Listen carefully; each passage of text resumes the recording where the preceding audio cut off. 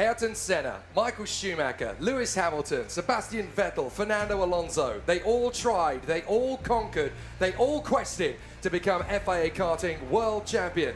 None of them managed it. That is how tough this competition right here at Pro Kart Raceland in Wackersdorf in Germany really, really is. If you want to be the best racing driver in the entire world, you have to win this. It really is the mother of all motorsport contests. It's tough, it's physical, it's brutal, it's fast, it's relentless. And it is punishing as it is rewarding. And I tell you what, every single one of the drivers left in our competition for the KZ2 Masters International Super Cup, the KZ2 FIA Karting World Cup, and the World Championship in KZ has absolutely no illusions about how tough today is going to be. It will push you, it will test you, it could even break you, but every single second of every single lap of every single race has been worth it. If you come through this as the world champion, it will all have been worth it. Jake Sanson and Guillaume Alvarez with you, trackside at the Pro Kart Raceland in Wackersdorf, the mecca of German motorsport and the beginning place of so many racing legacies over the last 25 years of competition. It's great to be back. It is great indeed. Good morning, everybody, and welcome back to Germany, the beautiful Pro Kart Raceland of Wackersdorf, created back in 1997, has been the host of so many great international races in the FIA Karting competition. We've been coming here for over the past decade on 3 occasions for the World Championship event for the first time since 2017. And so many great pages in the recent history of karting have been written here on this tarmac. 1190 meter long, 13 corners to go through is the challenge that awaits the drivers remaining here for the third and last day of competition of the World Championship to conclude on a high the 2023 season in the gearbox classes. KZ, KZ2 and KZ2 Masters. 40 races done on Friday and Saturday. And the direction, guidance and experience of Mr. Nigel Edwards, the FIA Karting Race Director. We have only 9 left on schedule, but the most important ones, the Superheat 2-wide class, starting with the KZ2 Masters, KZ2 and KZ. And after that, we'll have the top 36 drivers qualified for the final this afternoon. At this point, there are 166 drivers left in the competition across the 3 classes. By the time we get to the finals, there will be just 108 left, and only 3 of them can be world FIA karting champions in their respective disciplines. This man, Davide Fore, already a 4-time FIA karting world champion in his youth, now wants to add the KZ2 Masters crown to his tally. It's a new competition that started last year, the KZ2 Masters, and it is the best racing machines in the world, and a class open to those drivers over the age of 35. Racing is not just for the young, and karting is not just for the kids. It's always been an adult discipline. The senior karting scene came before the junior, and this is an absolutely amazing spectacle. Not only do we have Davide Fore, but we'd also have the 2-time world champion and 3-time European champion in FIA karting, Alessandro Manetti, 52 years of age, and still at the front. That is amazing. Still at the front, and this is the battle we expect between those 2 legends of karting. 6 world titles between them two. Davide Fore was with us last year in Le Mans for the first edition. He put the fastest lap out there, was one of the best. Alessandro Manetti, seeing that from the sideline, certainly thought to himself, hang on a minute, it looks like fun actually, this new KZ2 Master category. I should give it a go. And he's been absolutely impeccable ever since the start of the weekend. For those who are looking at the KZ2 Masters thinking, how big a deal is this? This is like creating a new category where you can put Mario Andretti versus Emerson Fittipaldi and all the great racing drivers of that era on track together again. It really is that big a deal. Ricardo Nallon on the Paralin, looking very strong from 3rd on the starting grid in his Paralin. It's going to be really exciting to see him from the 2nd row of the starting grid. And he'll be alongside the Swiss Atlas of Samuel Gaffner. Great to see him putting in such a great performance all weekend long. And he really has been so strong and so competitive over the course of this weekend. This is one of the toughest race circuits in the world for Gearbox. It's why it's such a brilliant location. It's one of the shorter venues, but in terms of the elevation changes, the strong acceleration points, the fact that they go through turn 3 at 140 kilometers an hour, pulling nearly 2G, it is absolutely phenomenal. They call this sport, Gearbox karting at FIA karting level, Formula 1 stripped bare. This is absolutely the pinnacle of physical elite athleticism. If you can do this, you can do anything. Davide Forre and Alessandro Manetti goes into the first Superheat A from pole position and second place. Ricardo Nallon and Samuel Gaffner from Thomas Mich and Jeroen Bosch. Sven Salzman, Thomas Denel, Emmanuel Simonetti and Thierry Del Rey from Jendro Vascher, Marcus Rausch, Thierry de Jong, and alongside him, Sirio Costantini from Michael Bunker, Adrien Almeral, Christian Naumann and Sebastian Leder. Row number 10, Walsey Waldir, Balizaro Jr. alongside Victor Jimenez. Then we have Daniel Sebert and Gregory Leder from Patrick Lloydel, Rosberg, Jans Müller, Roberto Avanzato, Eduardo Martins, Martin Knapp, Lorenzo Nespoli, Natalie Kreitz, Ian Walsh, Oliver Gamil, Jurgen Schmal, Benjamin Howard, Bastien and Chris Vandenbroek. A total of 35 drivers here competing in this first of the two superheat for the KZ2 Masters. Formation lap is underway, just one before the drivers make their way back. Oh, and one of the CPB Motorsport. That's Jeroen Bosch. Jeroen Bosch, the pole sitter of Le Mans last season. Third on track, having some trouble with his engine by the look of it. Oh my God, another ton of event. We've had a couple yesterday through the qualifying heat. It's not getting anywhere. Word. The Kart Republic driver, Jeroen Bosch, he was one of the contenders for the World Cup last year.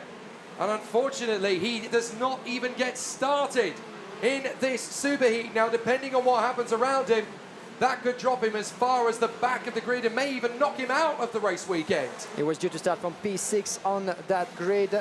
Jeroen Bosch, who did some good job yesterday with 2 third-place results. So Sara Blanco and Joanna Falcao alongside Chris Lambrecht in race control. They are the ones who are monitoring the over 24 cameras around the circuit. But poor Jeroen Bosch is not even going to take the start. Can you believe it? The man who was on pole position in last year's International Super Cup for the final at Le Mans. Now we're here in Wackersdorf, and it's a disaster for Jeroen Bosch. He may not even make the final. We'll have to double check. Hopefully he'll be there, even if he's only down in the midfield by that point. But the red lights will come on. When they go out, we'll be racing for the first of 9 races today. And the key to the final. Here we go.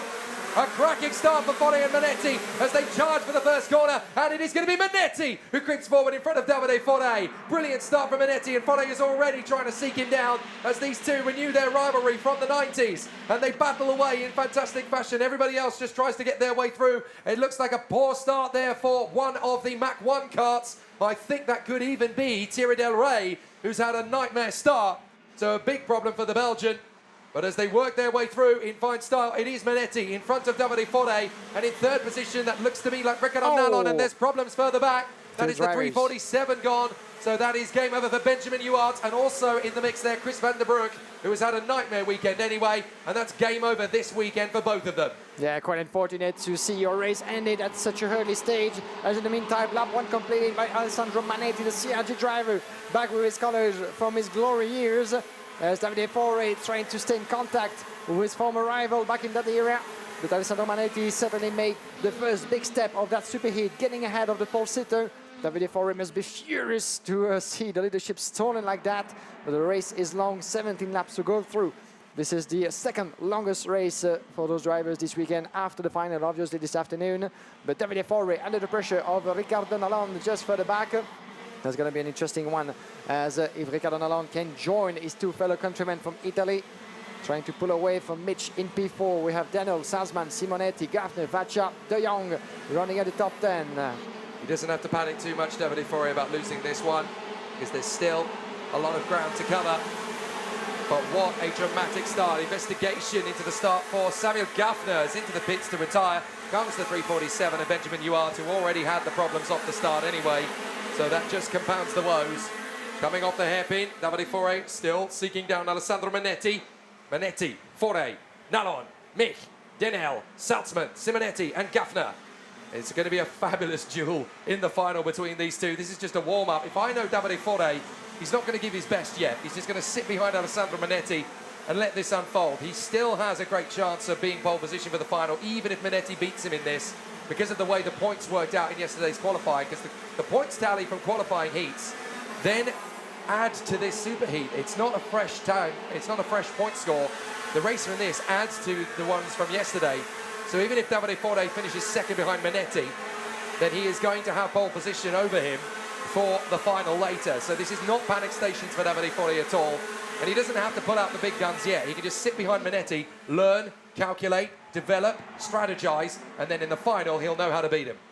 Definitely so, as Thomas Mitch, the fastest lap in this race from 4th place. Ricardo Nalon, of course, trying to get as close as possible for Manetti and Foray. Let's see if Davide is going to give a little push to keep chasing Alessandro Manetti, but as we said, on points, if he stays where he is, Davide Foray will be confirmed as the overall pole sitter. But knowing Davide Foray as we do, he's a competitor at heart, almost 50 years of age. He's been competing for I don't know how long, since the 90s. Certainly don't want me to say it out loud, but what a career it has been for Davide Foray. But now, of course, this is just an appetizer, this is a warm-up for the final. But these are two competitors, fierce and ready to give it everything until the final. But maybe in terms of influential from the mind, in terms of pressure, not only on track, but as well as an influence, as the game of influence that we know and like in karting. To see Davide Foray being able to keep the pace of Manetti is a strong sign that even though you're in front of me, I'm not gonna let you go anywhere anytime soon, and you can count on me to give you a hard time for the final. No, indeed. Looking at Davide Foray's stance, this looks like it's going to be the driest of the races we're going to have this morning, because Foray is just calculating, and there is the 357. That is Chris van der Broek coming into the pits to retire, having had his clatter earlier on with Benjamin Juart.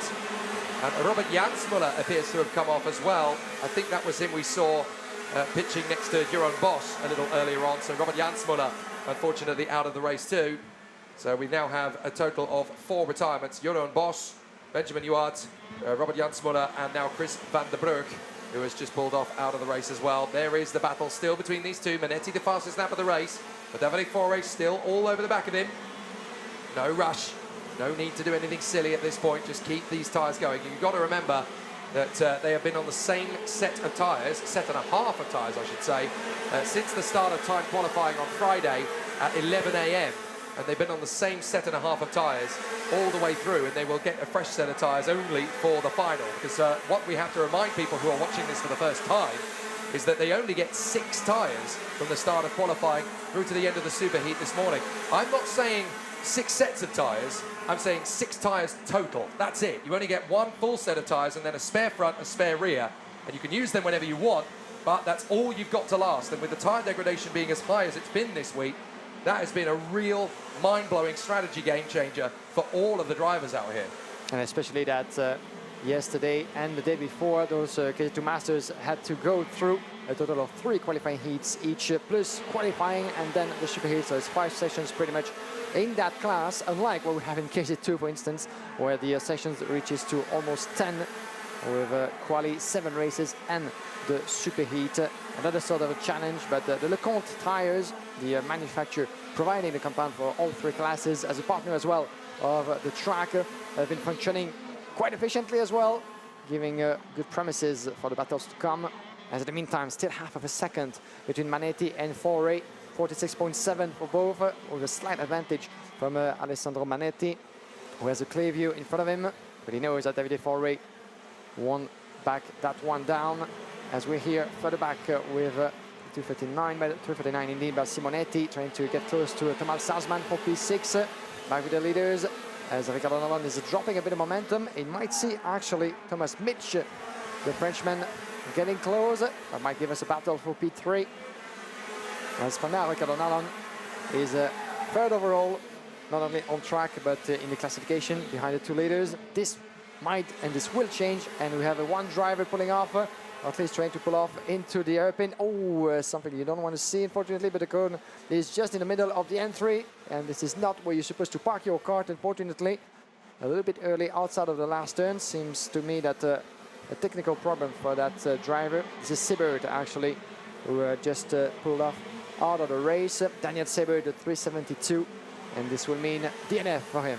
Yeah, very unfortunate for Daniel Siebert. He's just off to our right, actually, and very unfortunate to see him there. I think he's actually run over a cable as well, which has probably got lodged in the kart. So there we go, he's managed to get that dislodged now, but certainly not what he wants to be doing at all. He doesn't want to be dealing with that kind of thing.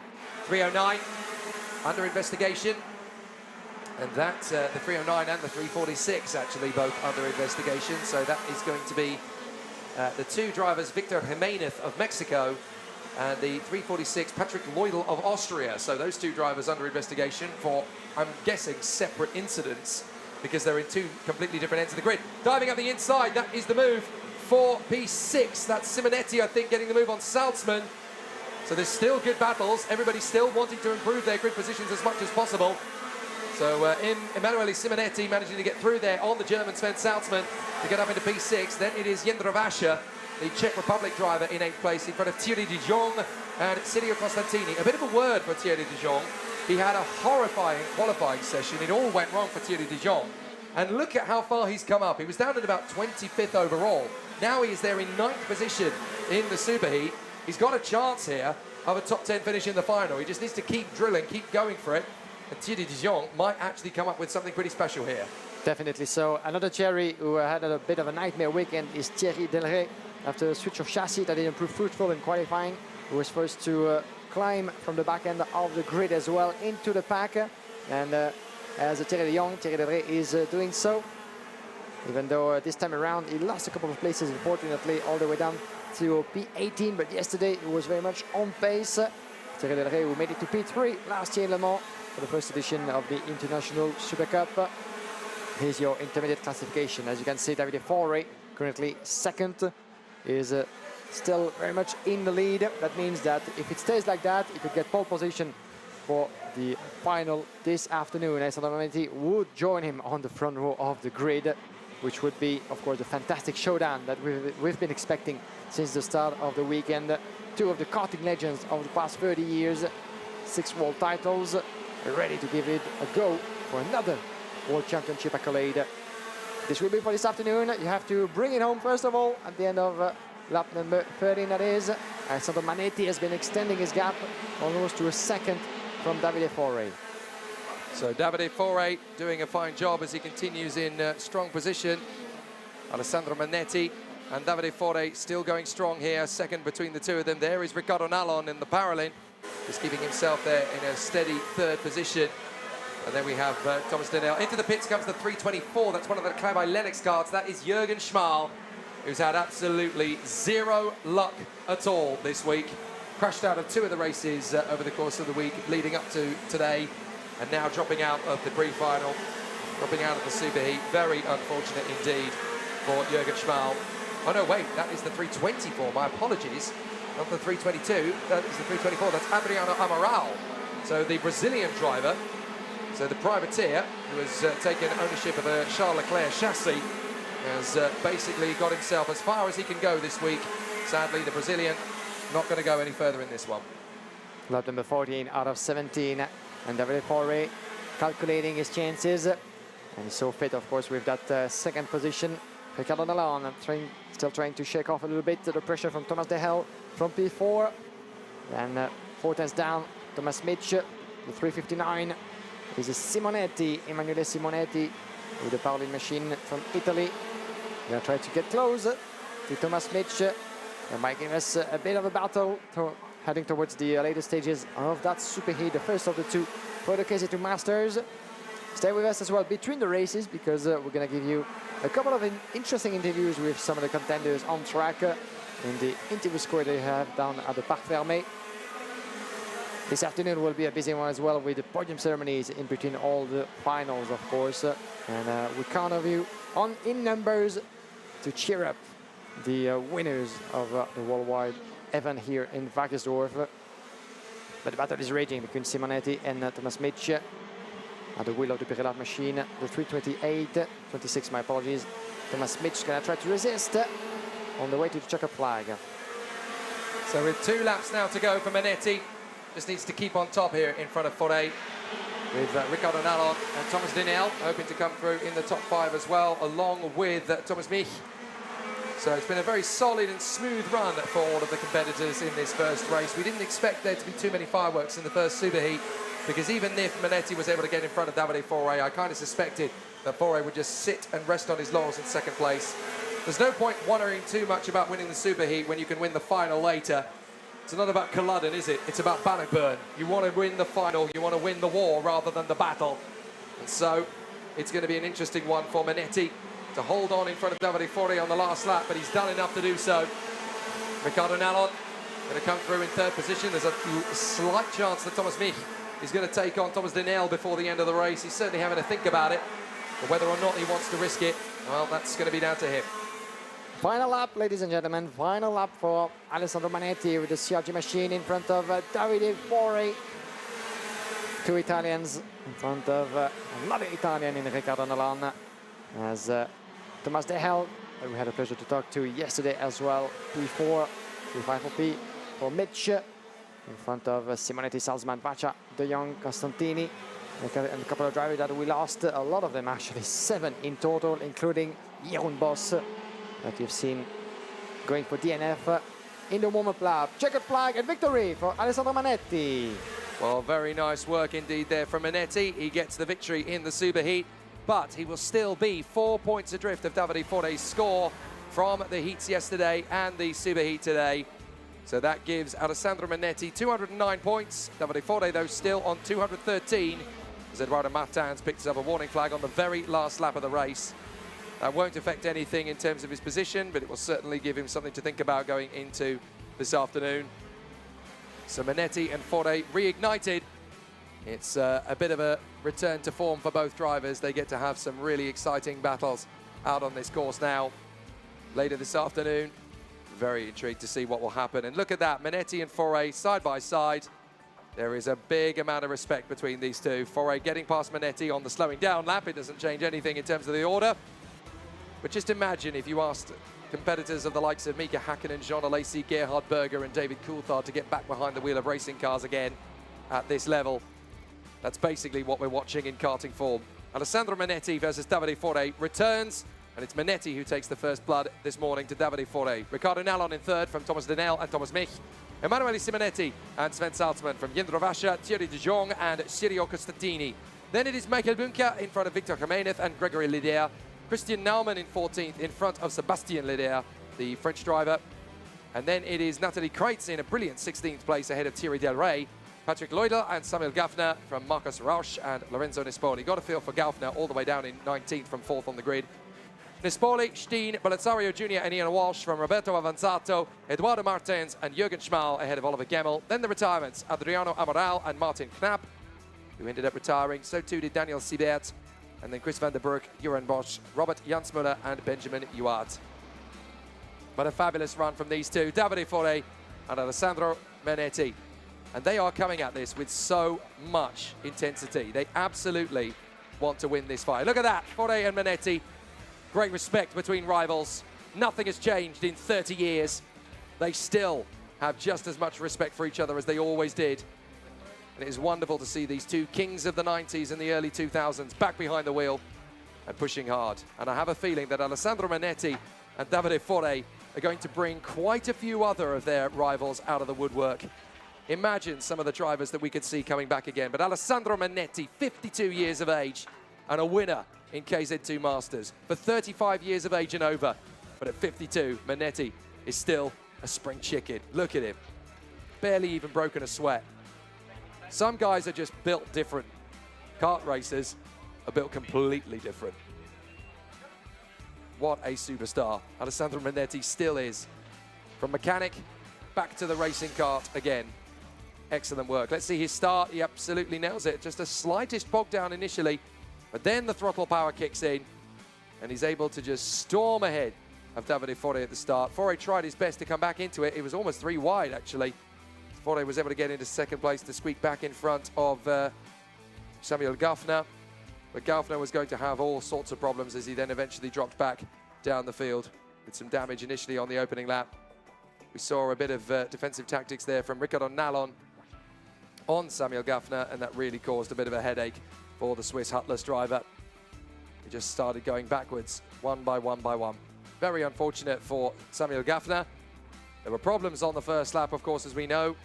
Huart and Van der Broek coming together there on the first lap. They both managed to get started again, only to return to the pits fairly shortly afterwards. Some good moves on the opening couple of tours. Unfortunately, Robert Jansmuller was not going to be one of them to benefit from them, as he pulled his DR off the race circuit on the first lap, and so too did this man, Benjamin Huart. Problems for later on for Daniel Siebert, as he pulled off not too far from our commentary position, in fact. But Alessandro Manetti commanding his troops out there in the front, taking the win in the superheat. 52 years of age, driving as if he's never been away. Absolutely superb from Alessandro Manetti. But Davide Fore is hanging back. There's still the final to come this afternoon.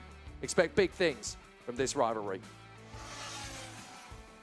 So Manetti versus Fore, take one, very tame. Take two later, I'm not so sure. I think that's going to be a lot more intense.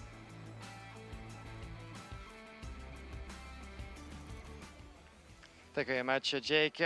We're here with Alessandro Manetti. Mr. Manetti, well done to you. This is the first step of the most important day of the weekend. How did it feel like on track over there? You seemed untouchable. I'm so happy because in the warm-up I have a good feeling with the setup, with the condition of today. But in the Super 8, my kart was fantastic. So all you need to do is to keep doing the same in the final. I want to keep calm and wait the afternoon for the final. I'm feeling very good for the final, but you know, race is a race. Yeah, racing is unpredictable, and we cannot wait for your battle against Davide Fore. Thank you very much, Mr. Manetti. Good luck for this afternoon, and we're going to have Davide Fore in just a moment. If you can join us, Davide, for a quick interview, as we're going to head ourselves to the next race.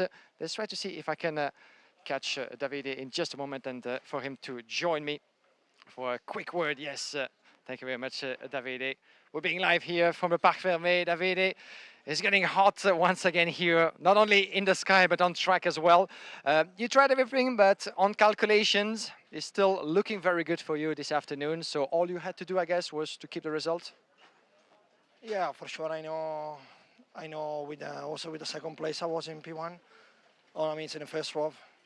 So for sure, him is fast. I know. But today we see. I don't discover this for sure now. I know from yesterday, also for the previous race. We need to see what's going on after with the new tires and maybe change something. And then we'll see for sure. Will be a nice 7. I'll be sure. And then we'll see what's going on. Okay. It's going to be an even more challenge because the race will be long, the longest of all weekend. Fresher tires, so totally new conditions for you. Yeah, for sure. Maybe with the new tires, with the situation, so it will change for everyone, not just for me. So then, then we'll see if with the new tires something can change on the balance of the kart. Then also with the temperature will be more hot. So we'll see for sure. For sure, it will be a tough race. It's the final, so all the best will be there. So we'll see. We'll see what will happen. An emulation of the great days of karting with yourself and Mr. Manetti. Thank you very much, Davide Fore. We cannot wait for the final this afternoon in the KZ2 Masters.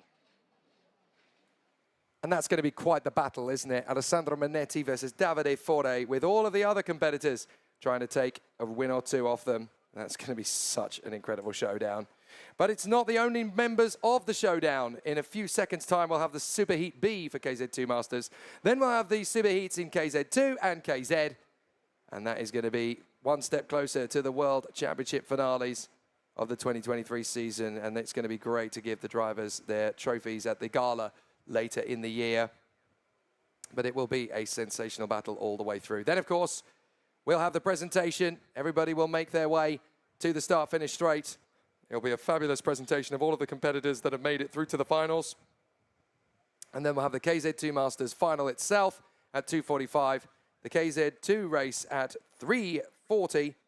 And then, of course, it'll be 3:35, I should say. And then it should be 4:35 for the biggest race of the weekend, the World Championship final. Bring it on. It's going to be amazing, isn't it? So KZ2 Masters Superheat B, Daniel Bray from New Zealand against Andre Nicastro of Brazil. Then Marco Mazzoni and Alessandro Martina, Andrea Spagni and Rasmus Haugaard from Marco Bagari and Roberto Porfico, Emmanuel Ducrot and Thomas Newman from Claude Ball and Andreas Driesen. Then Mark Volhauser and Eric Hubert, Sven Heyer and Regan Hall, Thomas Schumacher and Bruno Van Zaan, Patrick Kuhn and Sebastiano De Matteo, Maurizio Giacchetti and Jan Kuras, Brice de Guy and Jan Viamos, Daniel Crodino and Ricardo Avila, David Malcolm and Andre Martins, then Torsten Simon, Edgar Oosting, Sebastian Rother, Jordan Musser, Carlos de Souza, Thomas Muling and Michael Curran.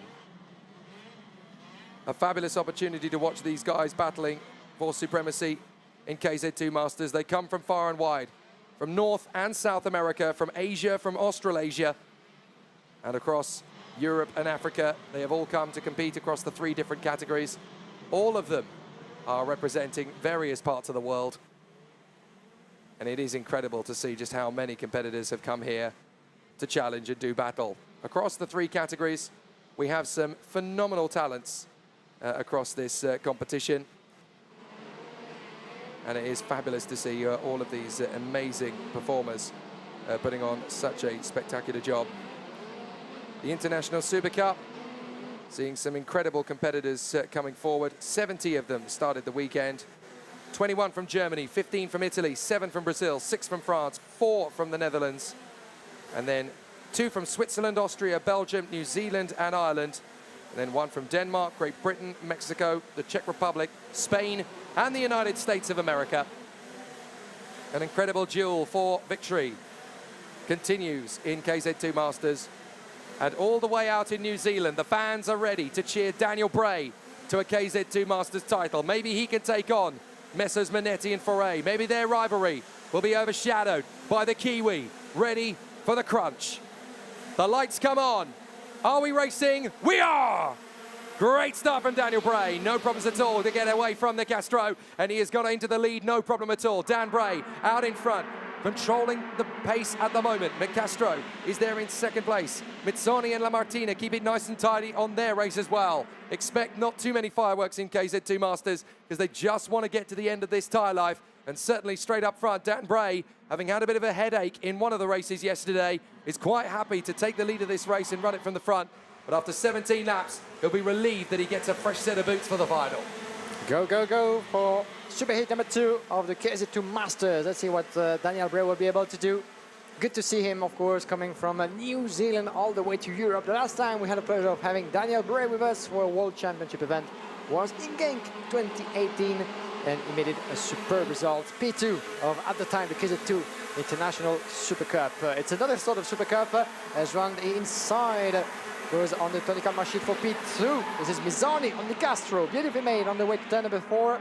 Mirko Mizzoni will give us a beautiful result. P6 last year in Le Mans for the first edition of the KZ2 Master World Cup, International Super Cup, sorry.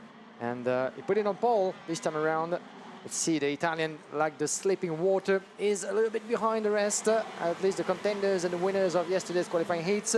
But there's a lot of potential, certainly ready to be unleashed from Mirko Mizzoni. Profico's made a solid start as well, up into 4th position past Alessio Lamartina. But this is one of the toughest forms of motorsport in the world. All of these races leading up to the final. What other form of motorsport can you think of where qualifying begins at 11 a.m. on Friday and doesn't finish until noon on Sunday? That is absolutely amazing. A 49-hour qualifying session, essentially, to see who are going to be our 3 world champions. Absolutely astonishing to see how it all goes off. But these guys really putting on a fantastic show here as they continue. But Daniel Bray, the Kiwi, still looking good in front of Mizzoni, Nicastro, Profico and Lamartina. With Rasmus Haugaard climbing up the places, still in P6. Thomas Newman doing a good job this time on home soil. Obviously there is a massive exodus of German motorsport fans coming here this weekend who love their karting. Many of them, of course, from the DKM, but also from motorsport fan bases in general. They really want to see a German win a World Championship title on home soil. It's never happened before, and the last time a German won an FIA Karting World title of merit was Bernd Schneider, Le Creusot, 1980. Such a long time ago. Such a long time ago, indeed, as Mirko Mizzoni, as we said, is unleashing the power around the inside. He's trying to go. Oh, there was a first attempt. There was still nowhere to go. He avoided the curb because the clipping can be easy, but also making you lose a bit of momentum into the chicane. But by doing so, he just let Profico, Lamartina and Haugaard just get to him. Into turn number 11, that is. Look at that. We have 5 drivers in the same picture with Mizzoni, Castro, Profico, Lamarta, Haugaard. Mirko Mizzoni actually pulling away from the rest of that group in second position, trying to catch up 1.2 seconds from the leader Daniel Bray, who couldn't ask for a better situation, of course, pulling away. And look at that, is actually taking the lead. As for now, in terms of points, well, if it stays like that, That means that Daniel Bray could be the overall pole sitter coming to the KZ2 Master Final. A big effort for one of the Saudis trying to dive up the inside, and he's ended up losing positions rather than gaining. That's Emmanuel Ducreux, who had a big go at Spagni. Unfortunately, he lost out to both Spagni and Haya on the exit, and now he's trying desperately to get away from Bagani. So a big issue, unfortunately, there. But you're absolutely right. Daniel Bray, if he wins this race, he actually takes pole position for the KZ2 Masters final, because Faure obviously dropped to second and therefore didn't get the maximum points he needed. Bray, he's going to get the maximum points he needs, and he will eclipse Davide Faure and Alessandro Manetti by 3 points and 3 points and 7 points respectfully. So if Daniel Bray can continue out in front, then the Kiwi is looking good for the KZ2 Masters pole position and on the verge of wrapping up his first FIA Karting World title. What an achievement that would be for the New Zealander. 1.1 second now. Mirko Mizoni is going to try everything to catch up as well with Daniel Bray. Lap number 6 out of 17. He has plenty of time to try to do so, but that would be such an achievement indeed from Daniel Bray. But I wouldn't like to be in his card, having to start the final if he stays like that, with both Davide Faure and Alessandro Manetti just behind. Mirko Mizoni, if he stays where he is, will put himself on the second row of the grid on equal points as Nicastro. So Andrea Nicastro wants that second place as much as he wants, certainly, that start on the second row of the grid. P4 will put him on the outside line coming to turn number 1. And we've seen throughout the qualifying heats that either the inside or the outside could prove equally interesting. When it comes to the pole sitters, of course, they will be on the right side of the track, the left side of your picture. But we've seen actually pole sitters switching those positions to try to have a better getaway on the way to the fast look into the pits. That's the Irishman Michael Curran, who's had a bit of a headache all week long, to be fair, on his privately entered Charles Leclerc chassis. It's just not gone well at all for Michael Curran, and he's not been able to really maximise his ability and his full speed. Hopefully next year when he returns, because obviously next year not only do we have an International Super Cup during the World Championship weekend, but for the first time next year, KZ2 Masters will have a European Championship. They will also go to the same venues as KZ and KZ2 permanently. So that is going to be so exciting to know that there's going to be a European Championship as well as an International Super Cup at the end of the year. So great news for any driver over the age of 35 who's thinking, I want to feel that Formula One buzz again. Do this, because this is as close as you're going to get to it. Formula One drivers in between races will regularly get back onto a KZ machine, because there is nothing else that feels quite the same as a Formula One car on the limit. And one of the latest to have been doing so not so long ago were Oscar Piastri and Lando Norris, the McLaren drivers, of course, who teamed up again with the former team Ricky Finn Motorsport back in the day for a bit of a day on track in Franciacorta with Zach Brown, the big boss of the McLaren racing team. So it was very nice to see the whole team back together with Ricky Finn in the entire squad. And yeah, of course, they had a bit of fun, obviously, but it's also to keep them fit between the races. And during the winter, as you said, it's very common to see those drivers, mostly in Italy, you know, teaming up with the ancient formation, where they, of course, have all the contact. They know pretty much everybody from the karting days, so it's quite easy to book yourself a little bit of track time with them. And there's still decent relevance for Lando Norris in the world of FIA karting today, because on this very grid, currently running in 12th position, is Claude Ball, who is on a Lando Norris chassis, part of the OTK group. So there is still big significance for Lando Norris in this particular paddock. And of course, he won the World Championship in direct drive back in 2014, en route to getting all the way to Formula One. But Daniel Bray currently out in front in KZ2 Masters, in front of Mazzoni, Nicastro, Profico, Lamartina, Haugaard, Newman, Spagni, Haya and Ducreux. And this is a fabulous opportunity for Daniel Bray, just continuing on his route in the Paralin. There's so much complexity in the course of a week. He's his own worst enemy, is Daniel Bray. I was talking to him yesterday saying, brilliant work so far. He's like, yeah, but I needed to do a little bit better.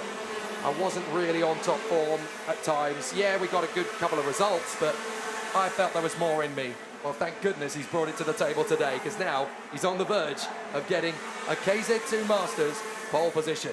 Yeah, the Kiwi being very humble, and that's what we like to see as well. It comes with experience, not to get overexcited about any of your past results or setbacks sometimes. That can happen that on the road to the final, and this road has been long. Patrick Kuhn picking up an investigation flag in 354. is currently in P14 position, climbing 5 places. And so is doing Bruno Van Zan up to P13. Keep watching closely the battle in between the field over there, outside of turn number 12 that is. We have on screen Ducrot in 10th position. This is at the wheel of his solid car, Emmanuel Ducrot trying to get close to Sven Heyer, and Andrea Spagni just in front. Interestingly as well, you can actually spot on one of the carts on the picture there, the AKM Motorsport colors. Yep. The very much team of Mr. Antonelli, whose son you might have heard of for the past few years in karting and doing wonders in familiarise those days. Yeah, I wonder how he turned out. Yeah, actually, that's a good question. You know, we should actually ask the listeners to give us some news about Kimi Antonelli, future Formula 2 driver next year by the look of it. So that would be very cool to see Kimi Antonelli move his way up. Now, this is Alessio Lamartina having another wild moment on the curbs. That is the mother of all saves. We saw Tom Loyer doing something very similar in the KZ qualifying heats yesterday. And that was a big save from Alessio Lamartina. It's so easy to spin off at that point as well, because you're full chat, you're on full lock as well, trying to turn in and get the car dialed through. And the shift of weight transfer on that particular corner is so physical. So Alessio Lamartina very lucky to keep that going. And it shows you that even over the age of 35, you can still put on a really good show. Daniel Bray, new fastest lap for the Kiwi, 46.713. And looking so strong. Oh, a spin there. That's one of the Solgat carts. That is Patrick Kuhn. And he's in the middle of the road at turn 4. yeah, Patrick Kuhn just picked up an investigation flag just before, and now finds himself having to retire from this race, unfortunately.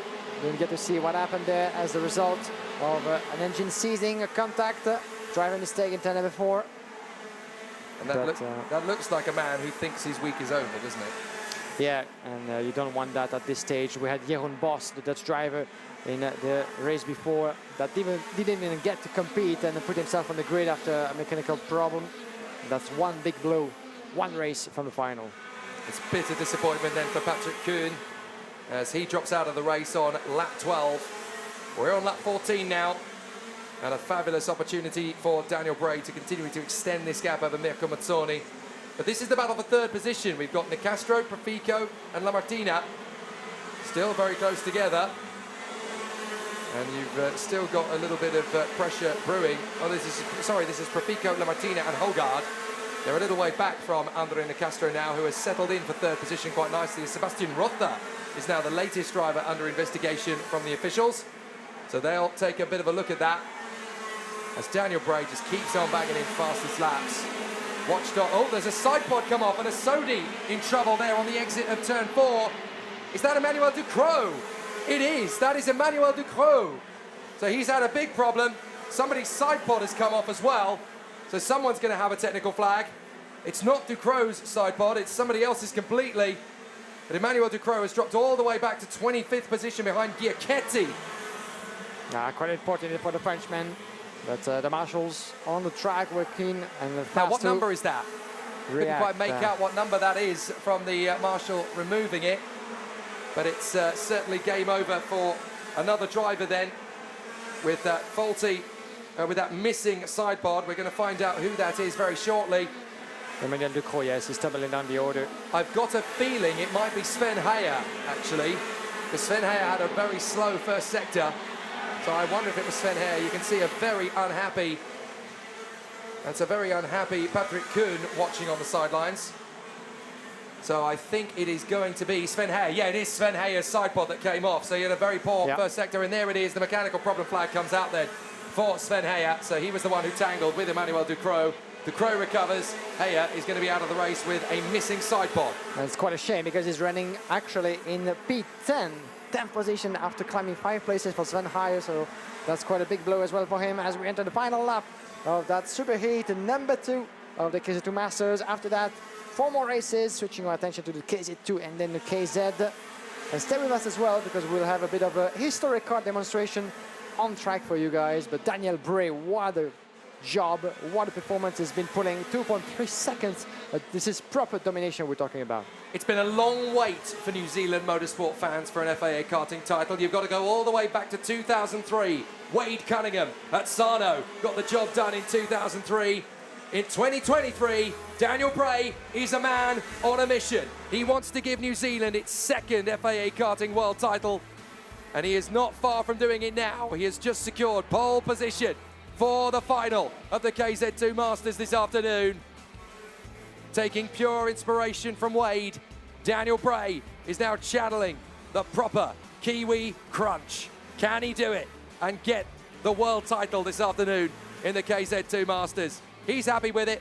His fans on the banks are jubilant. The job is done. He's in pole. Now he's got to really go for it in the final. Daniel Bray ready to accept his destiny. 216 points ahead of Davide Fori on 213, Alessandro Manetti on 209. It's been close between these three, but it really is looking likely to be a three-driver contest.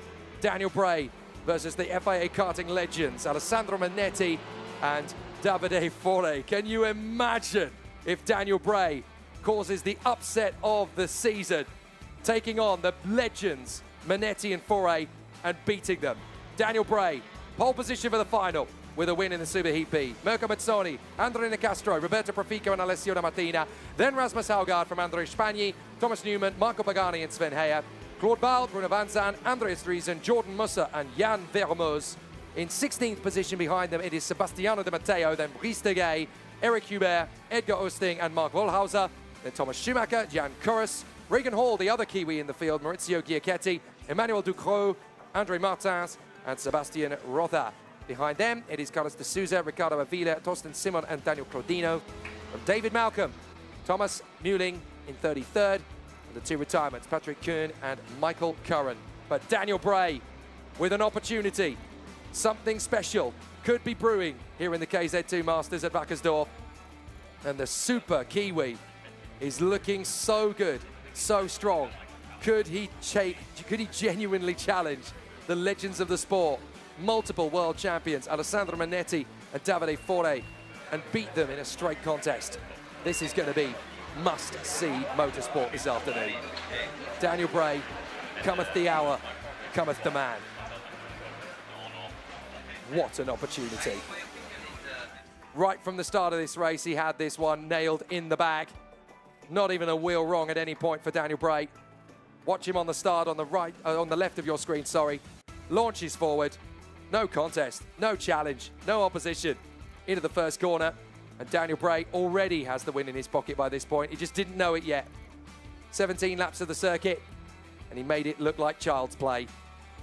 But he's going to have his work cut out big time in the final against Alessandro Manetti and Davide Fori, that is for sure. Boy, oh boy, is that going to be a great final.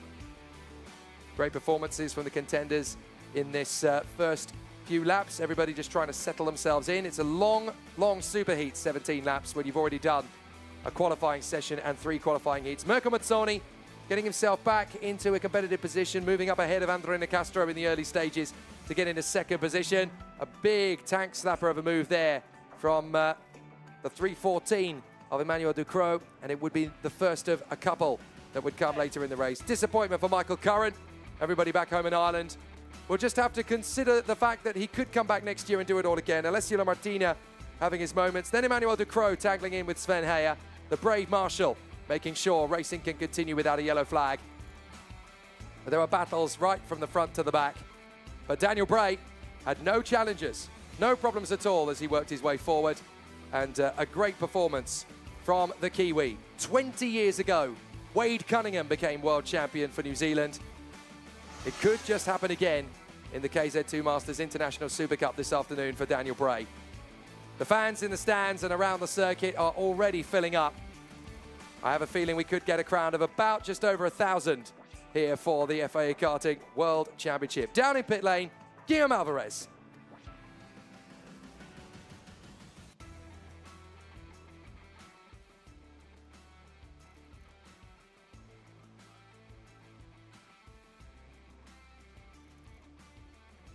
We struck. 1-2, 1-2, 1-2, 1-2, 1-2.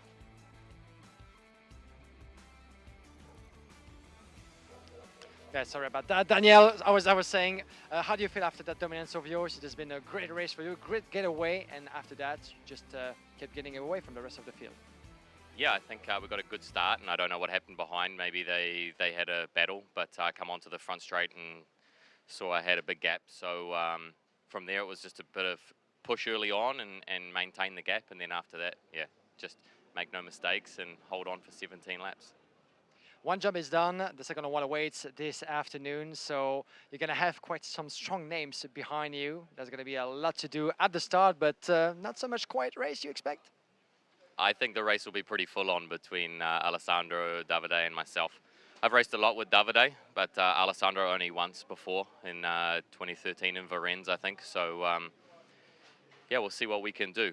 The changes we made last night definitely made the go-kart better. So yeah, I think we'll be on. The last time we had the pleasure of seeing you at such a level was in 2018. Genk, you made it to P2 in the International Super Cup. It was a different category back in the day. In the meantime, how have you been following the evolution of the sport, and what do you make of it now?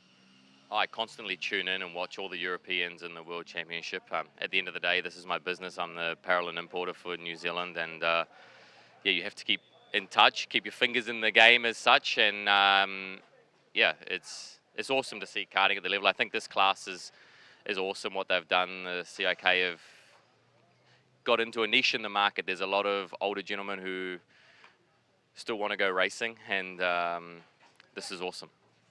Yeah, fantastic. One last word, maybe New Zealand on the other side of the world. What can you tell us about the karting scene over there? Because from our perspective, from you as Europeans, it's, as I said, the other side of the globe. How is it booming over there? COVID helped us because we couldn't leave the country for 2 years. We got locked down. So karting grew for us, but it's still only 1,100 competitors in the whole of New Zealand. So I think for how big our country is and how many good drivers we produce, you look at IndyCar, now Liam's in Formula One, and all around the world, and supercars is dominated by Kiwis, sorry Australia. But I think as a whole, for how small a country we are, we punch well above our weight, and especially financially. Our New Zealand peso, our New Zealand dollar is not very good against the euro or the American, so financially it's a big step to come here. And yeah, I also have to say big thank you to everyone back home tuning in. This is just before bedtime for them, so I think a lot of people will watch, but I think the final will be a bit late for everyone. It's after midnight, but thank you to everyone back home. Fantastic, good words. Thank you very much indeed, and good luck this afternoon. Daniel Ray talking to us as he will be starting from pole position for the KZ2 Master Final. Let's hope for him that he can repeat that dominance of his in the superheat, but there will be even stronger position with Davide Forwe and Alessandro Manetti just behind him. Indeed so, but if I know the Kiwi motorsport fan base the way that I do, having commentated on Liam Lawson most of this season in Super Formula, you can bet your bottom dollar they're going to be up all night cheering on Daniel Bray, especially now that a world title is in the offing. Speaking of world titles in the offing, what about the man who starts pole position in the KZ2 Superheat A? Cometh the expectation, cometh the moment, cometh the man, for the man from Miami in Florida who carries the Jamaican flag, the nephew of Asafa Powell, the incredible Jamaican athlete. Alex Powell is ready to take his moment in the sunshine. He's had so much success over the last few years. He represented his nation in the Academy Trophy. He became the vice champion of Europe in direct drive last year. Since he stepped up to gearbox this year, he has kicked it up another gear when we thought that wasn't even possible. He won at Zuera earlier in the season. He should have had a chance to go for the title realistically at Sarno. It all fell apart, but Alex Powell has done what he does best. He has rebuilt, regrouped, rechanneled all that energy, and here he is in pole position for Superheat A. If he stays in front of Maxim Orlov, Daniel Stell, Thomas Imborg, and all the rest, he will start the biggest race of his career from pole position. Let's see what he can do. Superheat A, KZ2, Alex Powell in pole position from Maxim Orlov in second alongside him. Then it's Daniel Stell, Thomas Imborg, Matteo Spergel, Alessio Pacini, Jorge Pescador, and the reigning world champion in direct drive, Matthias Mogato. Then Tim Troga and Christian Bertoka, Gavin Loyer and Maxim Rem from Alex Schmitz and Norton Andreasen, Andrea Dale and Artem Sevryukin, Marcus Kayak and Yvan David, Brandon Nilsson and Andrei Matuzic from Emma Felbermeyer and Bruno Mulders. Then behind it is Juliano Hotsen from Tigran Bonatian, Tim Locati, Kevin Stahawa, Robin Glerum, Vladimir Vokolantsev, Fotis Sotoropoulos, Enzo La Cruz, Vyacheslav Putyatin, Ken Oscar Algra, Jake Clarick, Tom Adams, Florian Breitenbach and Edgar Vilcan. It is going to be such a tough battle to get yourself into this final. So many drivers in this list that you look at and you know they have already deserved to get there. Pescador, certainly behind the top 5, looking very strong. Morgato would dearly love to get into his first International World Cup final. Gavin Loyer, so strong through the course of the weekend. Christian Bertucca, the cannibal, is still there or thereabouts, but he's not had the pace so far. What can he do? Tim Throga on home soil with a great chance, along with his countrymen, Maxim Rem and Alexander Schmitz, both of whom have had some incredible performances. Andrea Dale, the former European champion in KZ2, who finally looks like he is back to the sort of pace we have come to expect from him all along. Norton Andreasen and Artem Sevrukin have fought back through adversity. Markus Kayak, the Estonian, has brought some of the loudest fans in the world here this weekend. And of course, all the way from Colombo in Sri Lanka, Yavan David does not give up on his dreams of a podium here. He was a silver medalist in the FIA Motorsport Games last year. What can he do from the mid-pack? It's going to be the first of 2 exciting battles in those Superheat A and then B in the KZ2 class. 119, shall I say, drivers to get us started in this category. 72 make it to those 2 races, only 36 this afternoon. The KZ2 class has always been so competitive, so filled with drivers from all 4 corners of the world. We talk often about the KZ as the Formula 1 of karting, but the task to make it to the final in KZ2 is even more so difficult. I'm also going to give a quick shout out before this race begins to Emma Felbermeyer, 21st on the grid. And as far as I can remember, I could be wrong, but I'm fairly sure she is the first woman, certainly in my time in the commentary box, to make it to a superheat in World Championship weekend in KZ2. 21st on the grid. Good luck, Emma. Austria is behind you. The drivers are geared up on the starting grid. We're about to whittle down 72 drivers to 36 across the next 2 races, and Alex Powell has got the perfect launch from the grid. Absolutely perfect start. He squeezes Maxim Orlov. Here comes Daniel Stell to challenge Orlov to the first hairpin. Can he get through? No, he has to hang back. So Stell's going to try again, and here comes Thomas Imborg, and there's problems further back, as that is Emma Felbermeyer.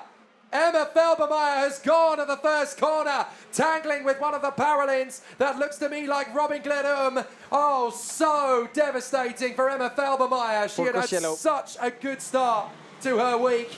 And it's yellow flags, full course yellows, because the barriers are out of position, we are told. Devastating for Emma Felbermeyer, one of the stars of this week. It's actually Fotosoteropoulos in the Paralin. But Emma Felbermeyer, having had such an incredible week, devastating. Heartbreak for Emma Felbermeyer. For me, one of the stars of this 2023 World Cup weekend. Oh, such a shame indeed it is. So Emma Felbermeyer and Fotos Soteropoulos as well involved in there. But you can see that the barrier have been quite badly hit as well in the middle. And one of the marshals actually, thanks to him, that he actually went onto the track to pick up one of the pieces left on the racing line while being hit to the leg by the look of it as a result of the incident. So that's again, racing, karting would be no more without the marshals and the courage of those people on track for the sake of safety. Well, I can tell you that Felbermeyer is on her feet. I just saw her walking away from the scene, so very unfortunate for the Austrian driver. Such a good opportunity for her, and she's been one of the stars of this week, as I mentioned, for the TB Racing team. They have come out of the blocks with so much pace, so much confidence, and so much determination. But it's such a shame that Emma Felbermeyer's week comes to such a premature end at this stage of the week. I really wanted to see her in the final, but then of course you want to see everybody in the final. Let's see what happened. Going through the apex, there's the conflagration.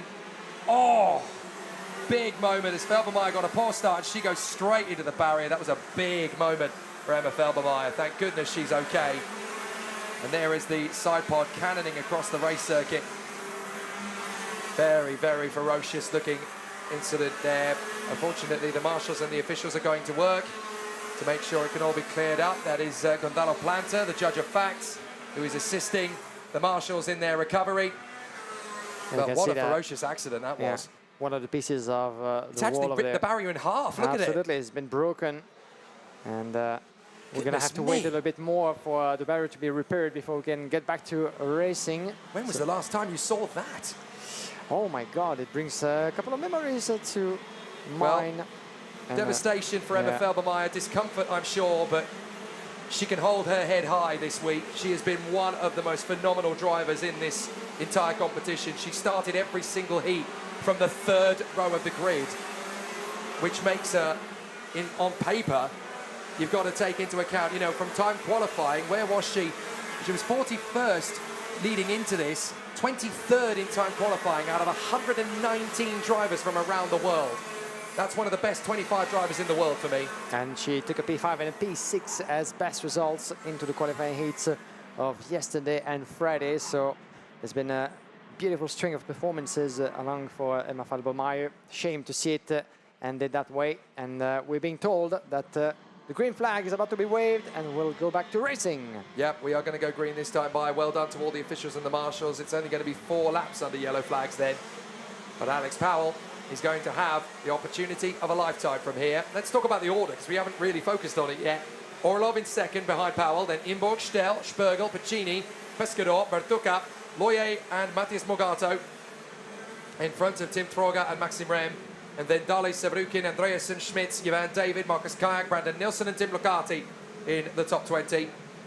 But we are about to go racing and Alex Powell is going to back up the pack in fine style. There's Manuela Nicoletti, one of the best photographers in the sport, watching on and gaining some more content. For the sport, as Daniel Stell dives on the inside of Imborg on the restart. Spergel's going to try and get through as well.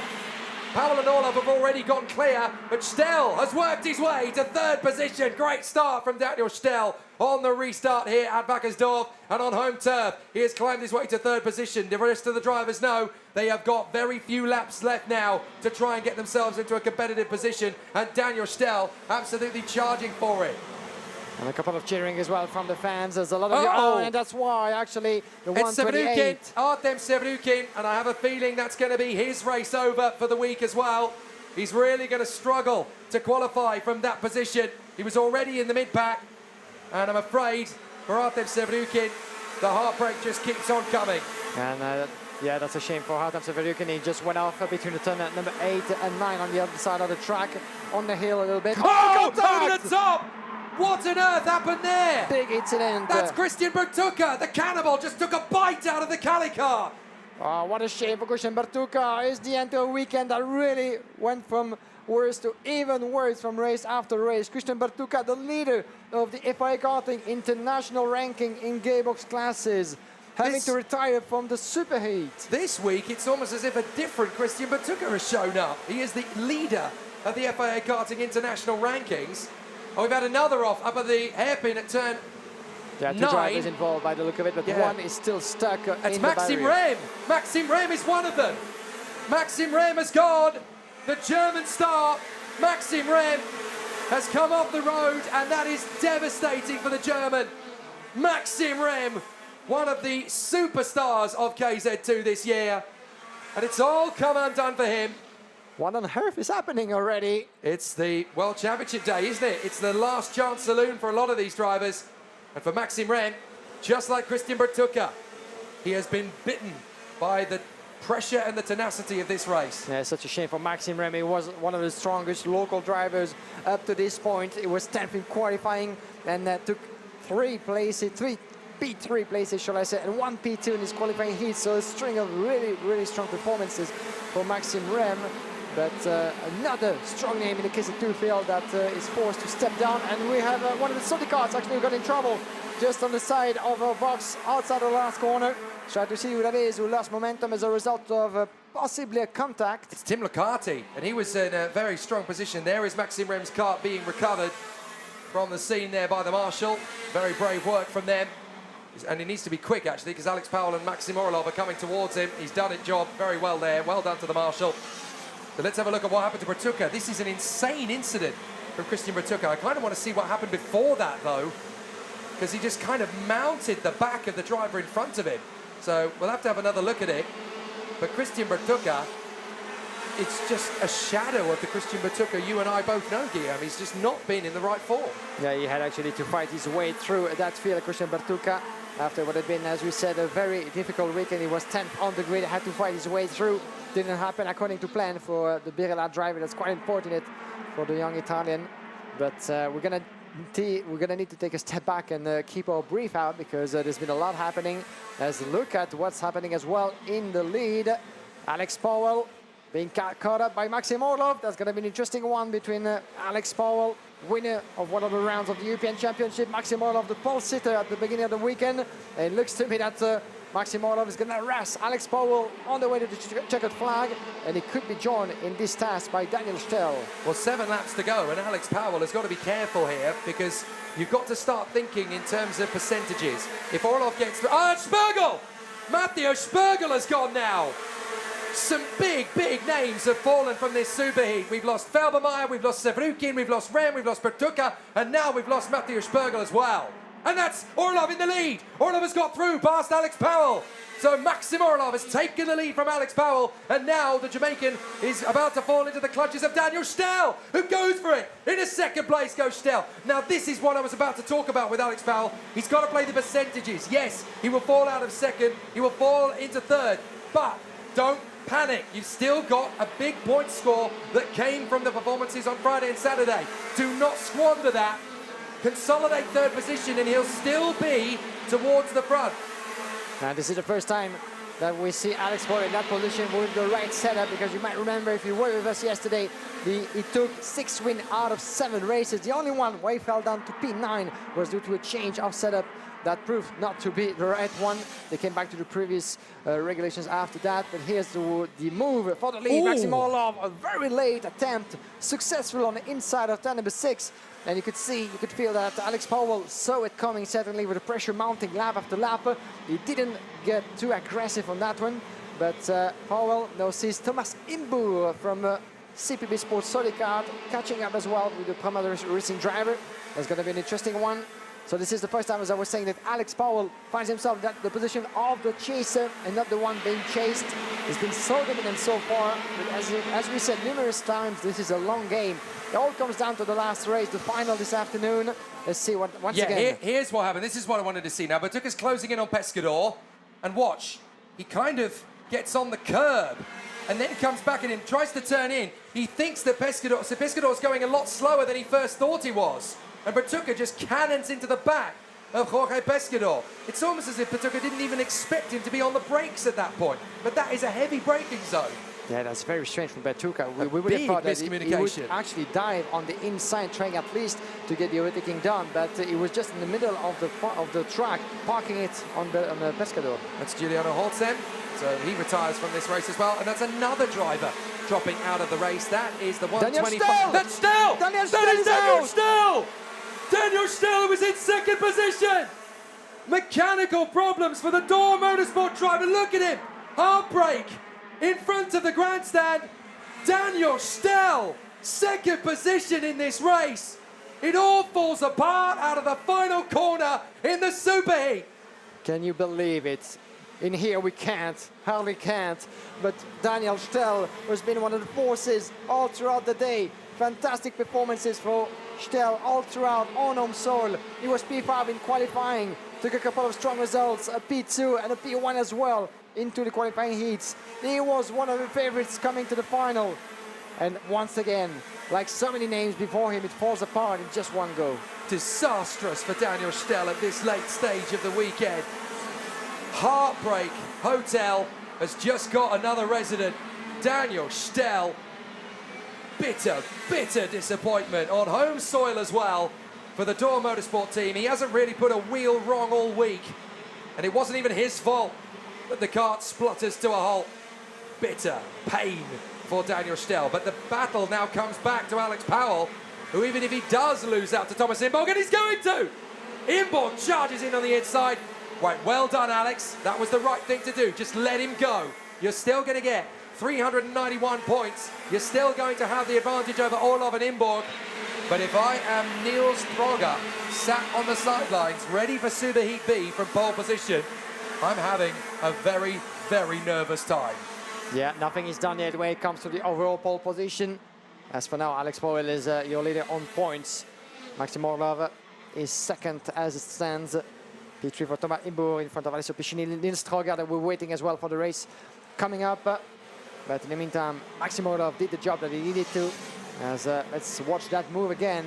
from Thomas Imbourg, just outside the last corner. There he comes on the N3. It's quite we late. saw that gap. Yeah, it was there. And a bit of a move from Alex Powell, who felt it coming.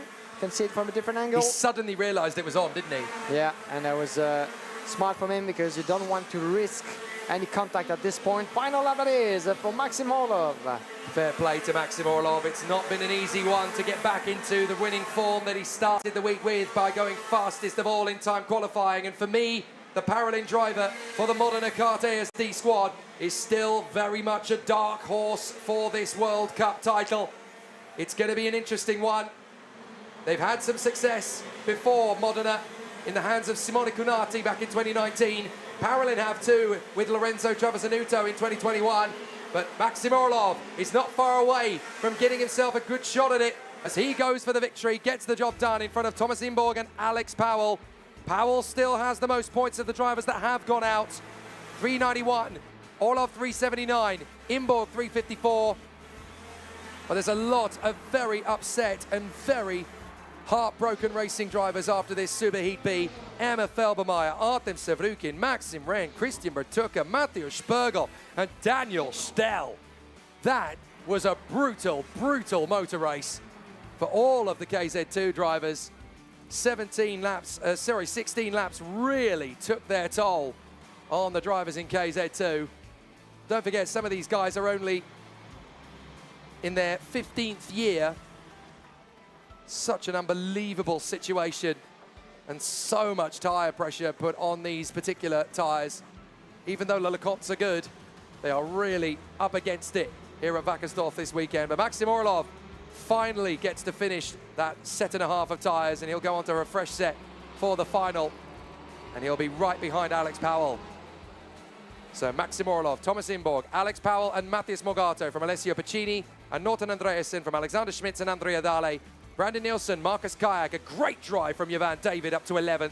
Robin Garum, Bruno Mulders, Andrei Marisic, and a very unhappy Jorge Pescador. 16th place for Kevin Stahauer, who made up 10 places. Then Tim Troga, ahead of Tim Locati, Jake Clarick, Ken Oscar Alger, and Vyacheslav Putatin. Edgar Vilcan all the way to 22nd from the back. Tom Adams, ahead of Florian Breitenbach, Gavin Loyer, Tigran Bonatian, and a very unhappy Enzo Le Cruz. So many retirements in the end. Vladimir Vakalantsev, Dan Stell, Juliana Holtze, Matthias Spergel, Christian Bertucka, Maxim Rem, Artem Sevrukin, Emma Felbermeyer, and Fotis Sotoropoulos. Well done to this man. Maxim Orlov still keeping the hope up, still very much in the hunt for the victory. It ain't done yet, folks. A great run from this man. Jovan David, the Sri Lankan, everybody watching back home in Colombo will be absolutely on their feet for their boy, Jovan David. He's got a really good shot. But Maxim Orlov doing a great job, and the Modena ASD team looking potentially on for their first World Cup title since Simone Cunati in 2019. So the battles continue to rage, and Alex Powell getting a perfect start, but obviously look in the background because we're going to see some devastation from that barrier that's going to take a big check-in. There it is, you can just see the ripple effect going through that barrier as Alex Powell takes the lead, and we thought it was going to be a pretty straightforward race from that point onwards. Anything but. As Emma Felbermeyer and Fotis Sotoropoulos find themselves in the bank. Here's why, bang, bang, and then a big hit. Emma Felbermeyer lucky to be okay. Just so unfortunate for her after the week she has had. She deserved a lot more than that incident was able to give her. After the race got restarted once again, Daniel Stell went for the move to get into third position and made it count. Excellent work from the German driver. But then came the first of the flotsam and the jetsam. All sorts of incidents in that race. The first one to fall was Artem Sevrukin for the Club Sportivo machine, going out of the race there. And then came this, Christian Bertucka hunting after Jorge Pescador. And it was like Pescador just got on the brakes too early for Bertucca's attention span. Bang! Into the barriers, and the cannibal got bitten himself. Very unfortunate for Christian Bertucka, who may not even make the final, which is a devastating concept. Maxim Orlov diving through on Alex Powell to take the lead of Superheat A, and then stretch away. Daniel Stell, monstrous, just a few seconds later, going after Alex Powell and getting into second position. But then there were more problems. Thomas Imborg got the move on Alex Powell. Matteo Spergel fell by the wayside. And then devastation for the German talent Daniel Stell, retiring from the race from second. Maxim Orlov, though, taking a fabulous victory in Superheat A. And that really does give him a great shot to go for the World Cup title. An amazing battle. But this man, Alex Powell, still looking good, still looking on point for a front row start, if not the pole. There's still plenty to do, still plenty to discuss. But don't worry, fans. The race is going to be sensational. Down in the pit lane is Guillaume Alvarez.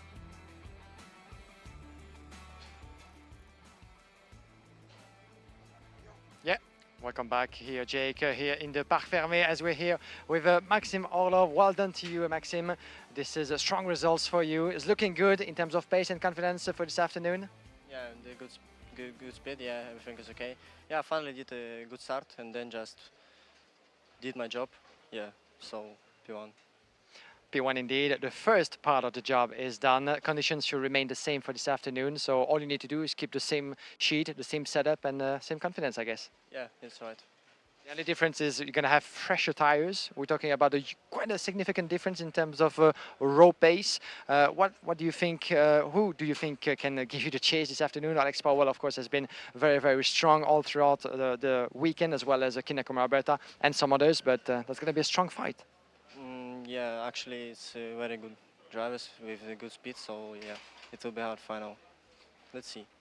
Yeah, we cannot wait. Thank you very much for talking to us, Maxim Orlov. Good luck this afternoon. Maxim Orlov, who do we expect, of course, to start at the forefront of the grid for the KZ2 final this afternoon. Let's see if we can have one more interview. Thank you very much, Maxim. We'll let you go to your debrief after this superheat, as we're going to have one more, and then Nils Troger was going to be starting from pole position. Let's see if we can have one quick word with another driver, but I think we might not have enough time, unfortunately. So get back to you, Jake, as we have one more superheat for the KZ2 class, and after it's time for the KZ.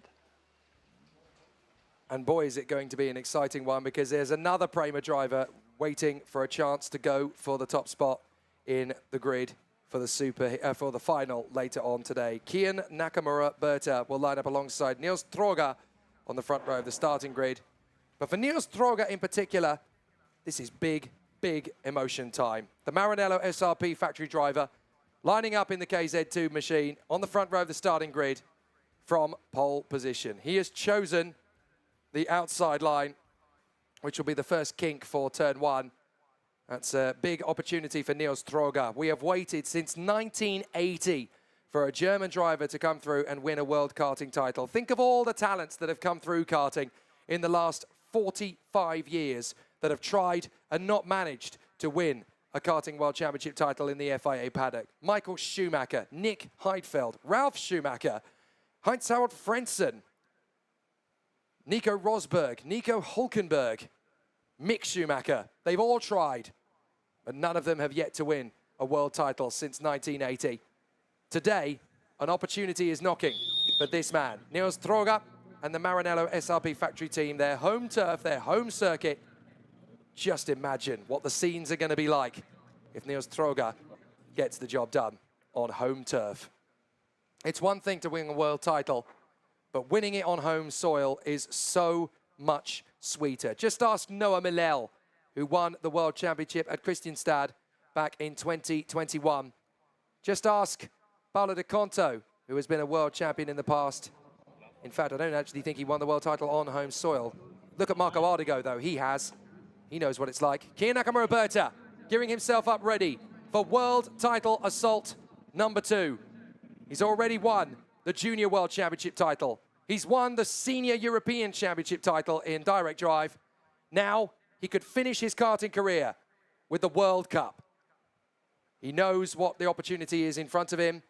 And for the Prema Racing team, he has the best chance imaginable. Can Kian Nakamura Berta really get a third FIA Karting World title? That would be something very special indeed.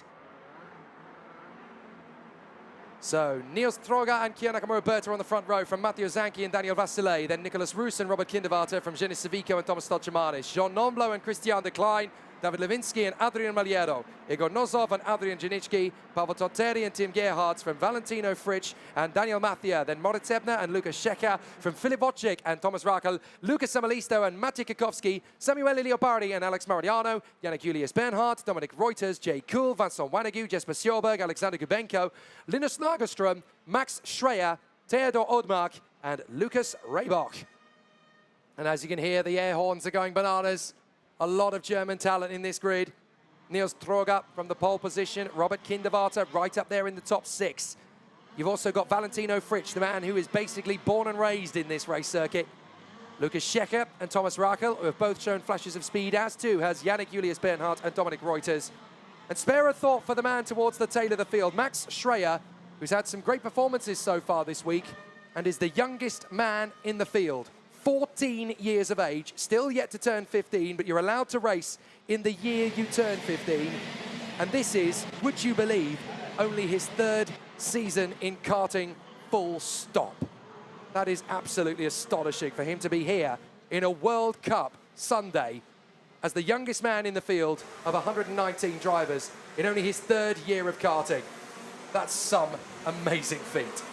That's some amazing achievement by so many great drivers as well in this KZ2 category. We cannot wait to get started again for the Superheat B. As you can see, classification as for now with Alex Powell still very much in the lead after his P3 result on the race before. Maxim Orlov putting himself on the forefront of the grid. And if calculations are correct, Niels Troger, our pole sitter, is lacking 50 points at this point. 50 points for the victory, and if he wins it, that will make it to 374, which means that he will find himself on the 2nd row of the grid coming to the final. So as for now, it seems to me that the front row is secured. Remains to be seen with the official results once published, of course, and we'll keep you up to date after the Superheat. So let's see how Kian Nakamura-Berta can fare. Who's going to start in pole position for the final? Will it be Niels Troger, Kian Nakamura-Berta or Alex Powell? Let's find out! Off we go, a great start from Nakamura-Berta. Not a bad rocket driver, we've got a spinner in front of us. It's Adrian Janicki. Janicki spins on the way down the straight, but up in front it is Niels Troger. Kian Nakamura-Berta trying to get past him already as they wrestle their way through turn 4. There's conflagrations once, twice, 3 times. Several karts involved. So turn 4 is already a bit of a minefield. Several drivers are still there. Janicki has not been able to restart his Cosmic, so he's out of the race. It's Troger from Nakamura-Berta, and in 3rd position, that is Daniel Vasile. 2 karts out of the race there. That is one of Igor Nozov is one of them in the Formula K. We've got Vincent Wanagu and Jesper Sjorberg off, and so too is the teenage talent Maximilian Schrey. Yeah, what a shame. Yeah, what a shame indeed. A couple of drivers missing out in this opening lap. Jesper Sjorberg, you see him from Leclerc by Lennox Racing from Sweden. DNF as early as the opening lap. Here we go again. Here's Troger. You can see some of the mechanics, of course, with Kian Nakamura-Berta watching along. Oh, poor Igor Nozov. Yeah, the sole Formula K, or a couple of the Formula K drivers competing this weekend. Niels Troger leading the way for 0.3 of a second to now. Now, if it stays like this, Niels Troger is going to be on pole position for the biggest race of his life. He's going to have 399 compared to Alex Powell on 391. This is big pressure time for Niels Troger. If Kian Nakamura-Berta can get ahead, he can certainly decimate some of the problems for him, and that's his objective. He's got to get past Niels Troger, but the German fan base here will want nothing like that. They'll want Niels Troger to stay in front and keep Kian Nakamura-Berta at bay. But Nakamura-Berta is a man on a mission. He knows he's got to try and maximise. Oh, more problems. 2 karts come together. That is Jay Kuhl and Linus Lagerström. So Jay Kuhl and Linus Lagerström going off together at the hairpin, and they're going to have a Sodi coming up behind them. That's Vincent Wanagu having recovered. Well, fortunately, Vincent Wanagu was able to get through without incident. But look at Kian Nakamura-Berta as they come up to the point where the yellow flags are being waved. Nakamura-Berta's going for it, and he's got the lead. Wow, what a move from the British-Japanese driver up in the lead from Niels Troger. Coming to P2 now. He's going to have to switch that position back, but Kian Nakamura-Berta is showing determination. Don't forget that yesterday, in his last qualifying heat, he got stuck on the grid, unable to secure that result. Still quite strong to be reckoned with. I think that's a perfectly legal move because the yellow flags weren't out yet when he made the move. He was going into the left-handed to make the move, and the yellow flags were on the way to the right-hand hairpin, so I think he's okay. I don't think he made an overtake there under yellow flag at all. I think he's absolutely fine. So that's a legal move, as far as I can tell, for Kiya Nakamura-Berta to get into the lead in front of Niels Troga from Vasile, Kinderwarter, Zanki, Savico, Roos and Nomblo.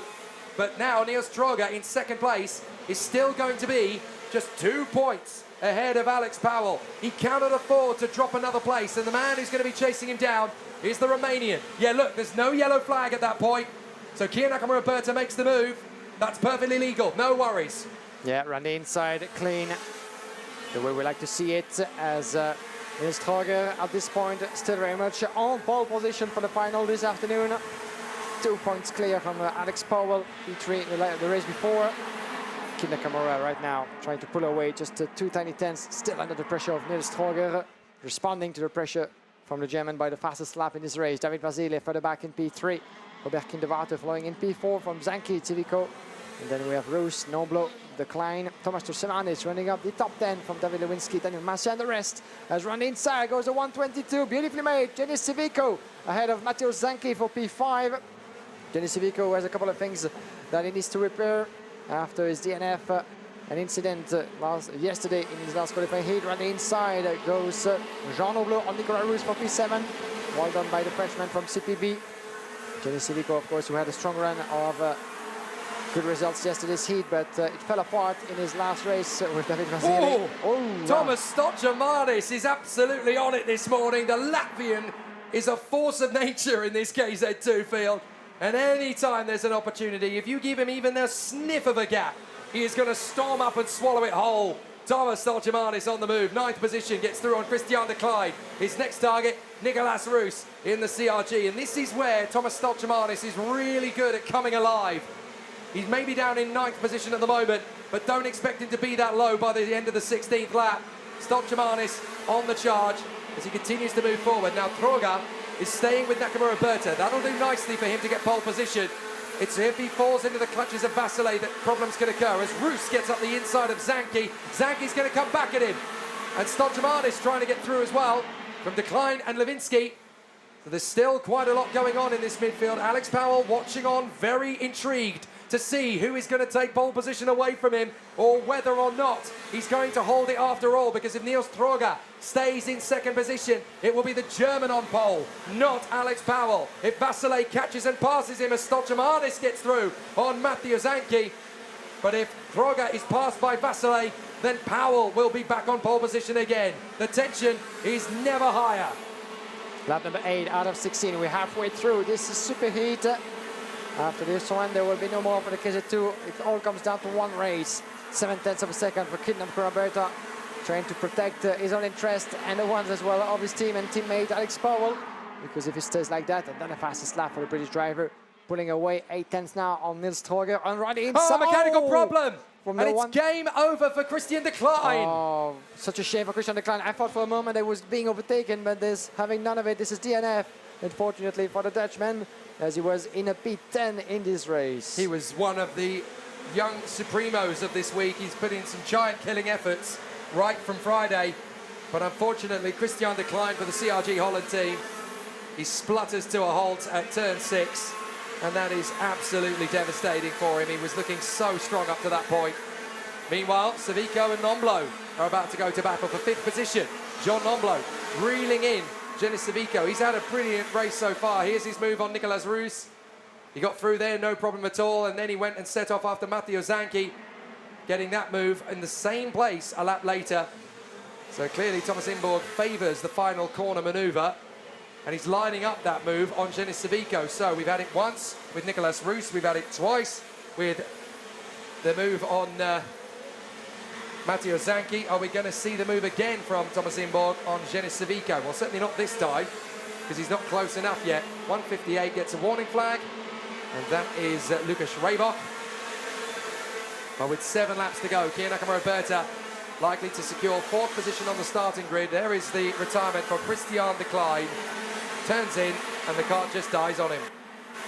Yeah, quite a shame for Christian De Klein, representative of CRG Holland in this worldwide event. We're back in racing. Kine Roberta pulling out another fastest lap, 1.4 seconds. Is being unreachable. The young British Japanese driver, lap after lap, pulling out a 45.8. Oh, big lunge from Imborg. Oh, that's what we like to see. That was beautiful on Jenny Savico. I don't think Savico saw that coming at all. And Thomas Imborg changing it up a little bit. He is the master of the last corner manoeuvre, but not on this occasion. Nomblo thinking, you know what?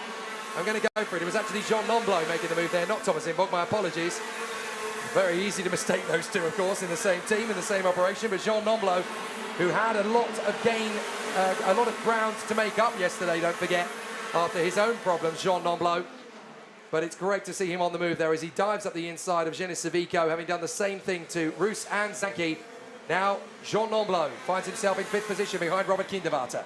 Jean Nomblo has been very consistent all throughout the weekend, picking up a second, a third, and a couple of P4 places. Around the inside goes the CRG for the back of Savico's Spona. No, sorry, my apologies. It was Nicolas Roos on Genis Savico. The Bavarian driver had nothing he could do that. And all he needs now is to protect himself from the return from the energy corset driver, Stoshemanis. And in no time, he gets to move down around the inside into the last third. Beautifully made by Stoshemanis, who made it to P3 in the European Championship this year. This is his first season at this level in the KZ2 class. He was absolutely superb and won the prep race not so long ago here in Wackersdorf, coming to this world event.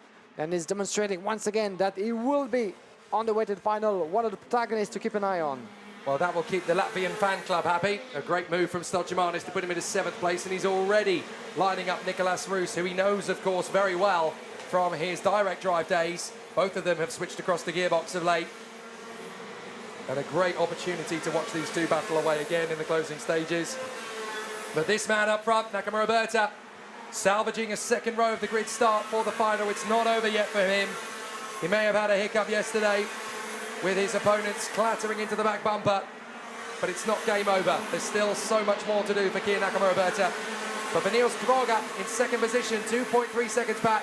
He is a full 5 seconds clear, pretty much, on Daniel Vasile, and that will be enough for Niels Droga to be pole position for the World Cup final.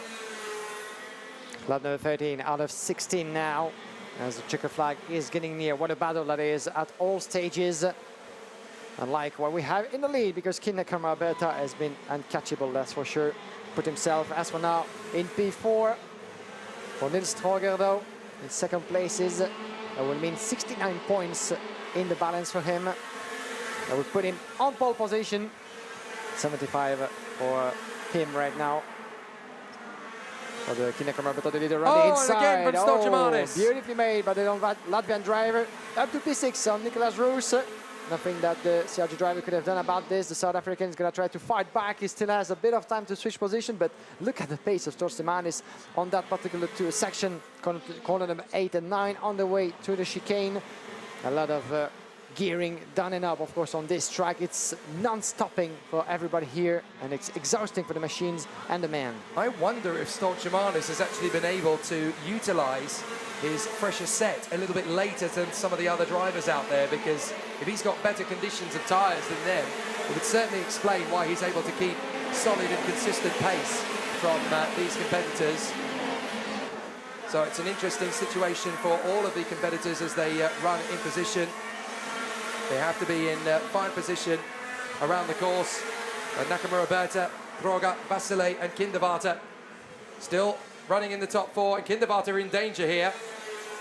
He's going to have some real pressure cooker stuff on the back of Daniel Vasile, and that's a retirement from one of the Sodis. So that is Tim Gerhards. Very unfortunate for the Dutchman.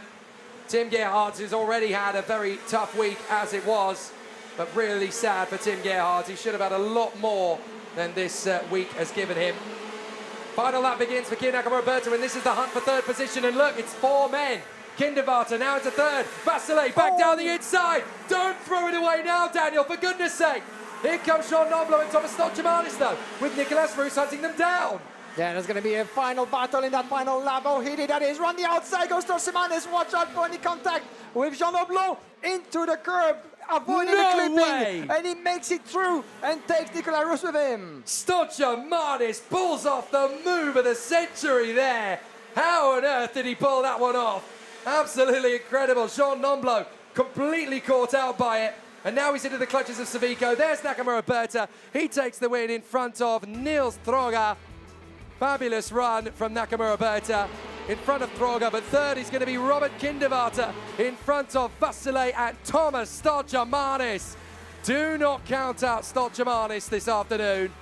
He might just pull off something special with those kinds of moves. But what a sensational drive from Kian Nakamura Berta. When the back's to the wall, he can still deliver a winning performance. But now the German fans here at Wackersdorf can be happy as the man on pole position for the FIA Karting World Cup in KZ2 is Niels Droga. An amazing opportunity for Germany to have a homegrown World Championship title winner on home soil. It's never happened before. A German driver has never won a world title in karting in Germany before. Niels Droga is now one step away from doing so. Pole position for the final. What an opportunity for the Maranello driver. Kian Nakamura Berta wins from the new pole sitter for the World Cup. Niels Droga, Robert Kindervarter in front of Daniel Vasile, Thomas Stolchamanis and Nicolas Roos. Jean Nomblo, Genis Savico, Matteo Zanchi and David Lewinsky from Thomas Rakel, Lucas Schaka, Moritz Ebner, Barbara Tonteri and Adrian Mariero. And there's the confirmation in the bottom right. Droga beats Powell to the pole by 2 points. 16th for Yannick Julius Bernhard from Samuel Ilia Pardi and Matej Kikowski, Lucas Samalisto and Dominic Ruites, Valentino Fritsch, Alex Mariano and Lucas Reybok from Alexander Kubenko, and then Theodor Odmark, Philip Wojcik and Vincent Wanagu. Retirements for Daniel Mathia, Tim Gerhardt and Christian de Klein, as well as for Jay Kuhl, Linus Lagerstrom, Igor Nozov, Adrian Janicki, Jesper Sjöberg, and the youngest man in the entire field, Maxi Schreier. A very unfortunate end to the week for him, but what a brilliant battle it has been here in the FIA Karting title. And in the KZ2 World Cup final, we are going to have a German driver starting in Germany in a German team from pole position. It'll be Niels Droga. A great result for Kian Nakamura Berta, though. That puts him 4th on the grid for the final, resurrecting his weekend in fine style. It ain't over till the fat lady sings, and guess what? Her vocal cords are not even warmed up yet. Still a terrific battle to come in the KZ2 World Cup final later. A great start from Nakamura Berta, a better start for Niels Droga. There's the spin from Janicki on the main straight. He was the first retirement. Niels Droga getting a great start, and he was the one who actually got the better start from Kian Nakamura Berta in the end. No wonder he wanted that inside line at the launch. But he couldn't keep Nakamura Berta at bay. Turns out he didn't have to. Second position was more than enough to seal the deal for Niels Droga. Problems on the first lap as we see several drivers coming off the road. Incredibly, only one of them retired on that opening lap. Only 2 of them, sorry, retired from that opening lap issue. Maximilian Schreier, the 14-year-old, and Jesper Sjöberg. There were more problems further around the lap as we had Linus Lagerstrom and Jake Kuhl then coming off. Igor Nozov was also out of the race. Then Nakamura Berta pulled off the brilliant move that took him to the lead on Niels Droga. But there were more great moves in the field. First of all, Genis Savico. Then the likes of Matteo Zanchi, Nicolas Roos, and Jean Nomblo pulling off move after move after move. Great to see Jean Nomblo really fighting back and putting on some great moves. But he wasn't the only one to do so. After his move on Genis Savico and then his move on Nicolas Roos, and then his move on Matteo Zanchi, it can be said that he was one of the serial overtakers of the race. Nicolas Roos doing a fair job as well in the CRG, but Thomas Stolchamanis, the serial slingshot overtake. He is so good at this, Thomas Stolchamanis, and he finishes 5th in the superheat. You've got to feel for Christian de Klein. Mechanical problems putting him out of the fray, and he really didn't deserve to retire. But Jean Nomblo, again, unlocking beautiful overtakes, one by one. But Thomas Stolchamanis had several up his sleeve as well. This move on Savico was pretty good, but there was a better one coming. He dived in on Nicolas Roos, but then there was an even better one coming on the very last lap. Nicolas Roos able to steal a sensational victory in his little tussle for position. Here is that duel round the outside of Jean Nomblo. The move is done. Wait, no it's not. Now it is. Absolutely amazing from Stolchamanis to go round the outside and set up a move on the inside at turn 7. But Nakamura Berta absolutely commanding it for the win up front. And second place for Niels Troger, who now secures pole position for the FIA Karting World Cup final later on today. An opportunity knocking. Down in the pits, we hear from Guillaume Alvarez.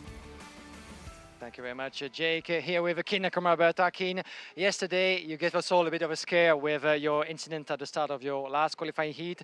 It was a big blow, fair to be said, but you managed to recover that brilliantly, and you P4 on the grid if it stays like that. Congratulations. Yeah, yesterday was a bit of last heat was not a nice memory. It was my mistake, and I learned from it. Today, I'll aim to not make that mistake. Starting P4, like you said, on the for the final will be good. So I think starting anywhere in the top 5 or top 6 even has a chance definitely to win the race. The race will be a mess, as we've seen in all World Championships till now. It's going to be a hack, and yeah, I think we have the speed. As long as I get off the line, perfect, normal first lap, make a few moves, and from there I think the race will just play out, and I'll do my best. You can always just do only what you can do. If we're slow, we're slow. Hopefully we are fast. We've been fast all week, and I trust that the kart will be fast. So I think we're in for a chance, and just fingers crossed, really. A good advantage as well. There's 2 of you with Alex Powell at the forefront, so certainly trying to help each other in the middle of the race, in the heat of the battle. I think, yeah, maybe in the first few laps where we'll try not to screw each other over, maybe, but it is the World Championships. It's not a European race, it's not a European Championship. There's no point involved. You're either a winner or you're a loser. So at the end of the day, we're just both going to be rivals on track. For sure, there will be a bit of leniency either way, hopefully. We won't try to smash each other off. But I think at the end of the day, it's everyone for themselves. Everyone for themselves. Gloves off for the World Championship. Well said, Keen Nakamura, and good luck for this afternoon. You can leave your place to Niels Troger, who is writing history here on Omsol. Niels, congratulations. Wunderbar, you are on pole position for the World Championship at home. How do you feel? I feel great. It was a great race. For sure, Kian was faster with the better tires, but I think still our pace on the used tires were really, really good, and I'm feeling still confident for the final, and just keep pushing. Just keep pushing on fresher tires, of course, for the last race. The opposition will be stronger than ever with Keen and Alex Powell just behind you, and many others behind who will try to give you a hard time. Try not to think too much about it.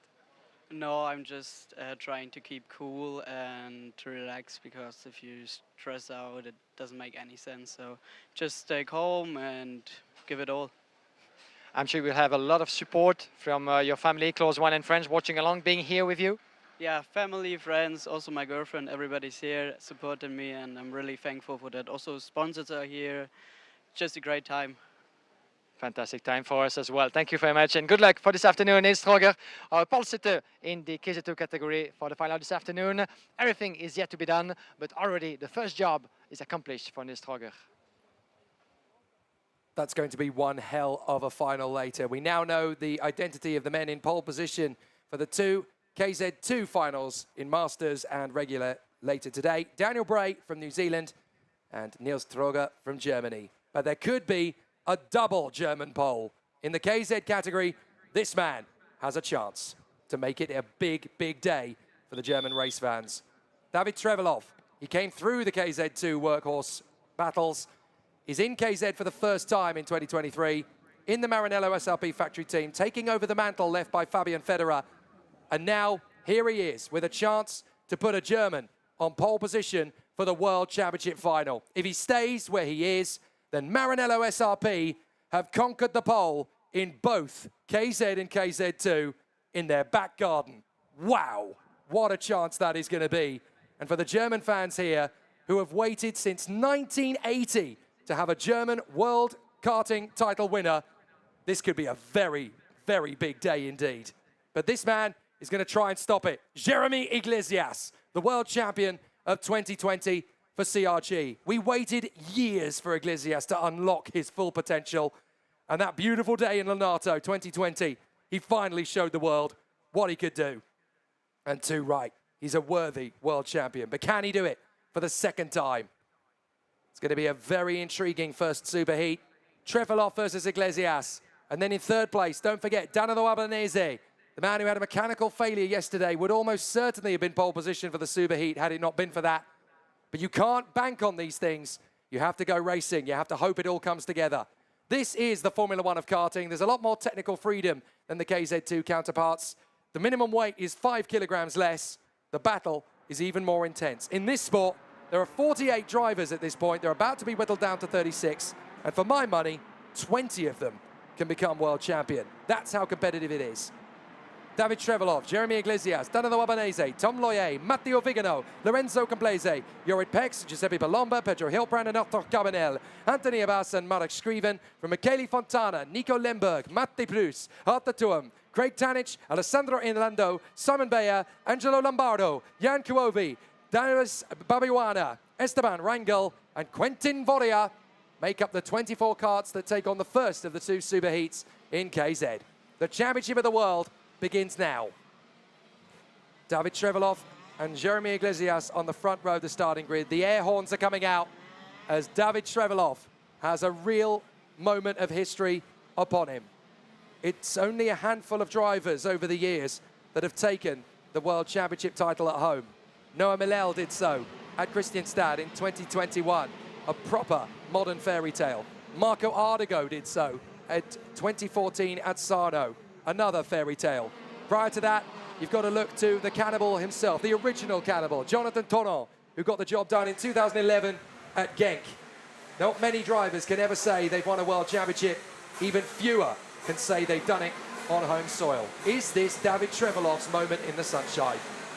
He will be trying to emulate the performance in KZ2 of his teammate, certainly Neil Stroger, who took pole position for the class number 2 in the world of karting. Now we find ourselves ready to go for the first of 2 superheats for the KZ under the close watch of the CRJ guys, the mechanic of Jeremy Iglesias on the front row of the grid. Let's see what the Frenchman can do. There's as much adrenaline pumping through the mechanics' veins as there is the drivers. Here we go then, 24 drivers going to battle. 48 KZ drivers in these 2 heats will be whittled down to 36. Let's go racing at Wackersdorf. Great start from Iglesias. I think fractionally better. It is indeed, as David Trefeloff drops to 2nd position. Jeremy Iglesias takes the initiative. A spin! Danilo Albanese spins on the way through turn 3. Big mistake for Danilo Albanese. How did he let the back end of the Car Republic get away from him? Now we're going to need to watch that back. What a disaster that is for Danilo Albanese, who finds himself at the back of the field. The race is not even getting away properly into this opening lap, but already disaster for Albanese. Went through mechanical trouble yesterday in one of his qualifying heats for the one who was crowned this year European champion in the category, who put out the fastest lap coming to this race. Another disaster. Is going to have to work his way through the field, but at this point, just before the final, it's pretty much a full disaster. And there was me thinking Danilo Albanese had already had his bad luck for this week. He loses it through turn 3 on the opening lap, and I don't think he was assisted in that.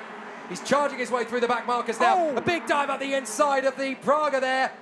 So Matti Prus almost assaulted aside there in his battles, trying to work their way through. Everybody just trying to mix it with Matti Prus, who drops now behind Carbonell and Hilbrand. So it was Carbonell making the big dive at the inside. Don't forget, he won the World Cup last year at Le Mans on home soil.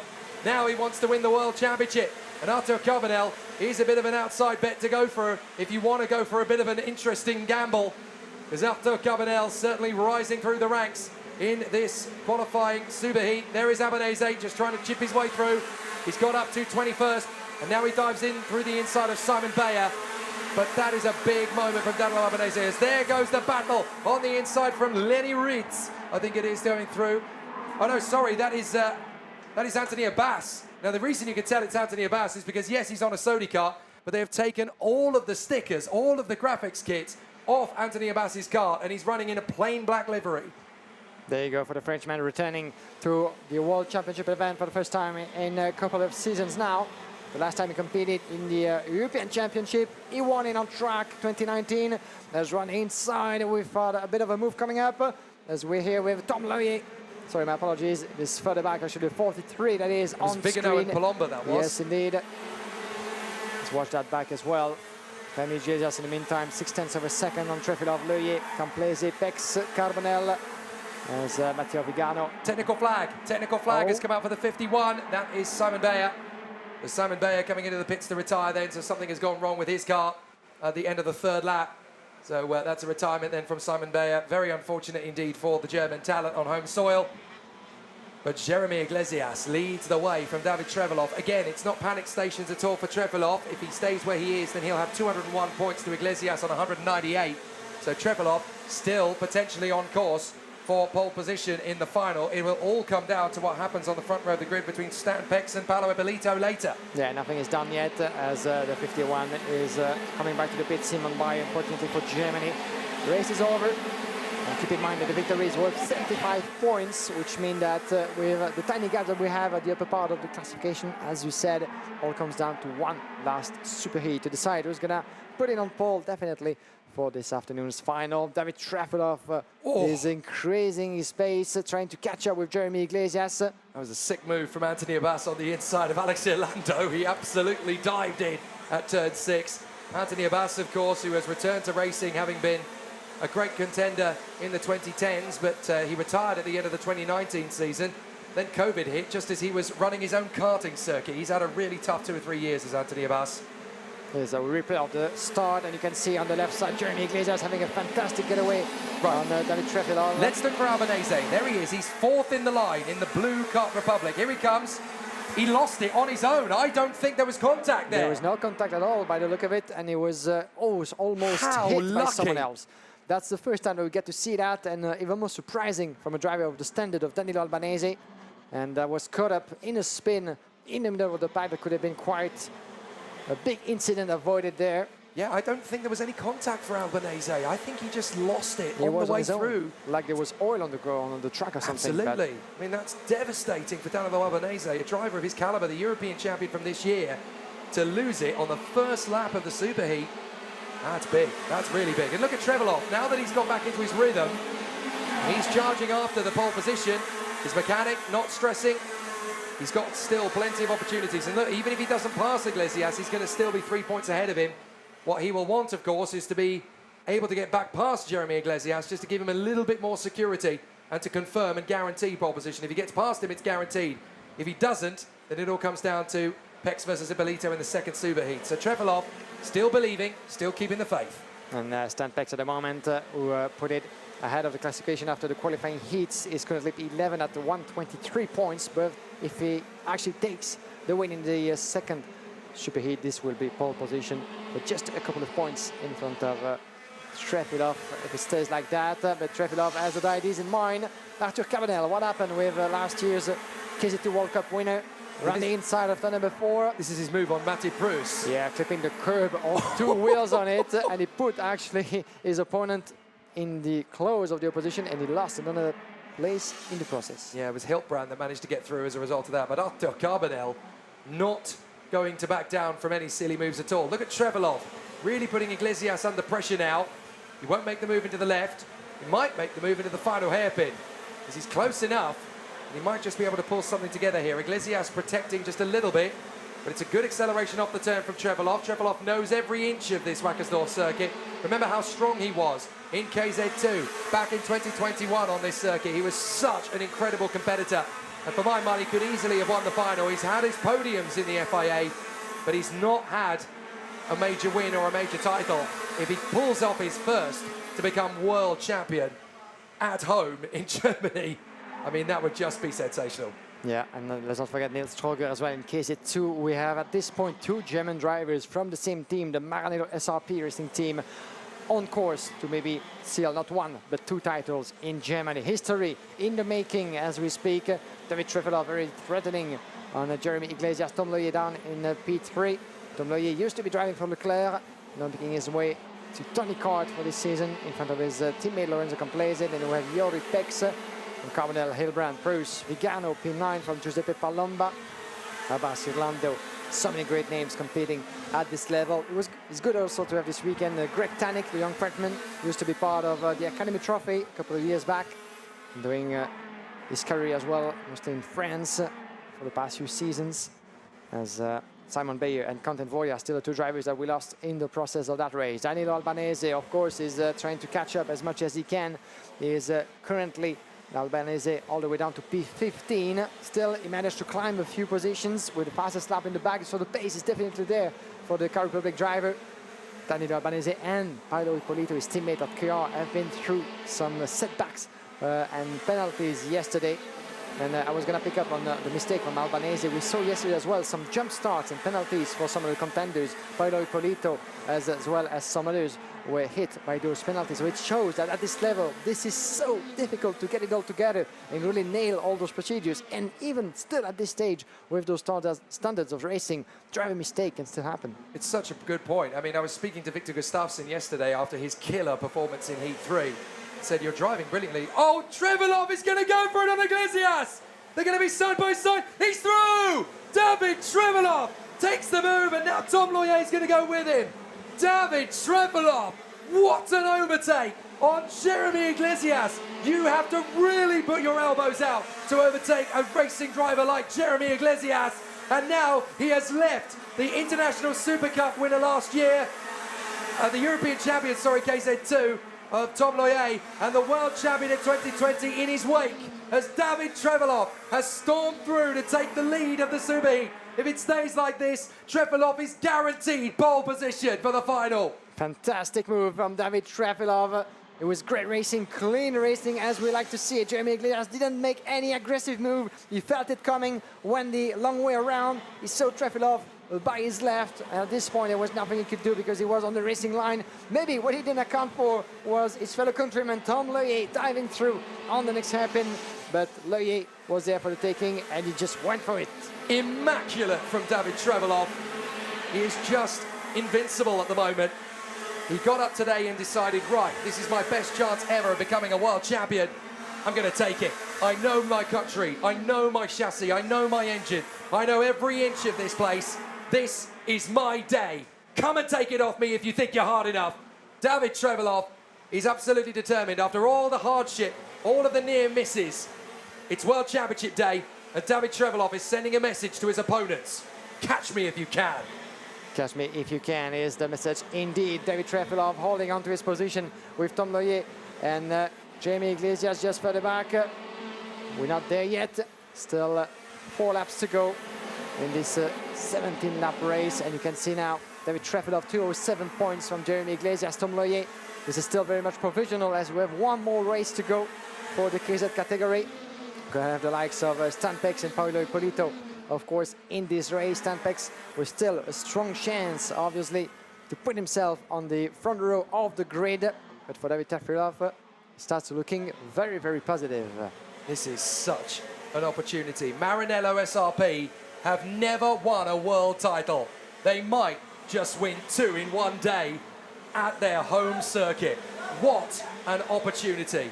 Absolutely sensational. There's a problem coming up because we've got a breakdown on the home straight. It's the 57, it's Angelo Lombardo. So Lombardo comes into the pits to retire.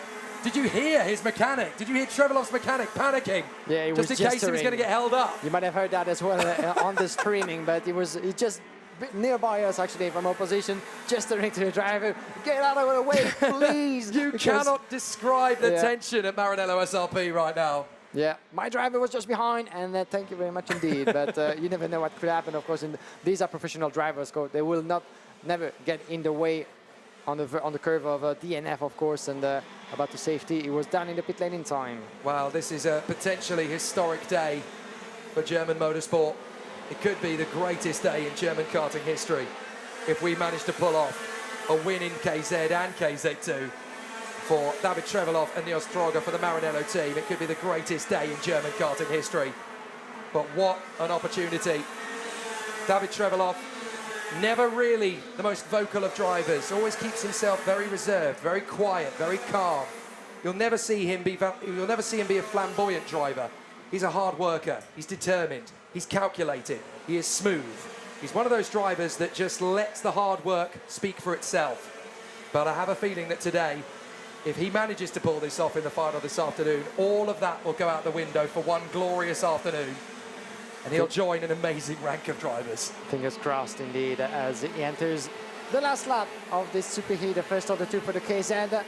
Tom Loyer for the back in 7/10. German Iglesias in P3 from Complese and Pex. Yuri, not Stan, that we're going to have just after. David Trefilov was so brilliant last year in Le Mans with pretty much all of his qualifying heats in the bag. Couldn't translate that into the final after a disappointment, but this might be his time. This is a big moment coming up for everybody here in Germany. 1980 was the last time a German even had a sniff at a world title. Bernd Schneider in Le Creusot in 1980 won the Junior World Cup. So many German drivers have come to win a world title in FIA karting. David Trefilov is about to get the closest anyone's ever been for a long, long time. He scores pole position for the final here in Wackersdorf. What a moment. Maranello SRP have never won an FIA Karting World title. This afternoon, they might just win 2 in one day at Wackersdorf. My goodness. And I'm looking out of my commentary box window and I'm seeing the German fans in the stands. There is not a single one without a smile on their face. This is a big moment. The air horns are going. This might just happen, folks. If you believe in fairy tales, if you believe in heart-wrenching stories, start believing. It might just happen today. 10 years after Max Verstappen became world champion and went on to glory. On the verge, of course, of becoming a 3-time Formula One world champion. We know he watches this sport. We know he still loves it with all his heart. He may be about to watch history. Maranello SRP have the pole for Niels Troger in the World Cup and David Trefilov in the World Championship. Bring it on! David Trefilov takes the win in Superheat A and the pole position for the final. Tom Loyer and Jeremy Iglesias behind him. Then Lorenzo Complesi and Jorrit Pex from Arthur Carbonell and Matteo Vigano, Pedro Hilbrand, Giuseppe Palomba and Anthony Abbas. Then Alessandro Orlando from Matti Proust, Danilo Albanese, Marek Skriven and Michele Fontana. 16th position going the way of Craig Tanich ahead of Darius Babiowana. And then Nico Lemberg from Marta Tuam, Jan Kuovi and Esteban Rangel. Retirements for Angelo Lombardi, Saman Beer and Quentin Voria. Good work from Danilo Albanese to fight back to 13th after the spin on the opening lap. But David Trefilov is not far from an amazing result. Could he actually do it? Could David Trefilov, who has had heartbreaks so many times, so many near misses, could he in the Maranello SRP team make history and make him the first German world champion in FIA karting? Bernd Schneider won the World Cup in juniors. Not technically a world champion if you win a World Cup, but David Trefilov could become the first German world champion. And with a drive like this, not panicking when Jeremy Iglesias got ahead, keeping Loyer at bay very tactically in the opening couple of corners, but he might just be able to pull this off. There's the spin from Albanese. I can't believe that he A, lost it, and B, that nobody hit him. He's a very, very lucky man to get away with that. But there were more problems on the opening lap as everybody shuffled the decks in wild style. Arthur Carbonell, an outside bet for the title perhaps, pulling off some incredible moves in the superheat. Pedro Hilbrand able to take advantage of Marek Skriven's astonishment. Still some great driving all around. Even Matteo Vigano could have something to say about this final if he manages to get himself into a good position off the start. He comes home 7th in the superheat. It's still possible from there from Matteo Vigano, who's currently lying 5th on the grid. But there will be another group of drivers to come, of course. So he could still be starting from the top 10. Anthony Abbas getting his elbows out. This is the move that gave David Trefilov the pole position for the final. He's not even alongside enough at this point, but just pure determination, pure grit from David Trefilov. Sees him go past Iglesias with Tom Loyer in tow. But David Trefilov canters to the victory. Pole position from a German in Germany, in a German team with a German engine builder. Bring it on. Can't wait for this afternoon. It's going to be quite a historic moment. What an opportunity. What an opportunity for the German fans here to have not one but 2 world title winners in one go. Guillaume Alvarez is down in pit lane. Indeed, Jake, I'm here with David Trefilov, the other man of the hour. We had Nils Stroger taking pole position for the Maranello team in KZ2. Now it's about you, David Trefilov. What a race, what a performance. The first step is accomplished. The most important race awaits. How do you feel mentally? I feel confident. We are happy about the result. But yeah, it's not over yet. The hardest part will just come in the final. Everything can change, and yeah, we just hope for the best. Hope for the best indeed. If you pull that sort of a move that we've seen against German Iglesias, talk us through that maneuver, because we've seen a lot of them, but you seem so confident really diving through the inside. Yeah, of course, Jeremy is a really good driver. I was waiting in the first laps to not do any mistakes, like, you know, what can happen. Yeah, but it went well in the end, and another strong challenge, of course, awaits with the longest race of the weekend. Fresher tires, though, but how do you see that playing out in terms of tire management, considering that there's going to be a lot of very strong drivers behind you? so we have 26 laps. It's quite a lot. It's the double of the heats. Yeah, time management will be very important, especially in the last laps. Yeah. All for the best. Thank you very much, Ville Dank, David Trefilov. Good luck for this afternoon's final. And straight on, we're going to have Jeremy Iglesias, if you can join us for the first time in the Parc Fermé. Jeremy, good to see you as always.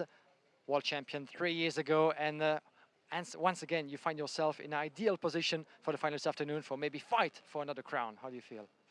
Yeah, I feel good. Only my quali Friday was not so good, so I had to start a bit in the back during the heat.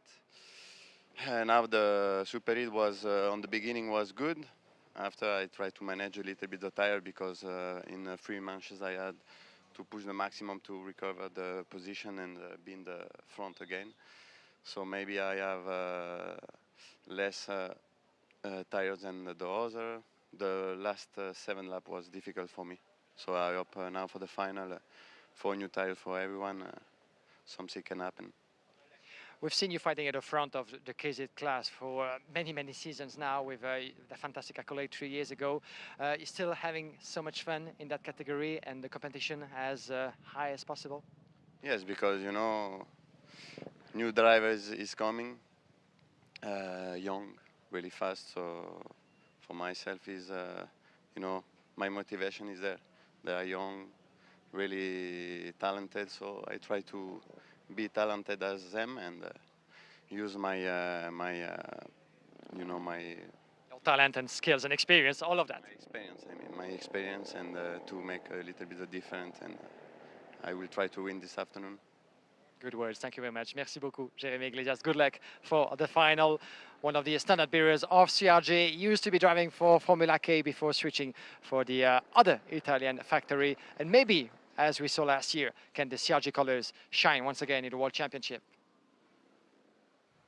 5 hours west from here is the Nürburgring, where yesterday Jos Verstappen drove a Ford Supervan 4.2 around the course, while his son Max Verstappen took a well-deserved weekend off.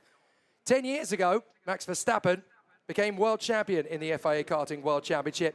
One of these men is going to emulate him a decade on. Paolo Ippolito, European champion 2022. Battling for the title last year at Le Mans, he had a great chance. It fell away in the closing stages. Not in 2023. Not if Paolo Ippolito has anything to say about it.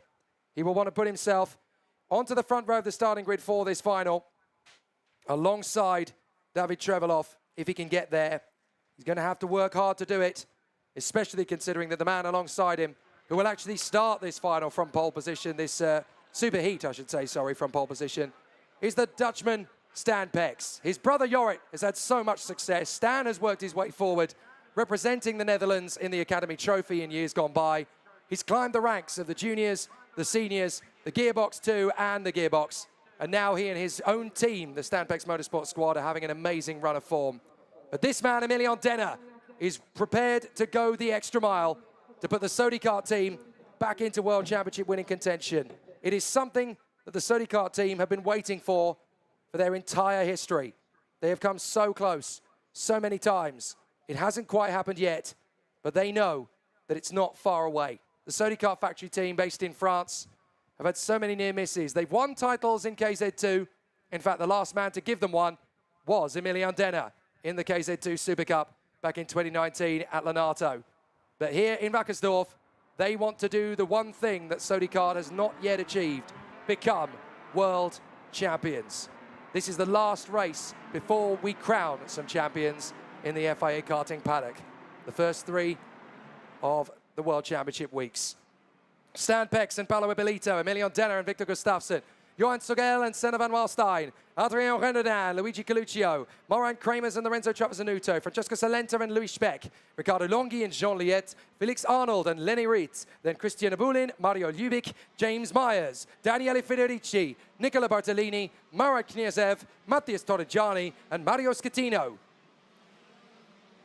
So with drivers coming as far and wide, all the way from the United States, AJ Myers putting himself into the ring of fire with these incredible competitors. We've talked about Stan Pex, we've talked about Paolo Ippolito, we've talked about Emilian Denner, but don't count out the man starting 4th on the grid. Victor Gustafsson, the reigning world champion, the man who won the Road to Wackersdorf warm-up race a few weeks ago. And of course, the last driver to win back-to-back world championship titles was also on a CRG, and also won his 2nd world title in a row at Wackersdorf. That man was Paolo Di Conto. Victor Gustafsson has the chance to become the 3rd driver in a row on a CRG to win back-to-back world titles. Before him, it was Paolo Di Conto. Before him, it was the original cannibal, Jonathan Tonon. Can Victor Gustafsson emulate them both? Many questions and many answers needed. This is the unpredictability of the KZ category. Kart racing at its best. We have the best drivers of the entire globe here at Wackersdorf, one of the temples of karting, ready for the ultimate showdown. Super Heat B underway in just a few moments, as we're going to decide who's going to join David Trefilov on the front row of the grid. There's a lot of young pretenders for this crowd as well. Johan Sogel, Senna van Walstein, Adrien Renaudin, Luigi Coluccio, who told me this morning, prepare for a shock, I'm coming. Ready, go! A fabulous battle off the start. No start at all for Victor Gustafsson. He's slow away. So Gustafsson falls away down the field. As up to the front comes Paolo Ippolito. Starts much better than Stan Pex, who finds himself struggling down in 3rd position. Denner and Van Walstein are wheel to wheel in the Sonys. Careful, boys. Do not take each other out. They were so close to doing so. And now there's 3 Sonys. It used to be the Denner and Van Walstein show. But now Johan Sogel has come forward to make it a trio. Yeah, so many good drivers into the CPB awning. Let's see what's going to happen between those 3. They have to play it smart, of course. 17 laps is a long race, and they have strong opposition. But look at that as well, with Stan Pex into P3 now. And Sogel up in the 2nd position. Paolo Ippolito could not have dreamt of a better getaway, considering that Victor Gustafsson missed it completely as well. Big disaster for the CRG driver. He's going to have to recover as soon as possible. He's in the middle of the pack. P10 at the moment, the reigning world champion. 6/10 of a second was the gap already built by Ippolito on Emilian Denner. Sogel is just behind P5 with Van Walstein just in between in 4th position. As for now, a bit of observation. As on the outside goes the CRG further back. This is Victor Gustafsson trying to make his bit on Ricardo Longhi. And he's trying to get past. Marin Kramer is just behind. Look at the names that we have in the middle of the pack. Not even fighting yet for the front positions. Longhi, Gustafsson, Kramers. Trapazanuto is not far behind. In P14, the Bavarian driver who has been struggling with pace all throughout the weekend. As on the inside goes Jean-Louis and Felix Arnold for P12. Ippolito leading the way, looking to join David Trefilov on the front row of the grid for the final. Simon Poracca, former Tony Kart racer, watches on from the sidelines as he continues to guide Luigi Coluccio further forward, having helped him stepped up to the World Championship for the first time this year. Luigi Coluccio still in his first season of Gearbox, and he doesn't do things by halves, comes straight in at KZ. Poracca gave a brilliant final to his brilliant career last year in Le Mans with a P4 finish result for the Finnish driver, one of the strongest names in Tony Kart for the past few years. Diving through at the inside, this is going to be a bit wheel-to-wheel between Adrien Renaudin and the Paralin driver, Lorenzo Trapazanuto, I think that is, that he's going with. So battling away all the way through this field. An excellent tussle. No, sorry, Renaudin battling with Salenta. I do apologise, Francesco Salenta. Trapazanuto is really struggling in this one. Currently down in 13th position as Gustafsson gets up the inside of Renaudin and takes Ricardo Longhi, the former European champion, with him.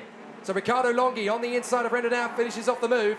And so Gustafsson is now in P8. Renaudin is down to 10 behind Longhi. Yeah, Longhi is, so they're going to try to get as much distance as possible as AJ Myers is putting the fastest lap out there. This is a first for the American driver, driving the Magic Kart machine from the United States. One of the few American drivers that we have here in Wackersdorf. On the inside goes the Paulin. Oh, what a move. And that was for Francesco Salenta, Luigi Coluccio. Coluccio has been resisting. For how long, there's a question. After the little bump on the way to the last turn, but the pressure is mounting on the shoulders of the Italian driver. It's really going to be tricky now to see who's going to get the best of this. Ippolito, Denner, Pex, and there is the move on the inside of the Maranello. It's nicely done there from Lenny Reed to get through on Felix Arnold. So Felix Arnold drops back a position as Jeremy Iglesias now watches intently to see where he's going to be starting the final. At the moment, it's going to be fourth, which is not really where he wants to be at all. He needs some special moments to come from Ippolito, Denner, Pex and Van Waalstein to shake it up a bit and put him on the front row. You know what he needs? Stan Pex to drop momentum because they are equal points at 186. Stan Pex and Jeremy Iglesias. So Stan Pex currently in P3. Of course, we're not wishing that to the Dutch driver, don't get us wrong. But for the interest of Jeremy Iglesias to find himself on P3, which is the second most interesting position on the grid behind pole position. On the inside goes the TB card. Beautifully made by Reed on Jean-Louis. Jean-Louis tries to fight back, but finds himself behind in the close of AJ Myers and Felix Arnold. Good pace by AJ Myers, his best race so far from P15 with the fastest lap, beaten by Victor Gustafsson, who's trying to recover as well. He only has 2 little tenths of a second to catch on Francesco Salenta in 7th place. But how big a detriment is this result to Gustafsson's grid position for the final? Well, it's going to put him down in 11th on the grid. So he really needs to work hard here, Victor Gustafsson. He's got to find something a little bit more than 8th position. He's got up to 7th place, so now he's got to go up Luigi Coluccio, the young pretender to the crown, the new captain of the Tony Kart stable. Luigi Coluccio definitely hoping to emulate the likes of Marco Ardigo. As up on the inside, this is going to be Louis Speck going wheel to wheel with his countryman, Mario Lubick. Both drivers giving it full chat through the first couple of corners of the lap. And coming into the pits to retire, that is Mario Schettino. So Schettino is going to pull in to retire as Lubick hangs on in front of Louis Speck, the two Germans in this field. Salenta under investigation. That's interesting. Interesting indeed. We're going to follow that. Francesco Salenta, who's under investigation at the moment, as Paolo Ippolito. Oh, and 49, Mario Schettino back in the Parc Fermé. Unfortunately, mechanical trouble for him, as Paolo Ippolito is trying to extend his lead, but is not doing so much. Look at the state of the tire. They're really boiling hot in those conditions. As around the inside goes the TB card, at least trying to. Oh, that was a close call, and even a little bit of a moment there. Further back, gonna watch that closely. Lenny Reed, the 11 from Germany, the fastest on track at the moment, trying to catch up from P13. Louis Speck in full Molly Hatchet mode there. He was flirting with disaster. That was a really scary moment through the chicane. Up towards the S's. And here comes the battle between Paolo Ippolito and Emilian Denner. We've been waiting for this. We've been building up to it. If anybody is going to change the form book in this World Championship final coming up later today, it's going to be the Frenchman, Emilian Denner. He will not settle for second position in a superheat. He will not settle for second place in any race. He'll go for it. He'll roll his sleeves up and he'll come out fighting fit. Emilian Denner in the Sony car with a chance to take the lead in this one and put Paolo Ippolito's nose out of joint. Stan Pex in danger of losing more ground as Senna Van Waalstein in the other Sony car is closing him down. Iglesias really wants the Sony kart drivers to take on these guys because that will give him a better chance of moving forward. The first hairpin doesn't work for Denner. The second one won't either. Ippolito is defending. He knows that Denner is going to be quicker. So Ippolito is having to work incredibly hard to keep Emilian Denner at bay. This is hammer time for both Denner and Senna Van Waalstein, the CPB Sport drivers, really on a charge. And you can see his mechanic, of course, trying to give him information from the sideline. He's going for it! Oh, he slides through! Oh my goodness! What a do-or-die manoeuvre for Denner! Somehow he makes it work, and somehow he takes the lead. Absolutely formidable, mon brave! What a move! Wow, it's not even a move, it's a slide in Beautiful style from Emilian Denner. We thought for a moment he was going to lose the braking point totally to the advantage of Ippolito to switch the position. He was having none of it. He was keeping control of his machine on the exit. But what a move. Certainly we need to watch that back to appreciate the driving skills there. Stan Pex finds himself into the shadow and he was trying on the inside of the last turn. But the door was shut by Ippolito, going defensive. This is a difficult situation for the Italian. He went through a penalty for jump start yesterday. He needs that result to secure the position on the grid. But Stan Pex, of course, who found himself as the leader yesterday, needs to get that overtaking done as well. What a move. That was a rallycross slide from Emilian Denner. That was far more Didier Auriol than it was for Emilian Denner. There was two little rubs of contact. One on the rear bumper of Emilian Denner's car. He's lucky that it hasn't become detached on the right rear, actually. And the slightest of love taps on the front fairing for Paolo Ippolito. Now, I don't think that's going to cause Ippolito's front fairing to be loose. I don't think it's all right. I don't think that's a big problem, because it looks to me as though it's still in position. It's just a flex of the chassis, of the bodywork, rather than coming off the position. So I don't think the bracket has been loosened. If it does, of course, he gets a 5-second penalty. The front fairings, of course, were tested for the very first time 9 years ago on this very circuit in the Academy Trophy. But Paolo Ippolito, very lucky indeed to get away with just a loss of position. But here comes Van Waalstein, suddenly eating up the road to Pex and Ippolito. Pex has a go at Ippolito, it doesn't work. Watch for Van Waalstein, he's not going to wait around. The Dutchman will try his best into the final hairpin. You watch, you wait. Van Waalstein is going to open up the taps on his countrymen as they come off the final turn. And Senna Van Waalstein is going to go off to Stan Pex down the straight. 1, 2, into 3. And Senna Van Waalstein will surely get the opportunity. No, Pex is going to hold the inside line to cover him. Not quite yet. He's trying to emulate Emilian Denner's move, but he's going to have to wait. He still has a couple of laps to do so. Senna Van Waalstein with half of his crash helmet in a tribute to the magical Ayrton Senna. Victor Gustafsson putting the fastest lap in this race. Watch out for the battle. Stan Pex is not in safe mode now. He's P4 as it stands in the classification. Could lose even more if Van Waalstein is able to pull that off. Paolo Ippolito is watching over his shoulder. There he goes, or at least there was an attempt and a bit of a scare for Senna Van Waalstein into the braking. Hopefully there was no contact.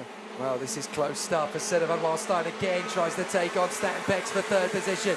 But this is a crucial victory coming up for Emilian Denner. As further back we watch Lewis Speck battling wheel to wheel with Mario Lubick. How close did that get between the two of them as they nearly took each other out of this race? But still Senna Van Waalstein trying his best on two separate occasions, actually. Lubick and Speck dicing with death there through the first couple of corners. Death to their race, of course. But Stan Pex hanging on in front of Senna Van Waalstein. But for Emilian Denner, this win is critical, as behind them, there goes Gustafsson, making the move on Johan Stogel. That puts him into 5th position. That gains him a little bit more ground, puts him back into the top 10 of the starting grid for the final. But for Emilian Denner, this win is critical. It puts him back into 3rd on the starting grid for the final and reignites both the Frenchman and the Sony Kart team's hopes of winning this World Championship, something that neither of them have ever done. Lap number 15 out of 17. Not much time remaining for Senna Van Waalstein to switch those positions. Stan Pex, whose experience is immense of those parts and this circuit, having won the German Karting Championship on a couple of occasions with SP Motorsport. One of the two Pex brothers, of course, and the vice European champion back in 2016. Can he hold on Senna Van Waalstein, but for how long? Senna is really grueling for that move. He's trying left, trying right, keeping himself cooled down as well. Paolo Ippolito is still in the threat. He's not quite able to pull that bit of a gap that would put him comfortably. As we see the move back on Paolo Ippolito. And first contact from Emilian Denner, and then contact boom, right now, number 2. You see that actually there was a bit of a bump indeed on the left side of the front fairing of Paolo Ippolito. I'm surprised actually it wasn't more serious than that. Leave nothing to chance. That's Emilian Denner's tactic in 2023. Absolutely storming his way through on Paolo Ippolito. And the Italian was very lucky that he didn't take any more damage than that. We are in for such an incredible starting grid for this final. Let me tell you, Emilian Denner breaking through to come into the 2nd row of the starting grid for this one, as this victory is going to put him into 3rd place on the grid for the final. and Ippolito. Bex, Van Walstein and Gustafsson are still battling away. You can see how much the pace has increased with the LeConte tyres than what we had previously. A second and a half is the difference really in the pace that we have seen in the increase of Wackersdorf from 6 years ago. Gustafsson wrestles his way past Senna Van Walstein. Goodness me, Gustafsson not prepared to give best to Van Walstein at all. Wrestles his way to 4th position. That's what he said to me yesterday. I just can't prepare to sit back and take an easy run. I've got to pull my sleeves up. I've got to go for it. Stan Beck's doing the same thing with Paolo Ippolito on the closing stages of this race. But Emilion Denner has blown the World Championship wide open. He's back and he's 3rd on the grid. Emilion Denner with a real chance to win this World Championship from 3rd on the grid behind Trevelov and Ippolito. Bring on the final. 3 different manufacturers in the top 3 positions of the grid for the final. David Trevelov in the Maranello, Paolo Ippolito in the Kart Republic, and Emilion Denner in the Sodi Kart. None of them have ever been a world champion, nor has Stan Bex in 4th. It's going to be an incredible final coming up later. Boy, oh boy, is this going to be the mother of all races for the World Championship. Emilion Denner and Sodi Kart bouncing back in style. They've never been world champions. This might finally be the year. After all the hard work and development from Emilion Denner and Senna Van Walstein, along with Nathan Tye in the direct drive, let's not forget his incredible efforts for the Sodi Kart operation. They genuinely have a chance this year, right here, today, to become world champions after decades of trying. Emilion Denner, Paolo Ippolito, Stan Bex, your top 3 in the last superheat of the day. Victor Gustafsson, Senna Van Walstein, Johan Sogel and Francesco Celenta. Then Luigi Coluccio in front of Riccardo Longhi and Lorenzo Travasanuto. Lenny Reeds, Marijn Kramers, Adrien Renaudin and Jean Liet from AJ Myers, 15th in the superheat, all the way from the United States. Great work from the Magic driver. Then Felix Arnold, Louis Speck, Daniele Federici, Mario Lubic, Nicola Bartolini, Christina Poulin, Matthias Torregiani, and Marat Knyazev. The one retirement from the race, Mario Schettino. The 48 KZ drivers will now be whittled down on their points to just 36. But Emilion Denner is really well placed now. 3rd on the grid. He will be behind David Trevelov and Paolo Ippolito, who he has just beaten in a superheat. This dream is still alive and kicking for Sodi Kart. It's still alive and kicking for the Frenchman, Emilion Denner. This is not over, folks. Not over at all. The German, the Italian, and the Frenchman up front on the starting grid with the Dutchman in P4. This is going to be sensational. What a final we have coming. Great work on the start as Paolo Ippolito forced his way through. Victor Gustafsson really struggling off the start, actually. But Emilion Denner determined right from the off, we are going to win this superheat. We are going to get back in contention for the World Championship. Nobody can stop the force that is Emilion Denner in these current forms. What an amazing charge. And what a terrific final this is going to be. Absolutely extraordinary. This is why this is the greatest form of motorsport in the world. This is why it's the toughest, most roughest, most ruthless, potentially toothless form of racing on the planet. You leave nothing to chance. You're millimeters from disaster, both physical and emotional. This is the toughest, roughest race in the entire world. Nobody can win an FIA Karting World Championship unless they are the best of the best of the best.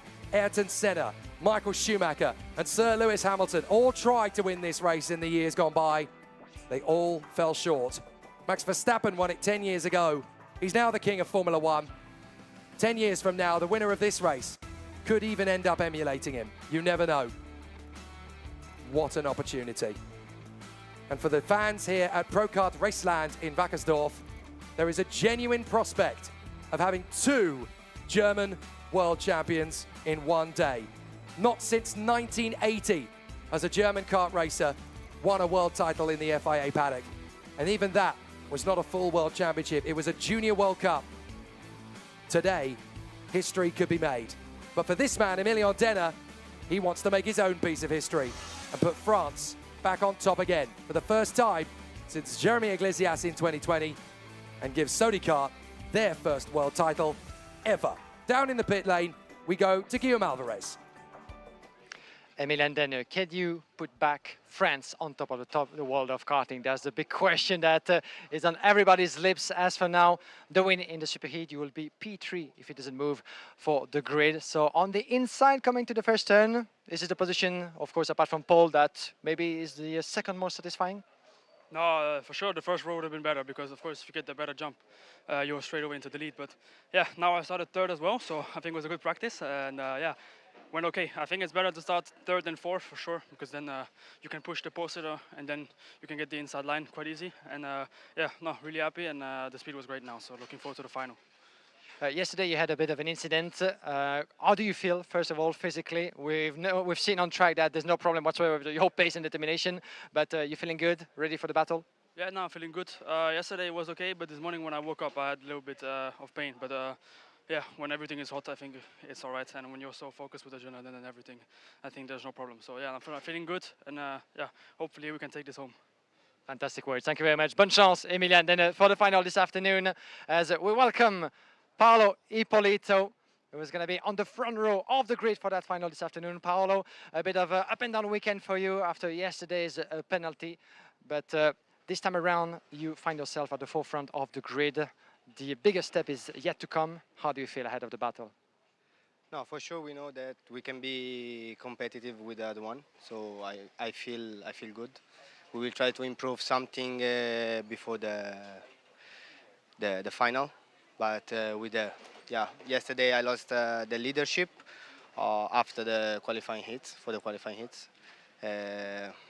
for a decision from the steward where the last hit I did for them jump start of 0.202 cents, so really nothing, and nothing. Today P2, so we're gonna start in front, first row. Everything is possible. For sure we are confident, we know that we can fight, so we will find later. We will see who's gonna win the race. Fantastic words. Thank you very much. Grazie mille, Paolo Ippolito. Good luck for the final of the KZ class. Ladies and gents, we've just something special. One last guest, actually. We've prepared something special for you, everybody, watching along on FIAKarting.com. I find myself in the good company of Mr. Kees van de Grid, Vice President of the FIA Karting Federation for 8 years. Good to see you, Mr. van de Grid. You've been in office for many, many years, making a lot of changes to the karting world. But today, we find yourself as a karting passionate, which is what you are at heart for many, many years. Well, you said it all already. Yes, and I'm very happy that for the 8th time, the FIA Historic Super Cup was welcomed at the KZ World Championship at this fantastic circuit, and we have beautiful weather, a little bit hot for old men with old karts, but it's really enjoyable today. So how important is it for you to keep the heritage and the passion of karting alive, because this is the 8th edition of the Historic Kart Cup?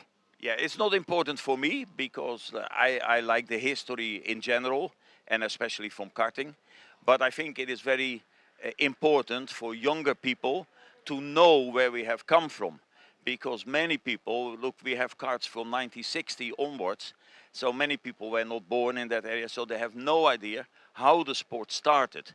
And I think once a year, we, the historic karting movement, shows really how it all started. And that's why I'm also very happy, proud I could say, that we have karts here where we have, for example, one Hess with, I think, start number 3 for the people who want to watch. Yeah, this is how karting started in Germany. That was the first kart which people raced in Germany. We have also 2 karts from the former Soviet Union, now Estonia, so which is very special because these people had to make that karts with what was available. We have 2 karts which were made behind the wall in those days from the former DDR. So I'm really proud for what we present. And I think it's very important for younger people to appreciate how it starts and how good they have it today. The legacy of karting is still very much alive. Thanks to you. We thank you, Mr. van de Grid, and we'll let you enjoy, of course, the last session that will be kicking on track in just a few moments. Thank you again for being with us. You're welcome. More than welcome. Thank you, Mr. Kees van der Great, former FIA Karting Vice President for many, many years, former driver, and of course, and a man of a passion for the karting world. That will be on track in just a few moments. Stay with us because you're going to see one beautiful field of old cars from the year 50s to the 80s. Enjoy. I certainly will. There's nothing quite like a historian getting to relish in the sport's past. And this is a really lovely part of the FIA Karting World Championship weekend. In the gearbox fraternity, we bring out so many of these incredible machines. Formula One fans will talk about its history with names such as Fangio, Ascari, Brabham, Clark, Stewart, Moss. But these guys, well, they come out onto the circuit. We talk about in the karting world names like Sala, Rossi, Nilsson, Goldstein, Wilson, Fullerton, Patrese, Rovelli, Kuhner, and of course Susanna Raganelli, the only woman in history ever to win an FIA Karting World title. An absolutely sensational situation. The World Championship began in 1964 at Pista d'Oro Roma, and it was Guido Sala who became world champion twice over. Well, we've already got mechanical problems for some of these karts, but we should point out there's going to be quite a few of those. And this is actually quite an auspicious occasion, this one, because in 2023, the FIA Karting World Championship is actually celebrating its 70th running, would you believe? An absolutely incredible achievement. In fact, no, if I do my maths correctly, the first year was 1964. So in fact, this is the 80th running of the FIA Karting World Championship. Absolutely sensational. I'll do my maths again. I think I've done it wrong again. It's very hot. It's very hot in the box. 1964 was the first year. That's all you need to know. 60 years, 60 years. It is the 60th anniversary. There out on the circuit is the number 43 kart, which is being driven by Just van den Hul. That is the Landia Can-Am Suzuki from 1973. It looks a bit like a Le Mans kart, that one. But it is fabulously being driven in fine fashion out there. Trying to pick out the names and the drivers. That is Urmas Pajamets in the K5 with its USSR Kovrov engine. Fabulous to see it out there. That is actually, no, that's the Landia Monaco. My apologies. That is the Landia Monaco of Bert Kok, the Dutchman. And that kart coming all the way from 1968. There is the 32. That is the one that's being driven by Nicolo Legrenzi on his Calicart Cadet. Doing an absolutely terrific job out there of showcasing. Not everybody's got a kart that's in fine working order. That's the 29 in trouble, I'm afraid. That is Martin Butt on his Typhoon Elite with the Barilla engine from 1978, that particular kart. That was the year in which Lake Speed, the American NASCAR driver, came through to become world champion, beating Tony Zozel and Lars Forsman at Le Mans. An absolutely fabulous situation to watch these karts go around the course. They'll come in, they'll come out, they'll go in, they'll come out again, but they'll give the fans some amazing pictures and some amazing video content. Yeah, as you heard from Mr. van der Great, this is the passion and the legacy of karting very much alive, very much with us for the 8th edition. As the Karting World Championship is held annually, as you can see, since 1964, at a time where this new sort of entertainment and hobby at first that became a profession and a sport was brought to Europe from the United States of America, and ever since that period in the year 60s, well, the old continent has been working tirelessly over the decades to make it the great sport that we love today. So many generations of great drivers and machines that we are proudly presenting to you guys from all generations, from the 50s to the 80s, and you can see the different shapes of wheels, of chassis. One of them is indeed, as you mentioned, Jake, a supercar profiled carrossery, so it's beautiful to see. And some drivers out there having the time of their life, including Mr. Kees van der Great. So the World Championship of Karting began in 1964 across the board, but this year we're actually celebrating 40 years since the very first gearbox kart World Championship. It's a brilliant kart, isn't it? That is a beautiful machine driven by Just van den Hul, and it is known affectionately as the Can-Am. This is the Landia Can-Am Suzuki. It's a brilliant car. Hopefully he's not going to bring it to a stop, but it looks absolutely spectacular. I, for one, would love to drive that one. And the same colors as the crash helmet of young Jody Scheckter back in the 70s, 79 Formula One world champion with Scuderia Ferrari back in those glorious days. But yeah, this is the 40 years, essentially 40 years since the very first gearbox FIA Karting World Championship back in 1983 at Maggioni, which is a fabulous part of the world, the province of Perugia, 15 kilometers west of Peru. But what a fabulous legacy we built there in Formula C. An incredible bunch of drivers that have come through. Just to reel off the world champions that we've had in gearbox since 1983. Gianni Mazzola, Gabriele Tarquini, Pier Mario Cantoni, Fabrizio Giovanardi, Alessandro Piccini, Peter Rydell, Gianluca Giorgi, Alessandro Piccini, 3 times over, Danilo Rossi, Jarno Trulli, 5 times over, Gianluca Beggio, Francesco Laudato in 1999. There was a 2-year period in 2001 and 2002 when the Gearbox World Championship wasn't run. So this is technically the 59th running of the... Oh, hang on. Pulling off to the sidelines there. Very unfortunate for Just van den Hul.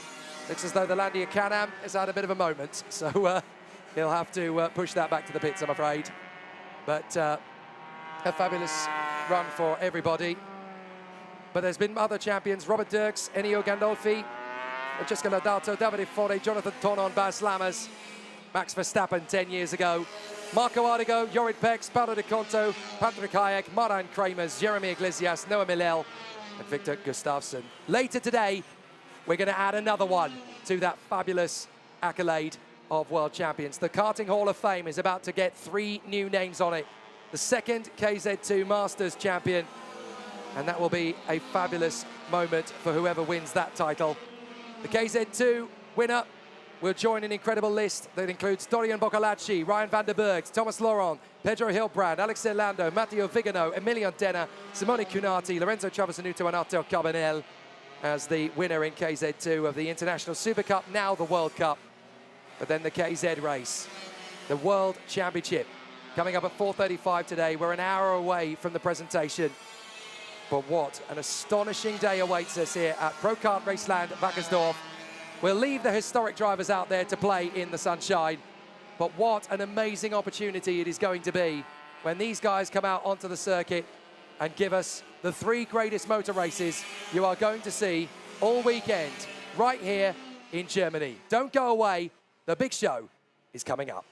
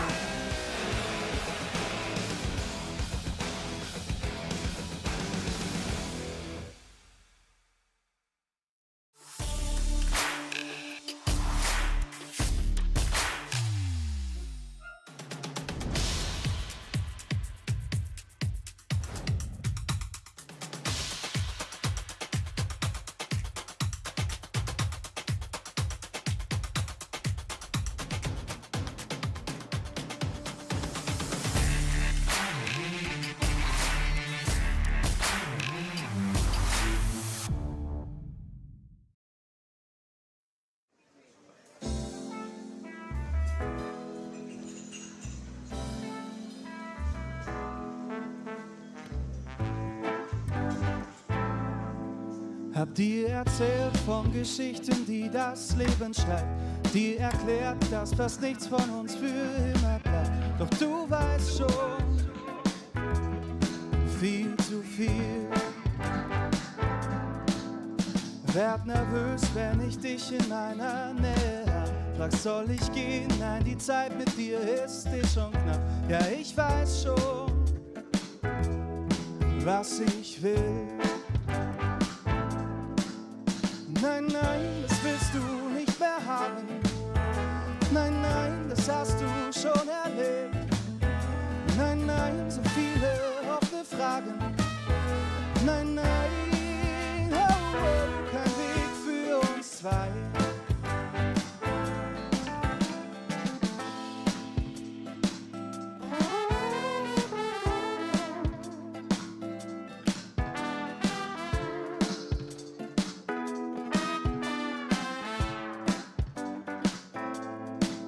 Hab dich gesehen in der Masse der Unendlichkeit. Du fielst mir auf mit deinem Lächeln, das mir immer zeigt. Ja, du weißt schon, was du willst. Nein, nein, das willst du nicht mehr haben. Nein, nein, das hast du schon erlebt. Nein, nein, so viele offene Fragen. Nein, nein, oh, oh, kein Weg für uns zwei. Und sollten wir uns irgendwann mal wiedersehen, dann sei dir eines sicher, ich werd's verstehen. Nein, nein, das willst du nicht mehr haben. Nein, nein, das hast du schon erlebt. Nein, nein, oh, oh, kein Weg für uns zwei. Nein, nein, das willst du nicht mehr haben. Nein, nein, das hast du schon erlebt. Nein, nein, so viele offene Fragen. Nein, nein, oh, oh, kein Weg für uns zwei. Nein, das ist jetzt vorbei. Kein Weg für uns zwei. Nein, das ist jetzt vorbei. Kein Weg für uns zwei.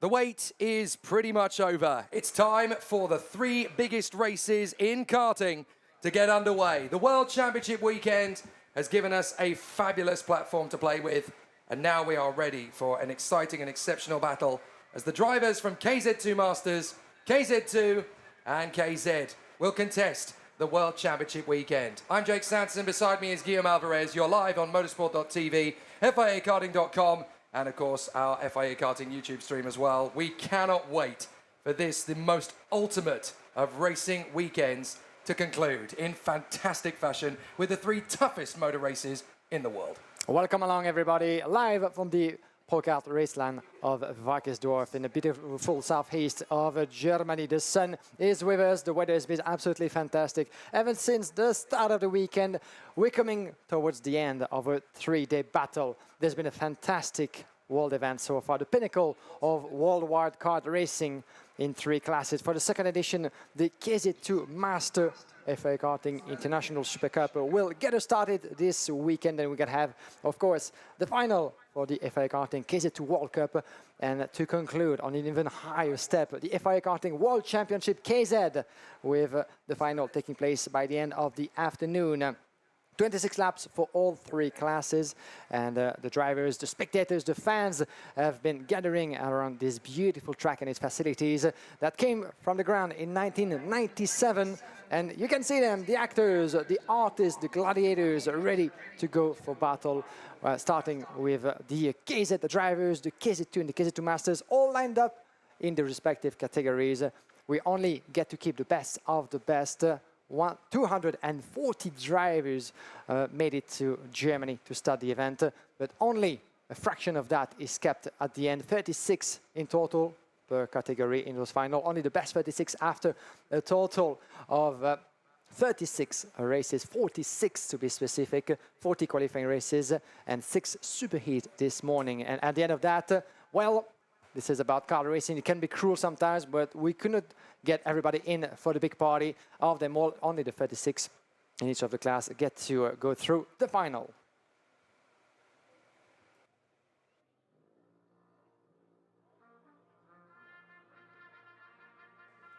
So we have whittled down an incredible combination. Over 200 racing drivers turned up here this week to battle for the world title. And incredibly, only 108 of them still remain across the 3 classes. 36 drivers in each class. And of course, the Formation Girls Dancing Group give us the perfect German sensation before we go racing. There's nothing quite like an FIA Karting World Championship weekend, as the locals really give us a real slice of life. This is a very cultural part of the world. We're only an hour and 45 minutes out of the beautiful city of Munich, which is home to 6 million people. It's a real hubbub of finance, of commerce, of technology, of industry, and of course sport.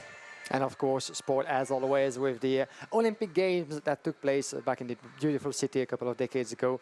But this time around we're talking about kart racing and the World Championship back in here for the 3rd time in the last decade after 2011, 2017. Numerous events in the European Championship have been taking place here in Wackersdorf with numerous great winners over the years in all categories, both direct drive and gearbox, as this is the case. The last time we were here was 2 years ago for the opening round of the European Championship, and we had the likes of Riccardo Longhi and Senna van Wallstein taking the win back then. They will be on track in the same class, the KZ, that will conclude today's show. Numerous champions, numerous winners over the years, of course, in this beautiful part of the world. And many accolades have been discerned here over the years with the likes of Alex Orlando, Paolo De Conto winning the World Championship and International Super Cup in the past. 2011, we had the CIK World Championship for the KZ1 and KZ2, and already at the time, Paolo De Conto, more than 10 years ago, the Italian, nailed the title alongside Fabian Federer, who both left actually karting quite a few years back. But this is such a beautiful demonstration of German culture here that we're witnessing. And thank you once again for joining us wherever you are in the world, from all 4 corners of the globe, to witness kart racing at its best. It looks to me as though the Formation Dancing Group have seen what the Swedes get up to at Kristianstad every year when they host a major international event, and they said, well, we can do that too, and we can add our own German flavour to it. Excellent stuff. The fans have been flocking in ever since Thursday morning, and there's going to be over 1,000 people around the circuit here, which doesn't sound like a massive motor racing crowd, but when you consider this is a karting circuit and you can't really fit more than about 750 people into the area, we're definitely pushing it, and it's wonderful to see such an incredible reputation. They come from far and wide, from North and South America, across Europe, across Africa, across Asia and across Australasia. Racing drivers from all 6 continents around the world have been here racing and battling for the ultimate prize. There is nothing quite like an FIA Karting World title. Ayrton Senna, Michael Schumacher and Sir Lewis Hamilton won 17 Formula One World Championships between them. Not a single World Karting title, however. A very tough race to win this. It is so difficult, it is so brutal, it is so demanding. And you have to be absolutely on point with everything. You have to be symbiotic with the chassis, you have to flow with the tyres, you have to really read the fuel, you have to read the opposition, and you have to be in the right mental and physical condition. Everything has to come together. You also have to be fairly versatile because the conditions will have been absolutely brutal from the start. We haven't had a single drop of rain, we've barely had a gust of wind either, and the higher temperatures are going to be in and around 23 degrees Celsius for the start. By the time we get to the KZ, I have a feeling it'll be around 26. And for the past few years, performance have been progressing here in Wackersdorf with Danilo Albanese's new lap record earlier this year was actually 1.5 seconds faster than the 2021 pole position time. So it shows you once again how progressive is the top class of worldwide karting. This is the Formula One of karting, as we said many times, with the development being unstoppable year after year to bring out new product into the business and help develop the sport of karting on a worldwide level. Pro Kart Raceland opened as a race circuit in 1997 and last hosted, as we said, the World Championship back in 2017. This time around, the track welcomes not only 2 classes, but 3 classes for the 2nd edition of the KZ2 Masters that will be part of the European Championship for next season. And while many of great drivers in history of motorsport have missed out on the World Karting Championship title in the gearbox category, many great names that have won it over the years, and those great names, many of them world champion, are here with us this weekend. And in a couple of moments you will get to see them on track, some of the greatest names in the history of karting, including the likes of Mike Wilson that will be with us, Danilo Rossi, Alessandro Manetti and Davide Fore competing on track as well. 6 World Championship titles to them too. And watch out for the battle between those two legends that will get us started for this afternoon. It's going to be so exciting to see when these guys go to battle around the course. So many great world champions have come before us. 10 years ago to the day, Max Verstappen was the world champion at Varennes in France. And now he has become the king of Formula One, set to become a 3 times world champion later this year. Back in 1983, the first ever gearbox world champion was crowned 40 years ago at Maggioni in Italy for Gianni Mazzola on a Birol. And ever since then, we've had some amazing racers come and win titles. Gabriele Tarquini, Pier Mario Cantoni, Fabrizio Giovanardi, Alessandro Piccini, Peter Rydell, Gianluca Giorgi. Alessandro Piccini actually went on to do it 4 times. Danilo Rossi, Jarno Trulli, who went on to become the Monaco Grand Prix winner in 2004. Gianluca Beggio, 5 times a world champion, 95, 96, 97, 98 and 2000. Francesco Laudato, twice over in 99 and 2005. Robert Dirks, Ennio Gandolfi, the Cannibal, Jonathan Donald, 4 times. Davide Fore, Baz Lammers twice. Max Verstappen, Marco Ardigo, Jorid Pex, Paolo De Conto twice. Patrick Hayek, Marijn Kramers, Jeremy Iglesias, Noah Millel and Victor Gustafsson. Here today, we are going to add another champion to the FIA Karting Hall of Fame. And what a beautiful performance that has been. Thank you very much to our dancers for that beautiful show to get us started. Nice introduction that is, before we introduce to you guys the list of drivers that will compete on track after the show. Another one, there will be 3 of them, KZ2 Masters, KZ2 and KZ. Round of applause, please, ladies and gentlemen. Vielen Dank. Fabulous performance.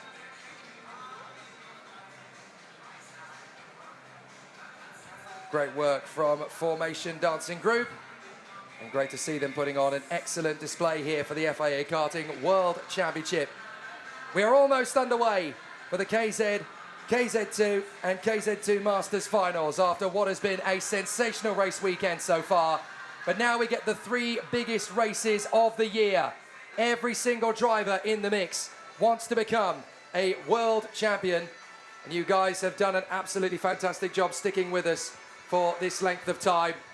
It has been a tough week for all of our drivers and all of our competitors. They've been absolutely fantastic. But the remaining 108 drivers now go to battle for the ultimate contest, the World Championship title. Only 1 driver can emerge as world champion. Only 1 can win the World Cup. Only 1 can win the International Super Cup in KZ2 Masters. A fabulous battle leading up to this point. And now we are just about to finish and conclude our presentation before the start of racing. And here at Pro Kart Raceland, Wackersdorf, the first time we've hosted the World Championship here since 2017. It is great to see all of our contenders ready. The medals that will be presented to them just for getting this far. Only 108 drivers in the world are going to take away one of these medals. And the FIA Karting Federation officials, the president himself, Mr. Akbar Ibrahim, is here with us to give out the medals in just a few moments. 240 drivers, as we said, competed at the start of the World Championship event, as we're about to listen now to the national anthem of Germany. Indeed, ladies and gentlemen, please be upstanding as Felix Gleichner will give us a rendition of the German national anthem. Einigkeit und Recht und Freiheit für das deutsche Vaterland. Danach lasst uns alle streben, brüderlich mit Herz und Hand.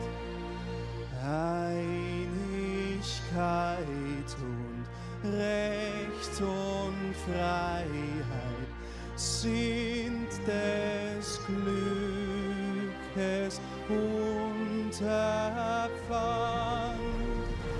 Blüh im Glanze dieses Glückes, blühe deutsches Vaterland. Blüh im Glanze dieses Glückes, blühe deutsches Vaterland.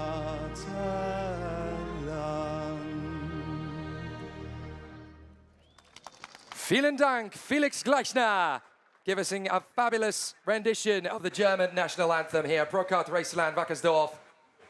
The first time in 6 years that we have hosted this prestigious event on this fabulous race circuit. Opened in 1997 and for a quarter of a century has been giving these amazing young contenders the chance of an incredible career. Now we will conduct the medal presentations for all of the competitors who will be racing here in Pro Kart Wackersdorf. There is the man who was starting on pole position for the KZ final a little later on, David Treveloff. No German has ever won a world championship in karting. They've won a World Cup in junior before, but certainly never at senior level. There's been European champions aplenty from Germany, but never a world title, as we now watch Alexander Geier, the coordinator of automobile sport, DMSB, and the CIK FIA president, Mr. Akbar Ibrahim, presenting the medals to our contenders who have made it this far to the final grid.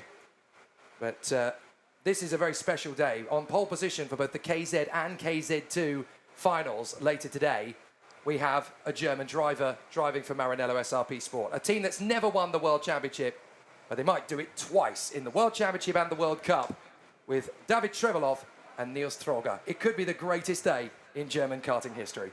History in the making, as we see Adrien Renaud, the Frenchman in the KZ class, representing Danilo Rossi's racing team. History in the making, as we said, with two drivers competing in Umsol in front of the home crown, with good chances to seal the deal. Mr. Akbar Ibrahim, the FIA Karting president, giving out the medals to all the competitors. A new tradition installed a couple of years back in the FIA Karting competition. The first reward for the drivers, making it this far after 3 days of intense battle.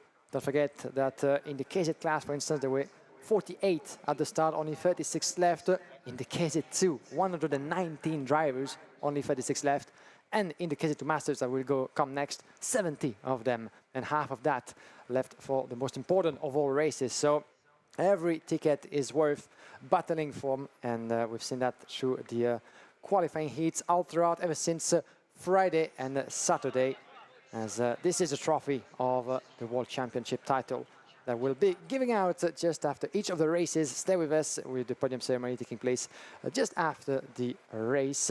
And of course, we will start over the procedure until the KZ final that will conclude today's schedule. It has been a busy program as always, but we thank, of course, all the drivers, teams and factories that have been making it this far in Germany for the return of the World Championship in this part of the world. The success and the popularity of kart racing in the gearbox class has never been that high, with a lot of you guys tuning in on Motorsport TV, FIA Karting, and all throughout the road through numerous channels and on social media. So we couldn't be more thankful for the support that you guys have been giving us for the past few years. One of 36 lucky drivers is going to come forward to win the World Championship today. But it's not just luck. There's so much more than that goes into it. It's work, it's dedication, it's commitment, it's resolve, it's inner programming and conditioning. So much goes into this unbelievable journey. And for all of these competitors, this is the pinnacle of what they have achieved so far in their young careers. Some of them have been racing since the age of 6 in their national and local programs. Some have come through the intermediate and regional ranks of various different karting accolades. To come to the FIA, it's the pinnacle. It's the Formula One of the youth, but it's also Formula One stripped bare. It may not have as much money, it may not have quite as much tech, but it certainly has just as much pedigree. They will line up in the FIA Gala at the end of the year on the same tables as the men who conquer the Le Mans 24 Hours, the Formula One World Championship, the World Rally Championship. All of these impeccable competitions, they all interweave, they are all interconnected. There is no one form of motor racing less significant than the other. And you ask every single Formula One driver on the grid today, what was your fun and most enjoyable time in motor racing? I guarantee 99% of them will tell you it was right here. And this is not done by chance, that so many Formula One drivers still to the current day like to come back to karting for practice to keep themselves fit and sometimes to launch a second career outside of the car racing. We've seen that happening on a couple of occasions as well. But kart racing at its best in the gearbox categories is the training ground of the greats of tomorrow. And so many of them have had a fantastic career over the years at the top level of those categories in the European and the World Championships. Jeroen Bos, the Dutch driver that will be competing in the KZ2 Masters final coming up in just a few moments. You might have heard his name last year at Le Mans for the first edition of that new competition in the World Championship. He took pole position, made it to P3 on track before the result was taken away from him. So there will be revenge in the air for Jeroen Bos and so for some of the drivers, including Davide Forri, who was one of the fastest in Le Mans. Couldn't translate that into the final, but he will be starting on the front row of the grid. Here is Davide Forri, the four-time world champion, almost 50 years of age and still going strong. He hasn't lost anything of his abilities, skills, speed, determination, always so passionate like in the first days, and still so humble when you get to hear from him, as we've had the chance to talk to Davide Forri all around the weekend. Still so much respect that he's showing for Alessandro Manetti, the other great legend of karting that will be competing against him, even though those two had a lot of things in common back in the 90s, competing in the same categories, both representing Italy and collecting the titles one after the other. This is going to be such an incredible trio of races. In the KZ2 Masters for drivers over the age of 35. For the KZ2 competitors, for drivers over the age of 14, if they are going to turn 15 in that first year of driving. And then for the KZ drivers, this is Formula One without the bodywork. Formula One stripped bare. Formula One naked, if you like.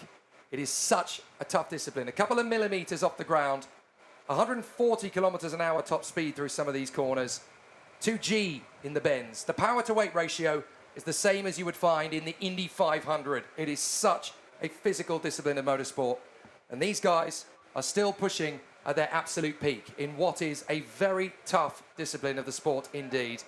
Master this and you are going to be the king of the sport. It is going to be an exceptional battle. 24 degrees Celsius air temperature, but with the wind dropping, it's probably going to feel a lot more than that. It's great as well that Mr. Akbar Ibrahim gives these special trophies representative to the drivers who have brought the historic karts to the event. And it's wonderful that the FIA recognizes these incredible accolades. There is Kyle Bahida, the former FIA Karting Secretary, and he has come to play himself. Still cannot quite get karting out of his system. Lovely to see. Yeah, not only was he very influential in the past few years in the FIA Karting Federation, but is also very much a passionate at heart. Kai Hoberide, good to see him, of course, back on track for the fun of it, for the passion of kart racing. The legacy is still very much alive, as we've had the chance. And if you were with us earlier, you have seen those karts going around the track. A lot of very beautiful and ancient chassis from the year 50s to the 80s. Really going for the fun of it, and with a lot of different engine noises, and with such a nice display available to you as well in the paddock of the FIA Karting World Championship event, if you find yourself with us. We had Kees van der Grit as well in the field, having one of those trophies. Kees van der Grit that talked to us earlier as the former vice president of the FIA Karting Federation. Has been for 8 years, and another influential man in the evolution of karting for the past decade. On track in the 8th edition of the historic Kart Cup. Good to see. Here's Mr. Stefan Fritsch, the man responsible for all this, let's put it that way. He's the Pro Kart Raceland owner and the partner of the World Championship event, along with the Federation, the RGMMC Group, and the German Karting Federation. He's one of my favorite people in this paddock as well, Stefan Fritsch. He is just absolutely everywhere. He doesn't just sit on his laurels and stay in Germany. He goes everywhere, always doing his research, always learning more, adapting, finding new ways to bring the sport to be bigger and bigger on his own turf.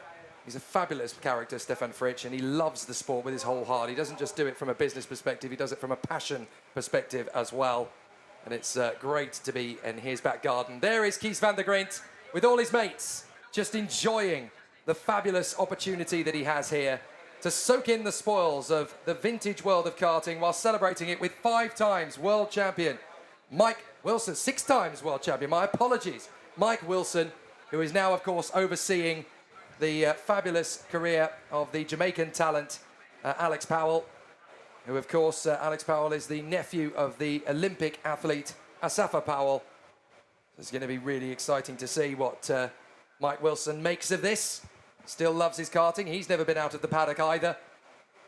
And even though he's had 6 World Championship titles and his own incredible career, it's wonderful to see that they are still absolutely swamped by karting technology and personalities, and they just can't stay away. It's wonderful. You might be wondering, indeed, why Mike Wilson is with us on track. Generally, is in the tent giving advice to Alex Powell. Well, this is the FIA Karting Federation thought it was a good idea to collect together for a nice souvenir picture 14 world champions that we have this weekend. Here they are, all of them, with all the trophies, different generations, different ages. As the list is endless, 14 of them through so many different generations with so many accolades renated together. So this first picture that they're doing with the historic karts is for the historic karts club. There's a nice picture with the ADAC there as well. But these are all the competitors that were out earlier in the historic karts. Still all great heroes themselves as well, of course. And there they are, the world champions. Now you're going to see the world champions that are here from various generations of the sport. These are all 14 of the members of the paddock who have already won a World Championship title over the years. Danilo Rossi, 4 times a World Champion in Formula A, Formula C and Formula Super A. Mike Wilson, 6 times a World Champion in Formula K between 1981 and 1989. Johnny Mistievich, Formula Super A World Champion in 1996. Marco Ardigo, 3 times over in KF1 in 2008 and 2009 and in KZ in 2014. Alessandro Manetti, double Formula A World Champion at Le Mans in 91 and Cordoba in 95, having to start from the back of the grid in that final. Davide Forte, 4 times Formula Super A Champion, 98, 2000, 2004 and 2006. He also won the World Cup in KZ back in 2006 as well. Jorrit Pex, KZ World Champion 2015. Pedro Hilbrand, OK World Champion 2016. Lorenzo Travazanuto, World Champion in OK 2018 and 2019. Marijn Kramers, there he is in the middle, 2019, KZ World Champion. Jeremy Iglesias, World Champion 2020. Victor Gustafsson, KZ World Champion 2022. Matthias Morgato, the World Champion last year in the OK category.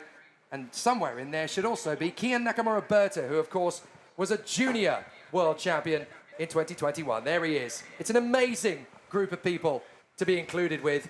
You win a World Champion, that's forever, that's for life.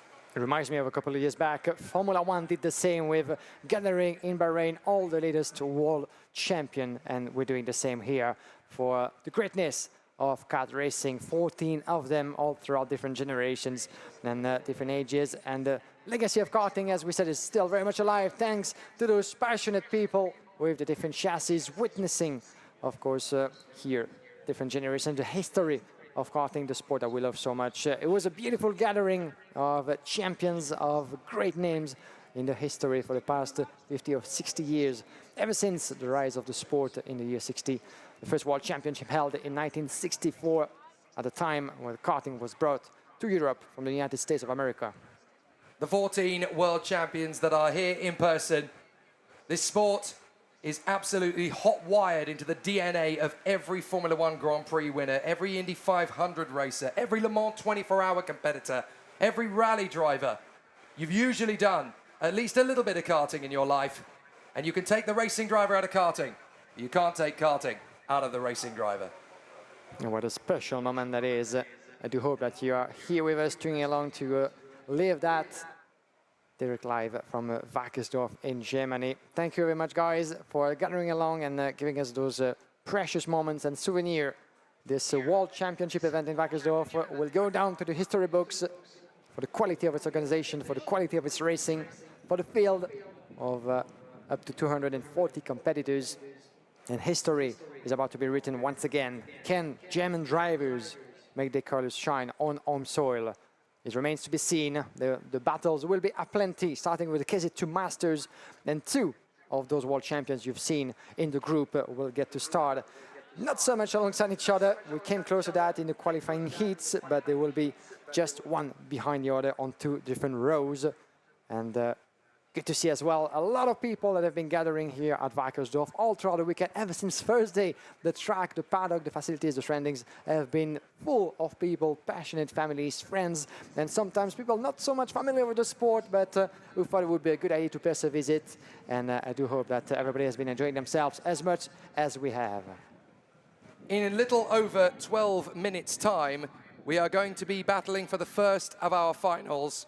The KZ2 Masters final is about to get underway, and it's going to be the second ever running of the KZ2 Masters International Super Cup. Of course, this race, which is for drivers over the age of 35. Incredibly, we have 3-way battle to come for these top 3 amazing racers that are going to be dueling for the top prize. Daniel Bray from New Zealand, Davide Fore and Alessandro Manetti, the 2 Italians. The 3 of them will go to battle in this KZ2 Masters final. For all those of you who are still awake in New Zealand, watching along, you have waited a heck of a long time for this opportunity. It's been 20 years since Wade Cunningham became a world champion, all the way back in 2003.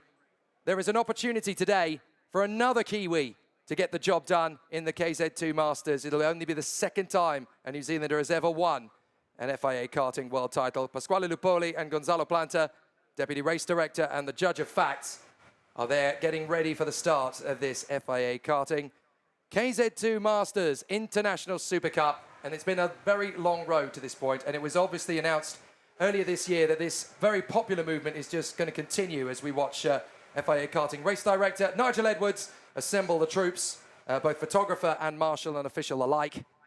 But it's going to be really exciting to see that this KZ2 Masters movement is not only very popular, but is only growing in popularity, as next year for the 2024 FIA Karting season, not only will we have the International Super Cup, but we will also have the European Championship to go with it.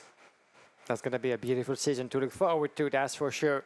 As a change of this year, we used to see the Academy Trophy, the School of Karting, as being part of the events of the KZ and the KZ2 classes. No longer the case since this season, when we have all the Direct Drive, the OK Junior, and the Academy Trophy all together. If you're familiar with the karting world, and if you're not, I suggest that you do join us for this event. That might be actually giving you some good ideas for the next season as well. But now we're getting ourselves ready as everybody here at the track. Still high temperatures, 38 degrees Celsius now, and still no clouds, or pretty much no clouds whatsoever in the sky above our heads. Conditions are perfect. And it's fair to say that without the passion and dedication of volunteer marshals, motorsport is not possible. It has never been, and they will never be without the Yellow Army. Most of the time, we can see them in orange as well. And shout out and hats off to the women and men involved to the passion of motorsport for the sake of the safety of the drivers, as we get ourselves ready. And everybody in the grandstand as well.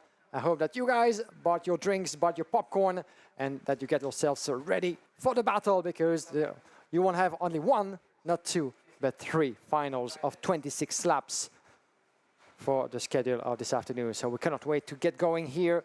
And as you can see, there's plenty of people on the terrace as well, and all the facilities. And if you want to pay us a visit, of course, there's an indoor karting track as well here in Wackersdorf, just nearby the CIK FIA layout. So plenty of pleasures for everybody in the family. And do join us for the pinnacle event of the 2023 FIA Karting season. We have 3 titles to discern: the FIA Karting KZ2 Masters International Super Cup, the FIA Karting World Cup for the KZ2, and the World Championship for the top category of them all, the KZ. That will be for at the end of the afternoon, with the podium celebrations in between. 36 drivers will make their way onto the grid for the first of the 3 finals in a couple of minutes start. As you can see, James Geidel, the president of the RGMMC Group and promoter since 2018 for the FIA Karting Championship Cup and competition. James Geidel is ready, of course, to authorize the drivers to make their way onto the grid with the mechanics and the machines. And here they come outside of the dummy grid. Let's welcome the 36 drivers of the KZ2 Masterclass, ready to go for battle, ready to give us the best of show for the second edition of the International Super Cup. Yesterday was about qualifying heat. Last year, shall I say, in Le Mans, in the Temple of Motorsport, we had the pleasure to follow that first edition that was won en homme sole by the Frenchman Thomas Le Tailleur. Eric Ramon made it up 1-2 for France, and Thierry Delray, the Belgian, who is with us this weekend, stepped on the podium in P3 from Riccardo Nalone, Johan Renault and Mirko Mizzoni, who took pole position at the beginning of the weekend in that very class. One driver came and left Le Mans, certainly as disappointed as we could have been for him. Davide Forri made it to the position number 13 in Le Mans last year, even though he has the fastest lap. He had been constantly within the top 5 in all qualifying heats. So there's revenge in the air for Davide Forri, the 4-time world champion of karting, and he's been winning qualifying races on the way to the final, as he finished, of course, the classification in second place. That will put him alongside Daniel Bray. Davide Forri, twice a winner in the qualifying heat earlier, as the super heat were won by Daniel Bray and Alessandro Manetti this morning to decide the starting order for the grid. This could be a momentous moment for all the motor racing fans still tuning in New Zealand. Daniel Bray making his way to the pole position of the starting grid in the hope that he will end the 20-year drought for a Kiwi to win a title in the FIA Karting paddock. There is Ross Upton, the judge of facts at the edge of the pit lane usually. Big moment for him as well, as he gets to come out and enjoy the starting grid of this final. Look at the fans in the stands. They have come from all 4 corners of the globe. They really want to soak up the atmosphere of this. There's something about the atmosphere of Wackersdorf. Formula One has Monza. FIA Karting has Wackersdorf. This place is just a different circuit. It's a special location. Right in the heart of the south of Germany, in the motorsport motherland, if you like. 5 hours away to the west of us is the Nürburgring. Not too far away from us is the sporting city of Munich. It's a big, big moment for these drivers, particularly for the likes of Davide Forri and Alessandro Manetti. Time gone by, the age they're at now, their racing career would be over. Not now. They get that extra chance to shine under the spotlight of the FIA Karting Championship, and it's down to the CIK FIA Federation to come up with that great idea of allowing more and more drivers to be part of that big show that we love. The KZ2 Master, over 35 years of age, minimum to get through. We had Davide Forri last year, this year again, Alessandro Manetti joining him, and who knows, maybe for the years to come we might have many more great names and former world champions. Let's bet on that, joining that field of fantastic drivers. The racing has been magnificent as well into that class. If you were with us, there's no need to convince you. The German flag is flying in the air and the trophy is waiting. Only one of them out of 36 starters will get his hands on this trophy. The top 2 drivers celebrated at the end of the final, so be with us for the first of the 3 finals. KZ2 Master to start with. And how exciting is this KZ2 Masters concept, and how popular is it? Well, last year we had just under 50 drivers competing for the finals. This year, 70 turned up. Next year, it would not shock me at all if we would get to 100, especially now that there's going to be a European Championship next year, as well as the International Super Cup. This is the final of the KZ2 Masters, and there are 36 drivers, as Guillaume mentioned, going for the top spot. Daniel Bray and Davide Forri on the front row of the starting grid. Alessandro Manetti and Mirko Mazzoni on the second row. Andre Nicastro and Riccardo Nalone on the third. There is your man in pole position. Well, at least there was your man in pole position. Hopefully we will see him again. But of these 36 drivers, he is certainly the best placed to go for the top spot as the New Zealander pushes for the victory. Daniel Bray, Davide Forri, Alessandro Manetti and Mirko Mazzoni. There is the man who everybody in New Zealand who loves their motor racing is absolutely glued to by now. I'm sure the noise back home is palpable. Daniel Bray has a chance to bring the New Zealand national anthem to Germany on the podium here at Pro Kart Raceland, Wackersdorf. What an opportunity for Daniel Bray. And the last time he was in such a position, you've seen him, he was in Genk back in 2018. Davide Forri, a name that might sound familiar to you. The 4-time FIA Karting World Champion, the winner of so many different titles over the years on the European level in different categories in the past, in Formula A, in KF1, in Formula A 100cc, in Formula Super A, all the way back to 1994. A never-ending career for the driver from Italy, almost hitting 50 years of age, but still going strong. And it's going to be starting from the front row of the grid on the left side, coming to turn number 3. And what about this man? Double world champion, triple European champion, Alessandro Manetti, 52 years of age, and yet here he is, third on the starting grid. I swear there is a painting in his studio that keeps changing. He is absolutely in phenomenal fashion here, in third on the starting grid, on the inside of the second row, and he could win the whole thing, and that really would be sensational. The oldest ever winner of an FIA World Championship title of any kind is Gabriele Tarquini, a couple of years ago in the World TCR. He's not that much younger. Mirko Mizzoni, they're in fourth position on the starting grid for the Ital Course Racing team. He's going to have an amazing opportunity. And it's ironic that the oldest man to win an FIA World Championship title in motorsport of any kind is Gabriele Tarquini, because, of course, back in 1984, he became the second ever gearbox world champion. History, once again, can repeat itself for the Italian drivers. There's a couple of them who can get their hands on that worldwide trophy. Mirko Mizzoni being, of course, one of the three at the forefront, along with Davide Forri and Alessandro Manetti. The drivers putting the helmet on. They're going to be in the bubble in just a moment. André Castro from Brazil, a very friendly driver, former driver back in the 90s, of course, representing Brazil with his 20 kart machine. He's going to be starting from the third row on the grid, fifth. He is on the inside line coming to the first section. He often said that inside line just behind the pole sitter is a line of preference for most of the drivers, but Wackersdorf is the kind of layout where with a good start in those classes you can actually get yourself in the lead from the exit line. Ricardo Nallon, the RS driver. For me, he is definitely one of the ones to watch in this.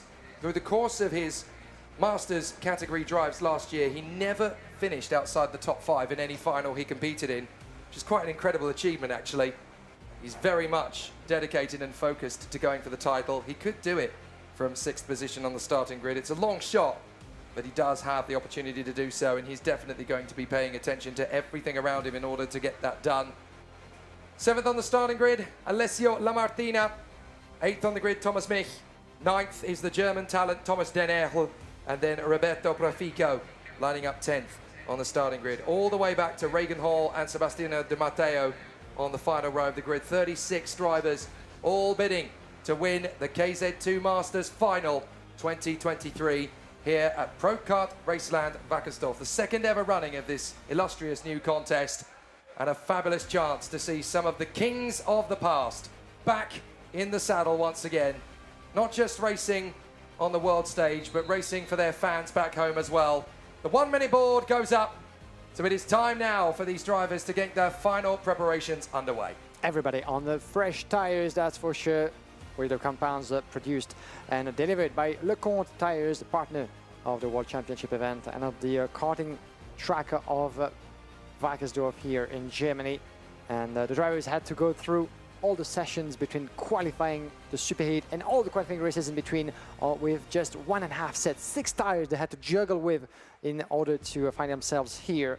And this has been such a struggle in those conditions, in those high temperatures. Everybody had to think it smart as well, adapt the driving style to make it through to that final. But this time around, for this 26 laps race, the longest of them all, well, this is 4 new tires, a fresh compound to allow the drivers to explode themselves at the maximum.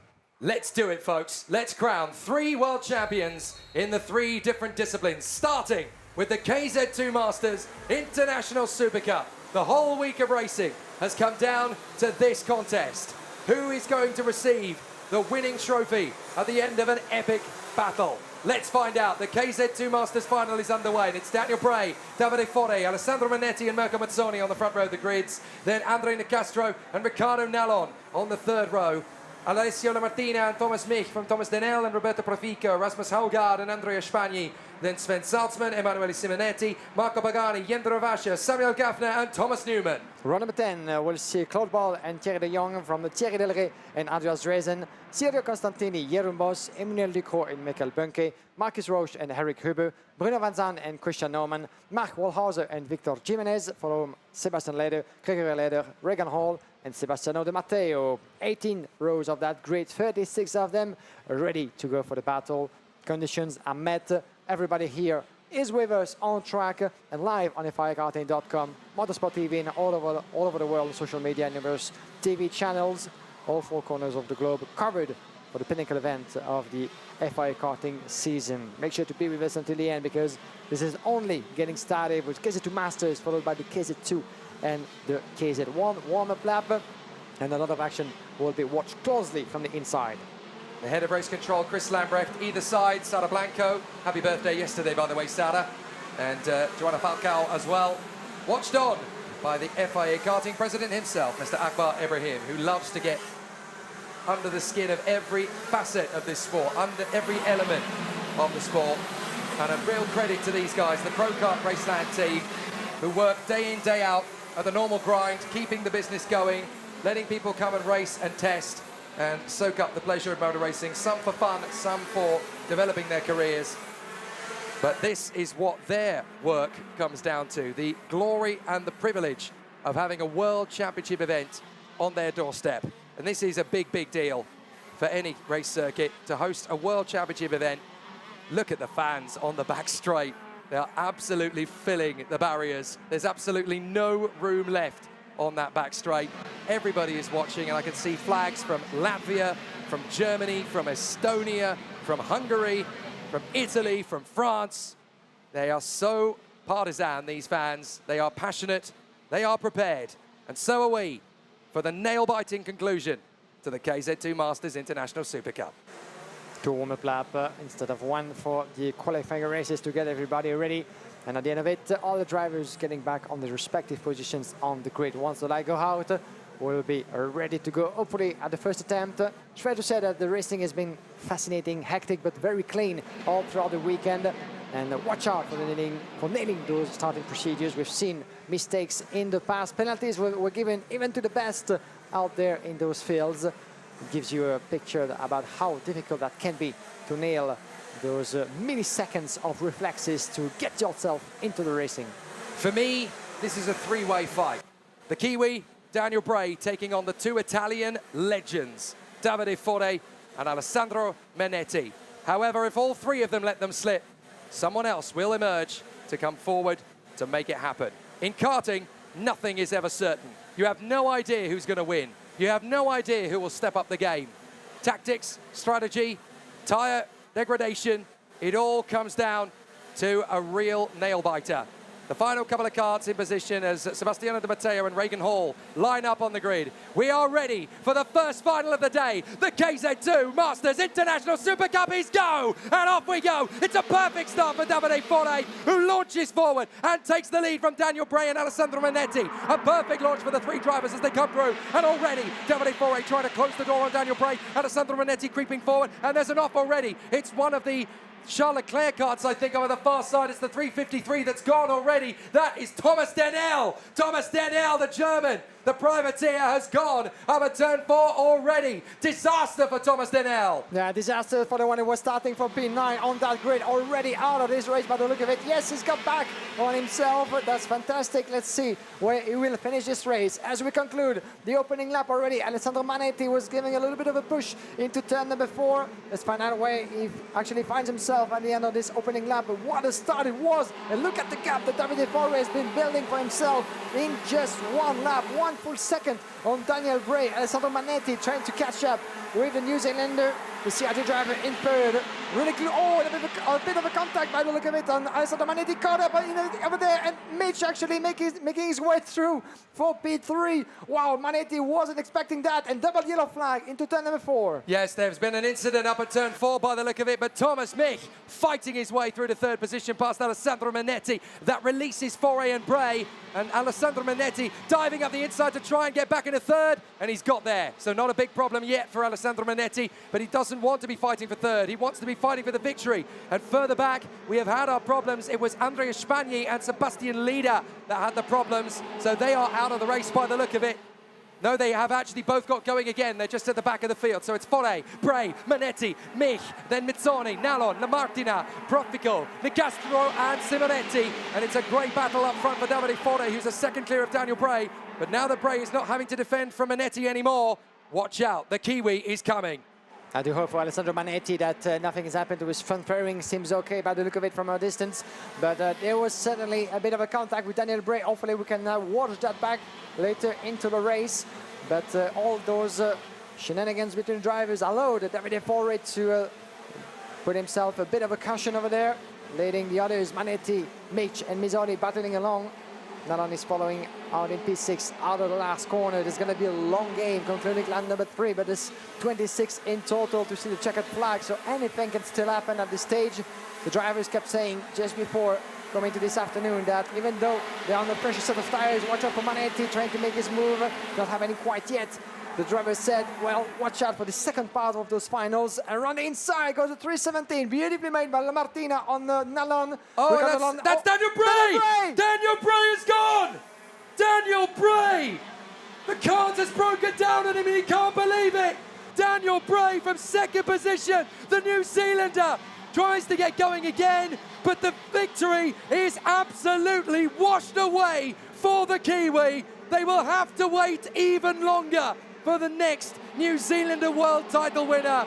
Disaster for Daniel Bray. What on earth happened there to Daniel Bray? He was able to get going, but he's dead last at the moment as we keep following the battle between the two Tony cars further back with the 371 by the look of it. Ogard and Nicastro battling for P9 at the advantage of Ogard, and seems to be a bit of a trouble for Nicastro, getting passed by Salzman as well, the 306, who was able to get himself through. Manetti, in the meantime, putting on the fastest lap in this race from second place, and he needs to get going as Daniel Bray. You might see it in a moment. Here comes Daniel Bray coming back into the pits. I cannot believe it. The bad luck for the Kiwi. Daniel Bray, just devastating. He had every chance to win this and definitely was on the charge to put up a fight. But it's all over for Daniel Bray, all that hard work. But don't you worry, folks, he will be back in 2024, and he could win both titles in one season, of course. Up the inside, a big slide from Simonetti. Oh, no, sorry, that's for the 329. That's Nicastro now getting back through on Sven Salzman. So Davide Fore is out in front, and he's got nearly 2 seconds on Alessandro Manetti, whereas the battle for third is anybody's guess. Mick, Mizzoni, Lamartina, and Nallon all trying to get onto the podium here at Wackersdorf. And Manetti is going to have to put himself into qualifying mode because he's going to have to line them up if he wants to hope, decreasing that gap of 1.8 seconds. Then he has the fastest lap, but Davide Fore is responding already in 47.1. There's going to be a battle from afar between the two greats as we keep following the battles and the recovery from Thierry Delray as well. 7 places gained up to P13, P14 at the moment for Thierry Delray. Let's see, Alessandro Manetti, the move around the inside of turn number 11. That was beautifully made for Manetti on Thomas Mich for P2, and he was shutting that door, gesturing to his opponent to say, we've lost certainly a lot of time, stay with me, stick with me, to try to attack Davide Fore. As Pagani, in the meantime, is picked up a mechanical problem. Yeah, that's a really big blow for Marco Pagani, 12th position at the moment, and shown the technical flag. So Marco Pagani is not going to be allowed to carry on in this race anymore then. So 12th position is absolutely washed away then for Marco Pagani. Very disappointing indeed. Here comes Davide Fore out of the final turn. 1.6 clear of Alessandro Manetti. Manetti's trying to chip away. You've got to feel for Daniel Bray. Robbed. Absolutely robbed. That is so devastating for the New Zealander. Any chance he might have had of becoming the International Super Cup winner, gone. He will have to return to New Zealand. With his head held high, he has given it every single opportunity, and he's given it everything he's got. Next year, Daniel. Yeah, such a shame for Daniel Bray. He was a karting importer back in New Zealand. He was kind enough to talk to us earlier today to describe the state of karting in what has been a booming business in New Zealand after the COVID years. One of the Sodis. That is one of the Sodis gone. The Sodis, my apologies, so 342 by the look of it. Well, hang on, it looks as though Nicastro's gone as well. Oh, what just Nicastro, happened who was there? right up in the top 6. That's the 312 that's gone. That's Gregory Lider. But in a completely separate incident, we seem to have lost Nicastro. Yeah, there is Nicastro. So Andre Nicastro, the Brazilian driver, is gone as well. That is devastating for the Tony Kart team. And there's another one. There's 3 of them. That's Samuel Gaffner. So 3 of them all in one lap. Wow, all I in do wonder separate what happened incidents by the look of it. Yeah, and certainly it remains to be seen if it was entirely related, but he's out of his car and walking. That's what we like to see as we're back in the racing. Davide Fori, 1.3 seconds advantage. And Manetti is slowly eating away that gap of more than 2 seconds at the beginning.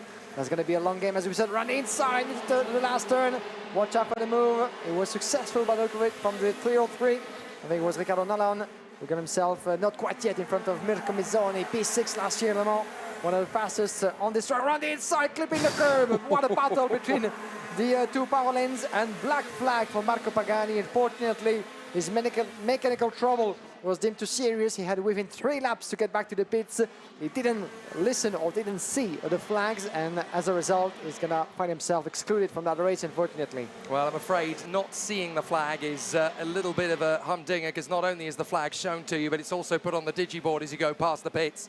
So you don't really have any excuses not to be able to see it. And that's why the black flag has now been shown to Marco Pagani, who has now pulled the car into the pits to retire.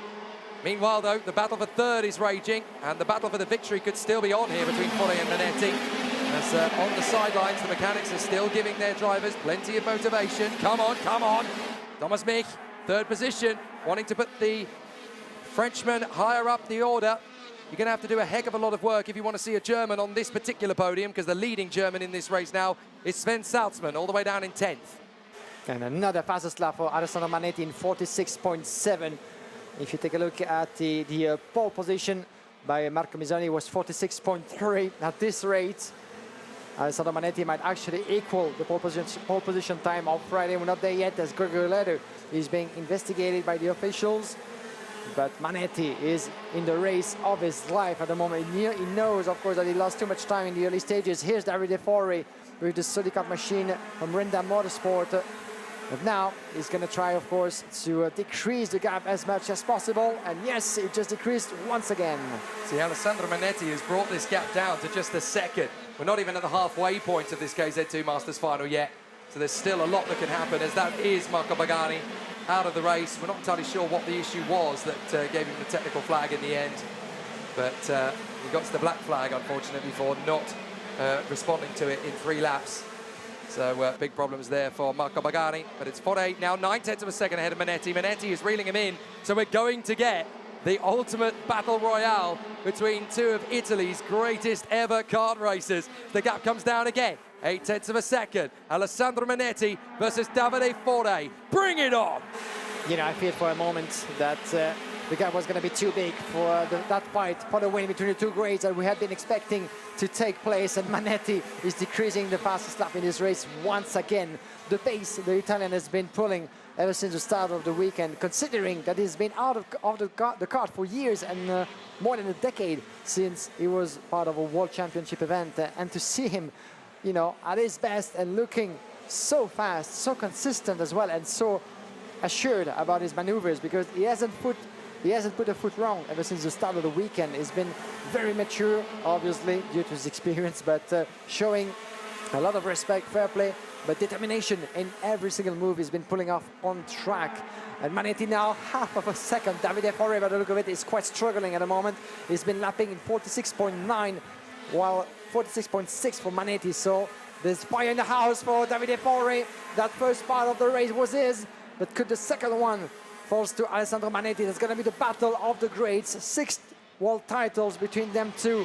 Which one will take another here in Wackersdorf? 3/10 of a second, less than that now between Fore and Manetti. This is where the title fight in KZ2 Masters is going to be played out over the final 12 laps. Manetti is reeling in Fore as they come out of the final turn. Look at how quickly Manetti has gone up to Davide Fore, two of the brilliant, most incredible, most sensational racing drivers in karting history are back to wheel once again. Davide Fore versus Alessandro Manetti. Did you ever think you would ever see these two go to battle ever again? Not only will they do so, but it will be for the world title in the International Super Cup for KZ2 Masters. They will absolutely go hammer and tongs, and it's only just getting started, folks. Manetti has reeled in Fore. Now he can read the situation. Fore looking over the inside line. Manetti just trying to read it. Out of the hairpin, back onto the power, up over the top of the crest, and Alessandro Manetti is reeling in Davide Fore. Two of the great titans of the sport are going to go wheel to wheel again. And Victor Gustafsson is signaling to Alessandro Manetti from the CRG team, of course, giving him advice on the sideline, the world champion, to follow closely that battle. Of course, the KZ and KZ2 drivers are with us on the sideline. They would not miss that duel between the two greats for nothing in the world. But he's waiting. Certainly, Alessandro Manetti, he knows that he has the pace. He seems in much better shape in terms of rhythm, of course, since the start of that race. The question is, shall I pull off that move? Does he still have enough in his tires for the second part of the race to pull away from Davide Fore on the inside? A bit of exit, maybe it's a little bit too short on the distance coming to the next hairpin. But will he wait for the later stages of the race? Shall he go for the move right now? This move is inevitable. Manetti reeling in Davide Fore. The two drivers know it's now or never. It's the fight for the world title. 10 laps to go. Manetti already starting to breathe the fumes of Davide Fore. Now from Manetti's point of view, how long does he want to leave this? Will he just banzai in and go for the move? Or will he try and put Davide Fore off? He has his first look up the inside of the Renda Motorsport Sodi. Not going to get the move yet. The CRG driver, Alessandro Manetti, eating the road in front. Davide Fore still holding the line for the time being. Into the hairpin, through the left. Fore protecting, Manetti sensing the opportunity. Is there going to be the dive at the inside? Not yet, not with Davide Fore protecting that inside line like Billio. Up and over the top of the crest, and into the final hairpin again. Manetti still hunting Davide Fore, still trying to get the Italian in front to make a mistake as Manetti tries to go for it. Surely this might be his best chance now. Into turn 4, he backs out the car, he slides. So he's had to rein it in a little bit. Has to back out, come back in him again. This is so tricky between Fore and Manetti. Yeah, for a brief moment it looked like Alessandro Manetti was able to make his move, at least have a second attempt, but he went sliding a little bit on the way to turn number 4. It is a sign maybe that the tires as well for Manetti are starting to struggle a little bit, because he's been pushing them like never before throughout the first part of that race. So that's going to have a key element, of course, to take into account. Same goes for Davide Fore, of course. But by the look of it, this is a battle royale between those two greats. Fore against Manetti for a World Championship title. Is it back to the 90s already? Once again, as we have one of our good friends as well, watching from the sideline, Eli Goldstein from TV Kart, cheering along for the battles of the legend. Yeah, the FIA Motorsport Games gold medalist, Eli Goldstein, is watching along from the sidelines as in comes Andrea Spagni to retire from the race. Very unfortunate for him, but this is the mother of all battles now. Davide Fore versus Alessandro Manetti. Can you believe that these two Goliaths of karting get to go wheel to wheel again? And now Mirko Mazzoni has regrouped to go after Thomas Mich, the Frenchman in third position.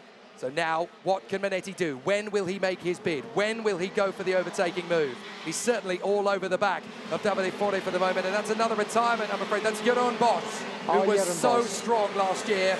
Pole position in the final at Le Mans. Not going to get anything today. Another disaster for Jeroen Bosch, who lost it in his super heat this morning. He had to climb through the ranks of that field, and unfortunately Jeroen Bosch won't get to repeat that performance of Le Mans last year. Thomas Denel picking up a warning flag as is further back into the classification after dropping momentum earlier into that race. Is 25 all the way down as we keep following closely that battle royale between Davide Fore and Alessandro Manetti. The question is, shall we go check out about the other drivers? But we don't want to lose the key moment of the overtaking maneuver for Manetti if it ever comes to life, because Davide Fore is not the easiest driver to get past. They've been demonstrating incredible skills all throughout the weekend. And between those two, who can have that tiny bit of advantage to be able to make that difference? Imagine asking, oh, we got a problem there. Somebody having an issue towards the tail end of the field there. Looks like the 346 having some issues there. That is one of the back markers, and they are actually approaching them. I was going to say, 6 laps to go here. Imagine asking Alain Prost and Nigel Mansell to get back behind the wheel of a racing car, leave nothing on the table, and go at it hammer and tongs. That is essentially what you guys are watching right now. Davide Fore versus Alessandro Manetti, 2 of the greatest ever racing drivers in karting, and they will absolutely duel on the final laps of this race. Fore now protecting again as Manetti comes towards him to the final turn. Not going to make it happen there, but as they come off the turn, Manetti's definitely got Davide Fore dialed up. The tyres are going to be screaming at them. 5 laps to go. Here we go. Manetti's going to go for it up on the inside, and they both go sideways. Manetti commits again. Fore holds on for the time being. Now he gets slow up the hairpin. They bang wheels, and Manetti puts his hand in the air. Come on, man. That's the worst that could have happened between the two. A contact, and it just did. Alessandro Manetti gesturing. He's being furious under the helmet, and we can understand why. Let's watch that back if we can, but Alessandro Manetti has lost a bit of momentum as a result. He was close, he was going for it into turn number 3, where you usually at 140 km/h don't try that sort of move. It has happened a few times, it has been successful in some occasions, but it's also very risky on the way to that breaking point, turn number 4.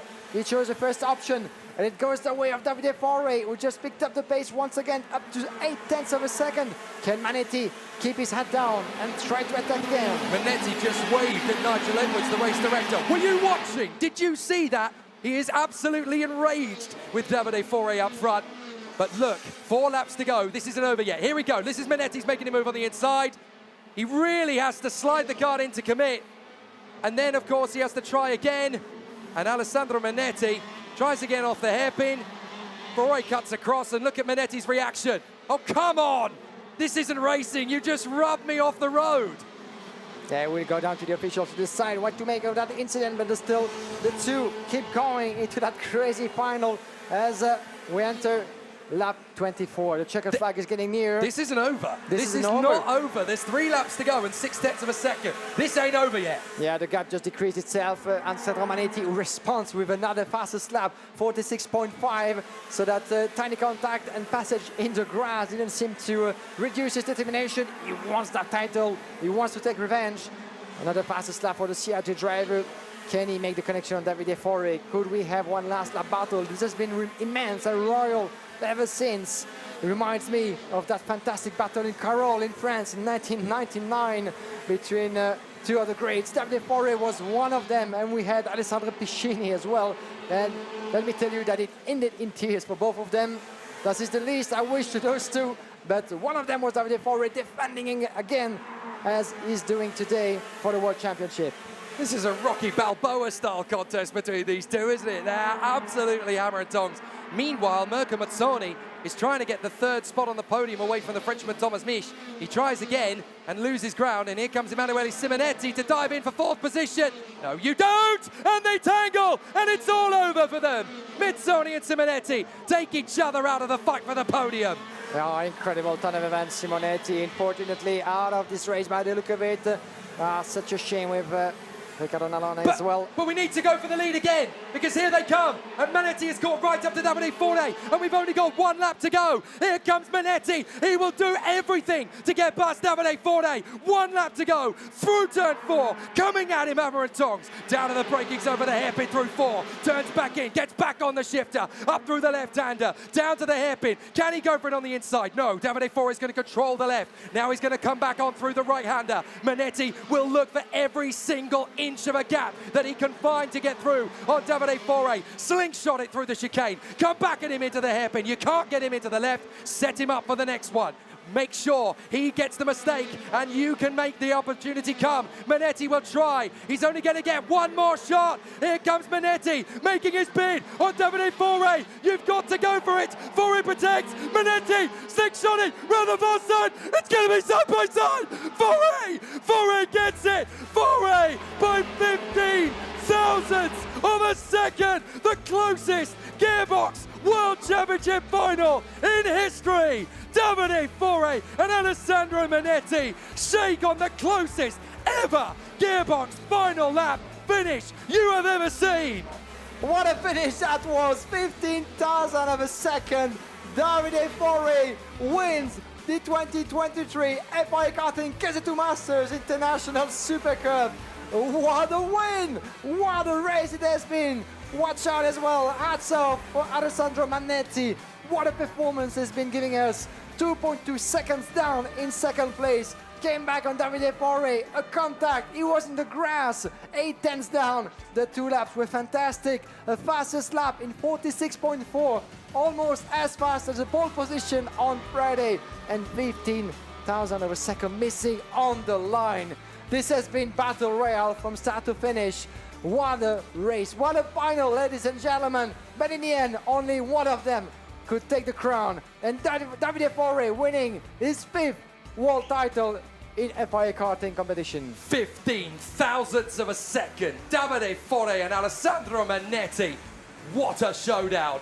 What a battle. That was absolutely phenomenal. Thomas Misch will join them on the podium. From Riccardo Nallon, Alessio Martina, Roberto Pravico, Rasmus Algaard, Jindra Vasha, and how about this in the top 10, Thierry Del Rey and Sirio Costantini making up a dozen and a baker's dozen to get into the top 10. Then Sven Salzman, Bruno Van Zandt, Thierry de Jong, Michael Bunke, Claude Ball, Christian Naumann, Thomas Newman, Emmanuel Ducrot, Marcus Rausch, Sebastian Leder, Thomas Denel, Mark Volhauser, Regan Hall, Eric Hubert, and Victor Jimenez. There were no other finishers, but what a showdown.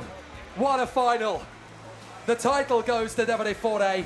The hero of the hour is Alessandro Manetti. He never ever gave up. He fought to the line, 15 thousandths of a second. They're contesting it. You know what? The CRG guys, they're actually contesting it. They feel that move that Forre pulled on Manetti earlier was a little forceful. Alessandro Manetti, they want to debate this.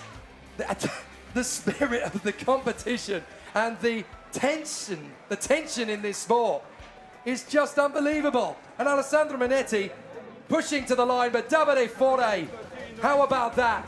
He wins the International Super Cup in KZ2 Masters, the second man ever to do so, his 5th world title in FIA karting. Magic. Magic moments in the history of karting. Let's watch back that first attempt from Alessandro Manetti on turn number 3. There was defensive driving from Davide Forre. Didn't go through for Manetti. He was waiting to turn number 4. A better exit. Davide Forre hesitating, closing the door a tiny bit, and there was a contact between wheel against wheel, and Alessandro Manetti, of course, gesturing in being furious, of course, about what happened. Certainly not happy about the process and the results of that race. He gave it all, but what a moment of pure racing. That was, as we said in the beginning, a battle from afar. More than 2 seconds was splitting those 2 greats in the opening stages of the race. It was all down to this man, Davide Forre from Rendam Motorsport, who took his safety car machine to the top. He did his bit, he did his first part of the race, taking advantage of the shenanigan between the drivers further back as Alessandro Manetti went through some trouble in the early stages with some of his closest rivals, including, of course, Riccardo Nallon, Mirko Mizzoni, Andrea Nicastro, all in the mix. We lost Daniel Bray very early as we watched back the start with a perfect getaway for Davide Forre from the front row of the start of the grid. Daniel Bray trying to protect his second position from Alessandro Manetti, being pushed a little bit from further back. As you keep the live feed on the right side of your picture with the congratulations, the cheering up to Davide Forre. And it's well deserved after that performance. We lost the first of many drivers in this list, not Daniel Bray, but he was able to get back to the track. My apologies. This first driver into trouble. It was Thomas Dehel, who was starting from P9, but he was able to get his engine going. But after losing P2 momentarily, Alessandro Manetti pulled out his move into turn number 11, going around for the second place it was. As from then on, he was pretty much unstoppable in his chase on Davide Forre. Some of the drivers got into trouble through that 26th lap final in the KZ2 Masters, as we lost a total of 11 drivers in total. Can you imagine? On the inside, the battle was beautiful, and the 325 here pulling off, it was Roberto Profico, the Brazilian, 315 with a safety car machine, putting himself in the end to P6, climbing 4 places. A couple of contact here and there between some of the Parolins, and some heavy incidents as well, and some contact. We didn't get to see that live on the feed, but 2 of the drivers coming together as part of the 11 DNF that we've had. It was outside of the turn number 4 by the look of it. 2 drivers involved in into that big tussle, and one of them might have been Sebastian and Matteo, to be confirmed, as the racing kept on progressing into pressure. The first attempt, as we said, of Alessandro Manetti into turn number 3 at the top speed of the track. Had to back out a little bit, had to have a good exit outside of the hairpin. There was the second attempt, the contact, a bit of the rear wheel into the grass, but he was able to keep going, and not only was he able to stay, he kept himself on the track. Here's a contact with the 362. There was Mirko Mizzoni and Emanuele Simonetti battling along for what could have been a top 5 finish, but unfortunately after this those two were stuck onto the track, and we can easily understand the frustration of Mirko Simoni. He won't be able to repeat that P6 finish of his in Le Mans in 2022. And then in the end, that battle, that photo finish arrival, 15,000 of a second, ladies and gentlemen. I don't know if you can conceive that amount of milliseconds on the line, but at the end of a 26 lap race, it was such an incredible achievement. The photo finish arrival, just a couple of meters more onto the line, and this could have been an entirely different story. And the emotion, of course, overflowing into the head of Davide Forre at the end of what had been. Certainly, you can see him on the live feed. Davide, one of the greatest race of his career of late, certainly. Davide Forre and Renda Motorsport, not only one of the greats in the history of karting, but a driver coach for the past few years, Davide Forre. But what a performance with the Sodicart machine prepared by Renda Motorsport. Sodicart, we talked about it in length. This is the sort of track that have always fit the French machine for the past few seasons in KZ2, KZ as well, with the likes of Senna van Wallstein, Emilian Denner for the past few seasons, picking up pole position and victories in those two classes, and at the wheel of the same beast, the same chassis from the French factory. And Davide Forre was able to give one of his greatest performances of the past few years. We got used, of course, to see the Italian 4-time World Championship winner, and today FIA Karting KZ2 International Super Cup winner. Davide Forre compete at the highest level of karting for the past few seasons in the KZ class. But then when the CIK Federation decided to create that new category for the first time in a worldwide event, well, he told us, let's give it a shot, let's give it a chance. We saw that in Le Mans. He was one of the fastest and had the fastest lap in the final. Fortunately for him at the time, it didn't translate into the result he had been expecting, crossing the line in P13. This time around, Wackersdorf fitted him well, and after picking up 2 races, win in his qualifying heats Friday and yesterday, 2 as well for Alessandro Manetti and 2 for Daniel Bray. Well, it was in the motor race of them all that he was able to unleash the beast and keep his result alive.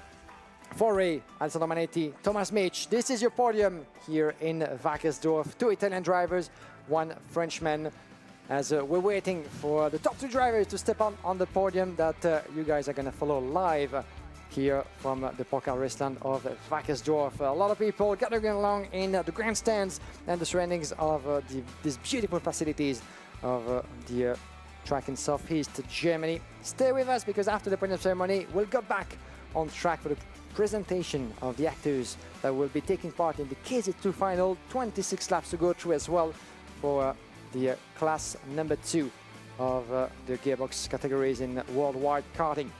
Among the drivers that we unfortunately lost all throughout the race, Mirko Mizzoni and Emanuele Simonetti coming together, as you've seen in the replays. We also lost Jeroen Bos, the courageous Dutch driver, as he was on pole in Le Mans. Unfortunate this time around. We lost as well Andrea Spagni, Andrea Drensen, Sebastiano De Matteo, Marco Paggiani, André Nicastro, Gregory Reder, Samuel Gaffner, and the unfortunate Daniel Bray, the driver from New Zealand, who make it all the way here to compete at his best, and is just, we've witnessed great skills, great talent and speed from Daniel Bray, second of the International KZ2 Super Cup in Genk in 2018, and he was very, very close to emulate at least that performance or even fight for the title. He was the 3rd protagonist in that 3-driver battle, and only 2 of them were left fighting at the forefront in Davide Forre and Alessandro Manetti. You can see here the podium being prepared as the congratulations keep on going with James Geidel, the president of the RGMMC group, along with Davide Fori and Alessandro Manetti and Thomas Mitch as well. On the podium, Manetti, you can see him with the CRG outfit on the left of your picture.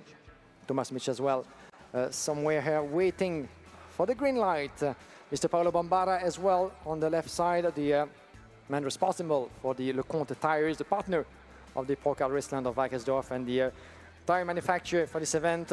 Here's Thomas Mitch, and well done to him securing that P3 finish in the end.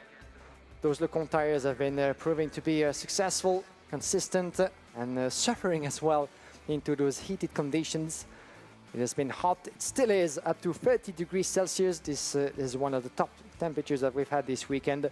Beautiful weather, very hot, dry conditions. That's of course the minimum that we would hope for to get the worldwide event that you guys deserve. Davide Fori kissing the camera, the smile is on, and we can easily understand why.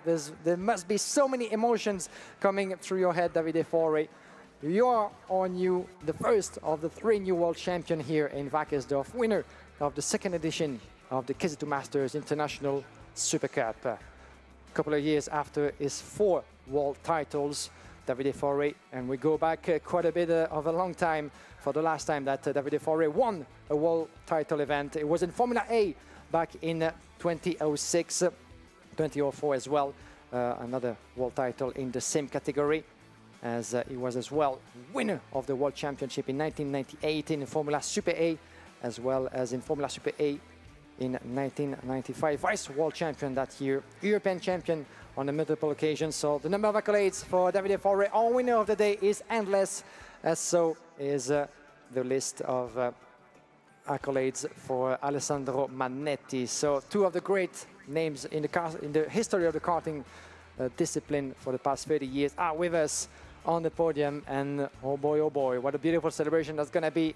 as intense and as fantastic as the race has been. Only 15,000 of a second between those two, as I'm being told that we're getting ourselves ready for the podium ceremony in just a few moments that you will see on the live feed brought to you by the RGMMC group.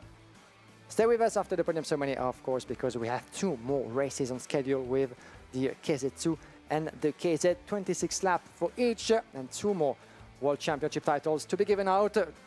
Back to you, Jake Sanson, for the podium ceremony.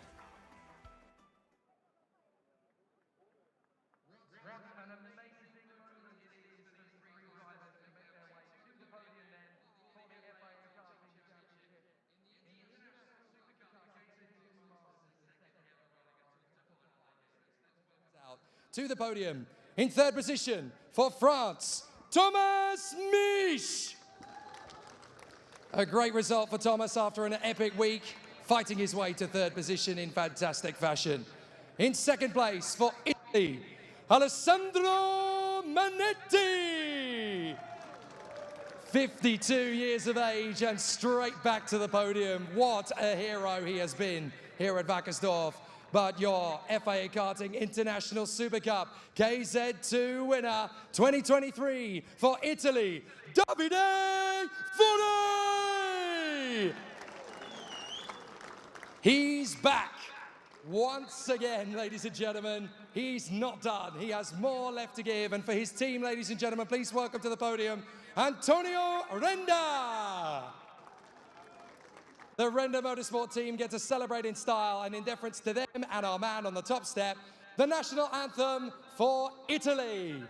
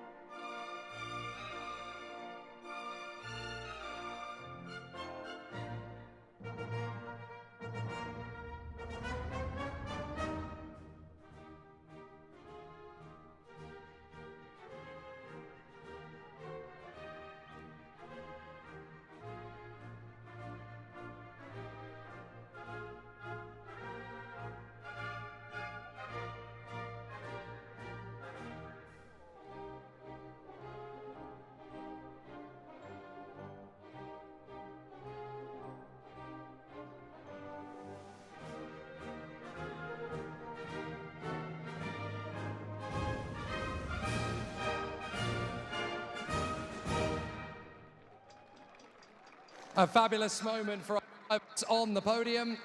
And now we will give them the trophies they have been longing for all week long. We invite Michael Wolf, the representative of Sport ABD EV, to come forward to give the trophies to our men in third and second position as well. In third position for France, Thomas Mich.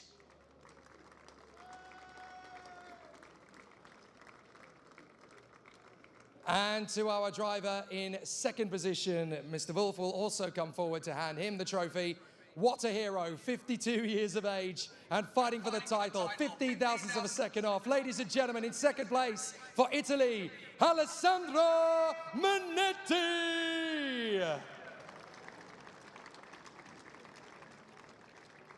And now we invite the CIK FIA President, Mr. Akbar Ibrahim, to come forward to give the winner's trophy to the second FIA Karting KZ2 Masters International Super Cup for Italy and for Renda Motorsport, Davide Fode!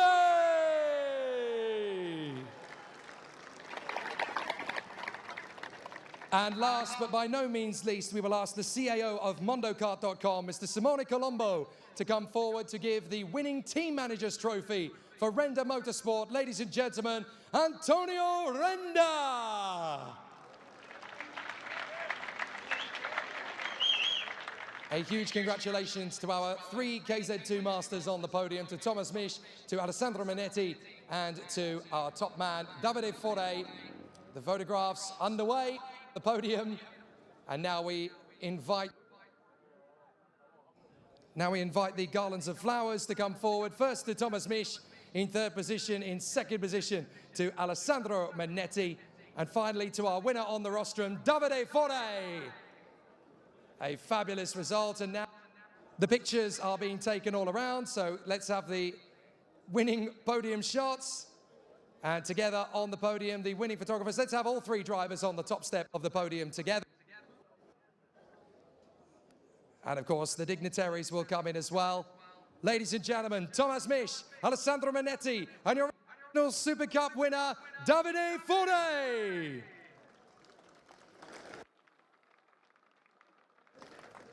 But now comes the moment of celebration that all of our drivers have been waiting for. I don't know whether the dignitaries want to stay or not. Perhaps they don't, but it's going to be a very hot spray celebration here in the German sunshine. Wackersdorf has given us yet another spectacle.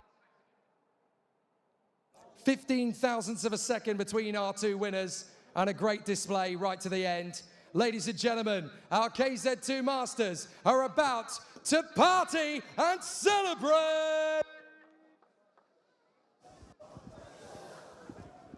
Ladies and gentlemen, Thomas Mich, Alessandro Manetti, and Davide Fode!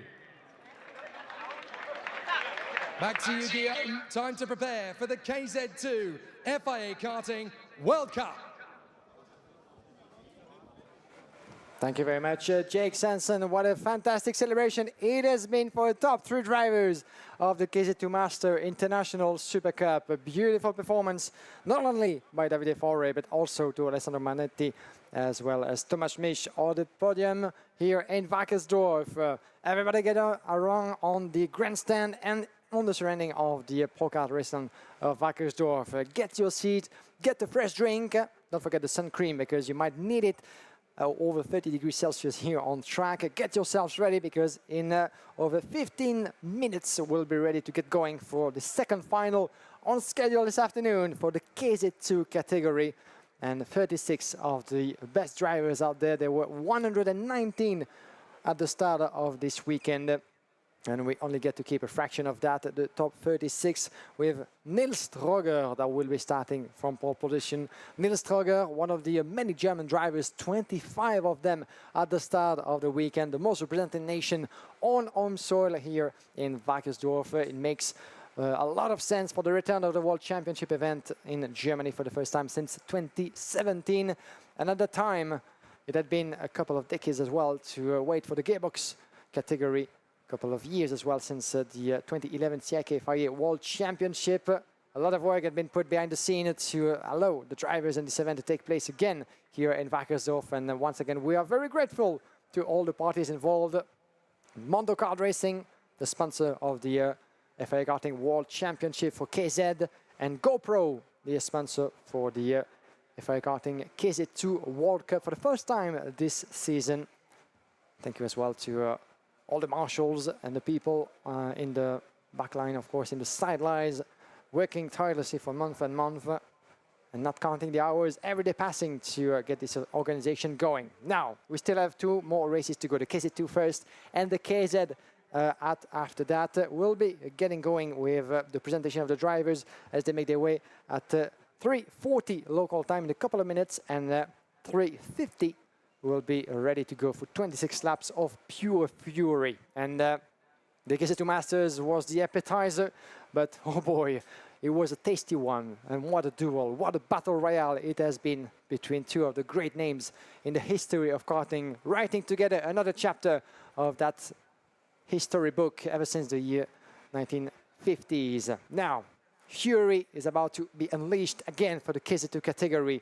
Those drivers who managed themselves onto that grid had to go through 7 qualifying races and a superheat this morning, all the way from qualifying on Friday afternoon. It has been a long way. We're talking about the long game when it comes to the World Championship, and even more so for the KZ2 category. There's been an absolutely impressive set of performances for those drivers. 119 of them here competing, and we only have 36 of them remaining for the final here. Nils Troger can be writing history as the first driver to take from Germany to take a World Championship title since 1980. And there's not only him, but also David Trefila from the same Maranello SRP Racing team. Why not do the same in the KZ category? Let's see about that. It remains, of course, to be seen. A lot of questions that need a lot of answers and a lot of cheering and gesturing of the fans. Good to see you guys in the grandstands. So many of you all throughout the 3 and 4 days ever since Thursday. You've been in numbers in the Pro Kart Raceland of Wackersdorf, one of the temples of karting worldwide, created back in 1997, and ever since has seen so many great races. The annual host of the German Karting Championship, numerous international events, the European Championship on many occasions, and for the 3rd time in over a decade, the worldwide event in gearbox racing. And thank you once again for everybody here to tuning along on FIAKarting.com. We're live as well on Motorsport TV, on YouTube, on social media, and through numerous channels around the world. The sun is once again with us. The conditions are very much dry. A little bit of wind picking up, and this will do good, certainly. It has been hot, it has been exciting, and this is what we are expecting for the few minutes to come. In a little bit more than 10 minutes now, at 3:50, we will have the KZ2 race. The podium just after, and after that, the cherry on the cake with the KZ category coming into play. Plenty of things to see, plenty of things to be excited about on track as we're going to go through the grid in a few moments, waiting for the actors, the drivers to make their way onto the track. Nils Troger will be the first one to lead them at lights out. Alex Powell will be by his side, the young Jamaican driving for Prema Racing Car Republic. Maxim Orlov, Kid Nakamura Beta sharing the 2nd row of the grid. And we can have Thomas Imbo, Daniel Vasile. Some of the names you've seen popping at the forefront of the grid and the field in the race ever since the start of the weekend. And it's not down to chance, of course. It's down to skills. It's down to talent, determination. A bit of luck sometimes, because once you have all those drivers launching themselves into the breaking point of turn number 4, well, you just need to pray for anything bad happening to you, because the wheel banging, we've seen that happening numerous times through the qualifying races. And let's hope for the best, of course, for the competitors of the KZ2 category. It happened quite well for the Masters. Unlike one of them was Thomas Pehel, was put back at the back end of the grid. But apart from that, it went okay, and we could have one dream race that finished on the photo finish for just 15,000 of a second. So what a first fantastic showdown it has been, my dear Jake, between 2 of the greats in the history of karting. But this is only the first of 3 races, and we get ourselves ready for the KZ2 category coming up. Yeah, that was quite exciting. Have we got any more? Oh yeah, we've got 2 more brilliant ones, haven't we? We've got the KZ2 FIA Karting World Cup. And this is a big moment, to be fair. Over the last few years, in KZ2, the International Super Cup as it was once known, now it is the World Cup. And what an incredible journey that has seen since its first running back in 2013. In that brilliant year, it was Dorian Boccolacci who took the victory in front of Alexandre Aru and Daniel Bray, ironically enough, all the way back in 2013 at Varennes. Then Ryan van der Bergt took the victory in 2014 in the KZ2 Super Cup ahead of Lorenzo Camplese and Menno Bauvet. Then it was Thomas Laurent in 2015 who got the title done ahead of Yo-Yo Hansen and Alberto Cavalieri. 2016, Pedro Hilbrand got the job done in fantastic fashion ahead of Fabian Federer and Benjamin Persson. Then Alex Orlando ahead of Ben Torres Persson and Ricardo Longhi in 2017. 2018 at Genk, Matteo Vigano ahead of Daniel Bray and David Vidales. 2019 at Lonato, Emilion Denner got the job done ahead of David Vidales and Emil Skaras, who of course is now a Scandinavian GT4 champion. Simone Cunati was the winner in 2020 ahead of Giuseppe Palomba and Giacomo Polini.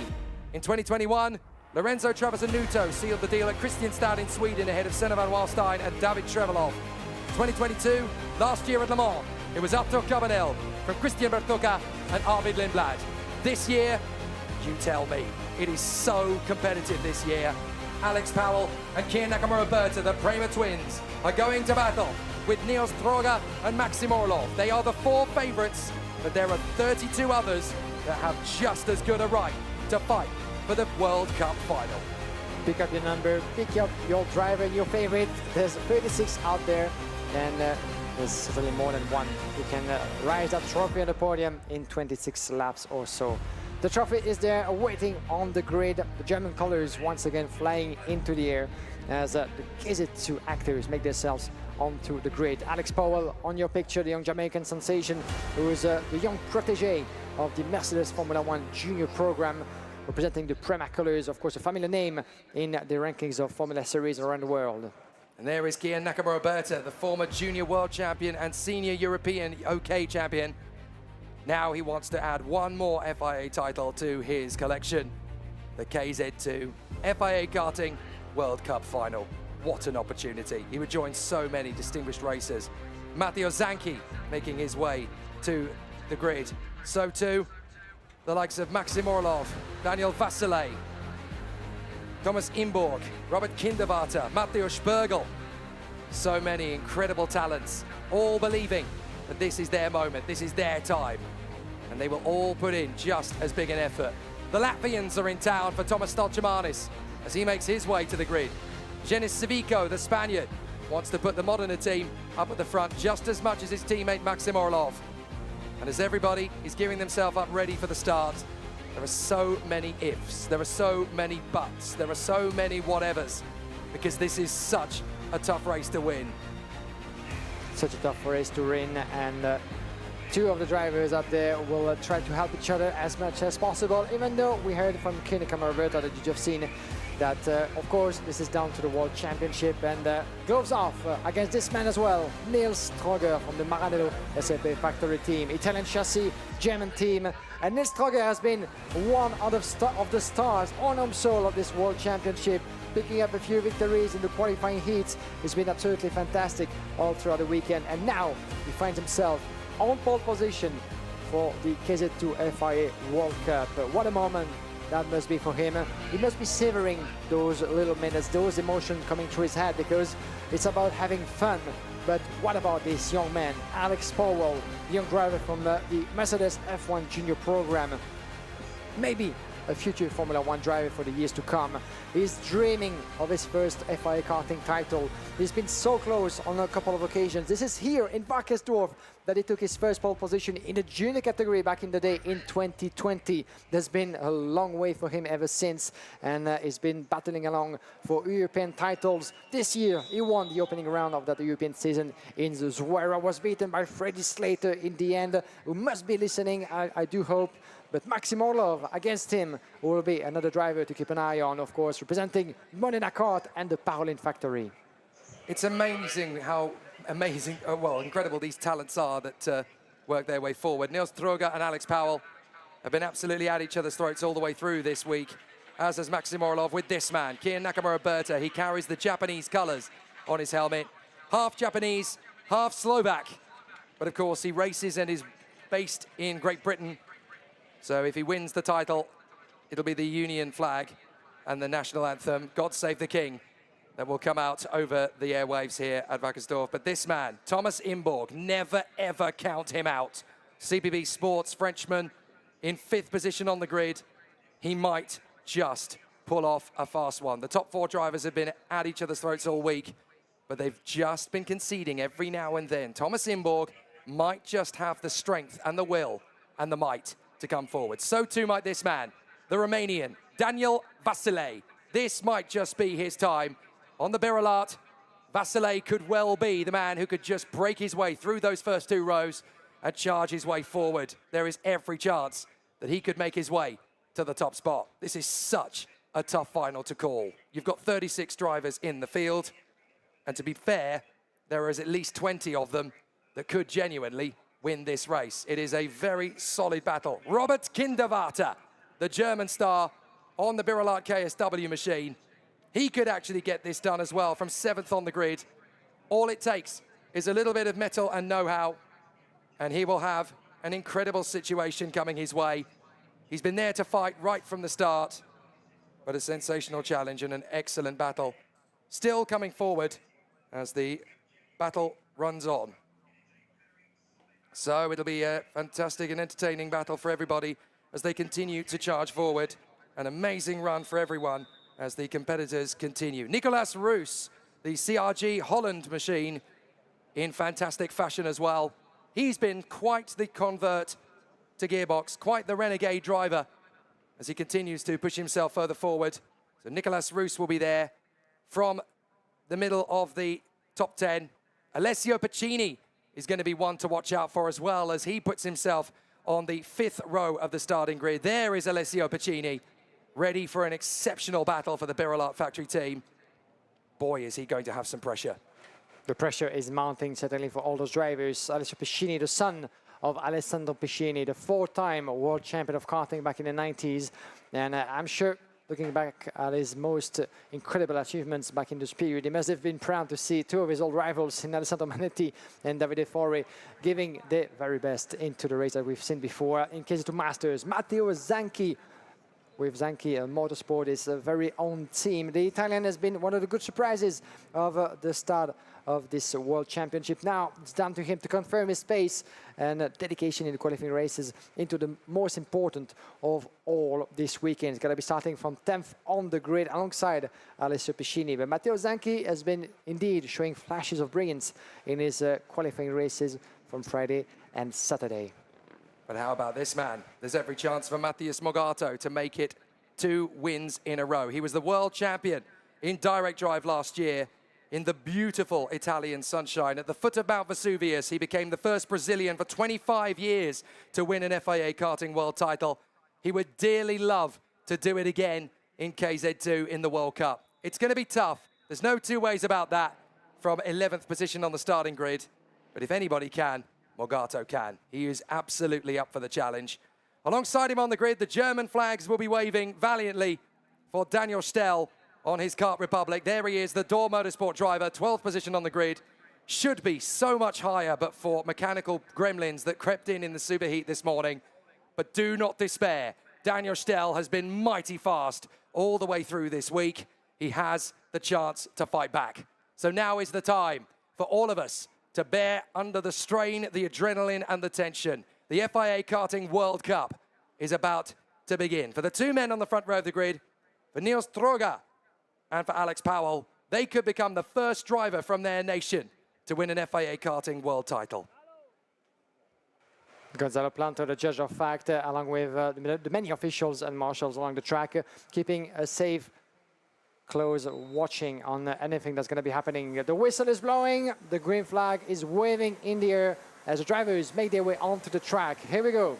Let's do it, folks. The FIA Karting World Cup, the KZ2 finale of 2023, is about to get underway. Niels Troga, Alex Powell, Maxim Orlov and Kia Nakamura-Berta. From Thomas Imborg, Daniel Vasile, Robert Kinderwarter, Nicolas Roos, Alessio Pacini and Matteo Zanchi. Matthias Mogato, Daniel Stell, Thomas Stolgiamanis, Jenny Savico, Jean Lamblot, Matteo Spergel, Jorge Pescador and David Lewinsky.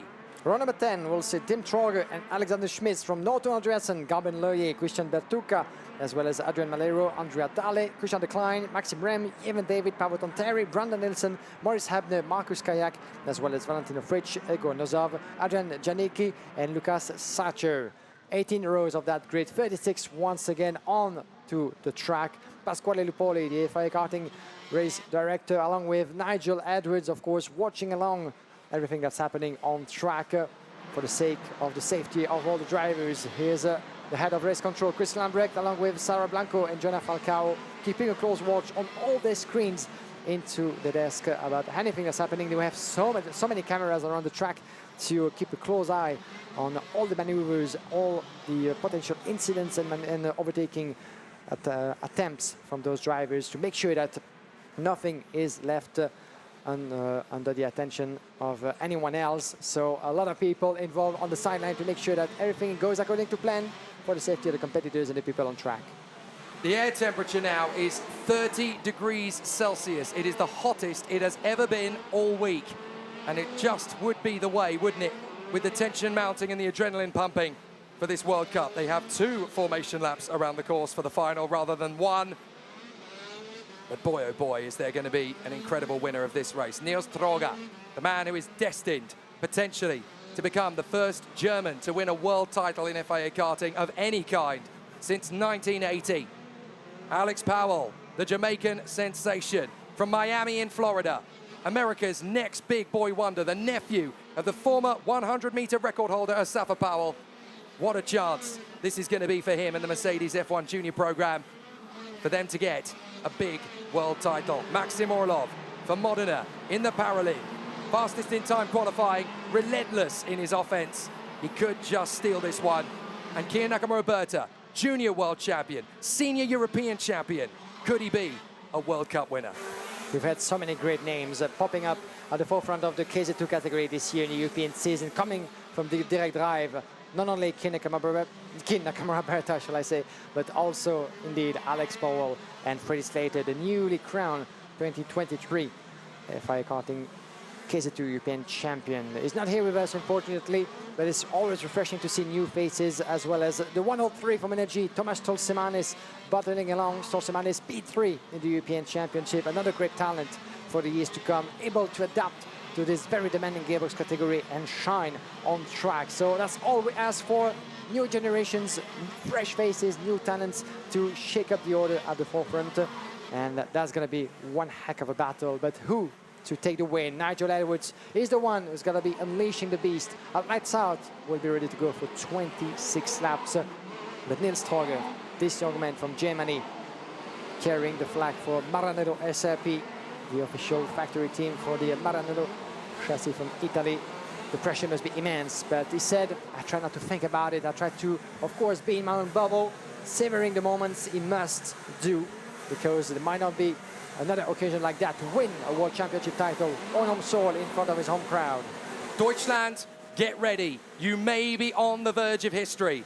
In fact, while you're at it, get ready in Jamaica. Get ready in Great Britain, get ready in Japan, get ready in France, get ready in Romania, in South Africa, in Italy, in Brazil, in Latvia, in Estonia, in Spain. Your heroes are ready to go for the big show. This is the moment they've all been waiting for. The World Cup final is about to get underway. Pole position on the left, Niels Troga. Beside him on the right, Alex Powell. Behind them, Maxim Orlov, Kian Nakamura, Thomas Embog and Daniel Vasile. The lights are coming on. We're ready for the World Cup final to begin. And it's a brilliant start from the pole for Niels Troga. He gets away from Alex Powell, no issues. Nakamura launches forward up in the 3rd position. Barely a start at all for Maxim Orlov. He messes it up at the worst possible moment. And now through to 3rd position, battling away. Matteo Zanchi trying to work his way forward. Behind Nakamura, Nicolas Roos to his right side. And there's problems up at the 1st. It's Christian Bertucca. The cannibal has gone after such a tough week. Christian Bertucca, the leading driver in the international ranking, is out of the World Cup final, and he's not happy. He's not Nakamura, Zanchi goes over the top of Nakamura.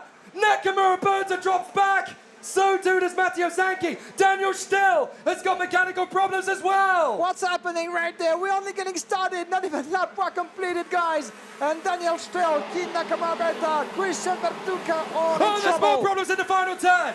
More problems in the final corner. One of the CRGs seems to be That's involved. Nielsen and Matthew Spergel, I do believe, as well. Oh my God. What on earth is going on? That's Andrea Dale, and up turn 4, that is Maxim Orlov. Chaos! Absolute chaos at Wackersdorf. Chaos as we are only getting started. Maxim Orlov has a disastrous start. He was actually plunging along into the field, but now he found himself on the course of DNF into this final of the World Championship event for KZ2.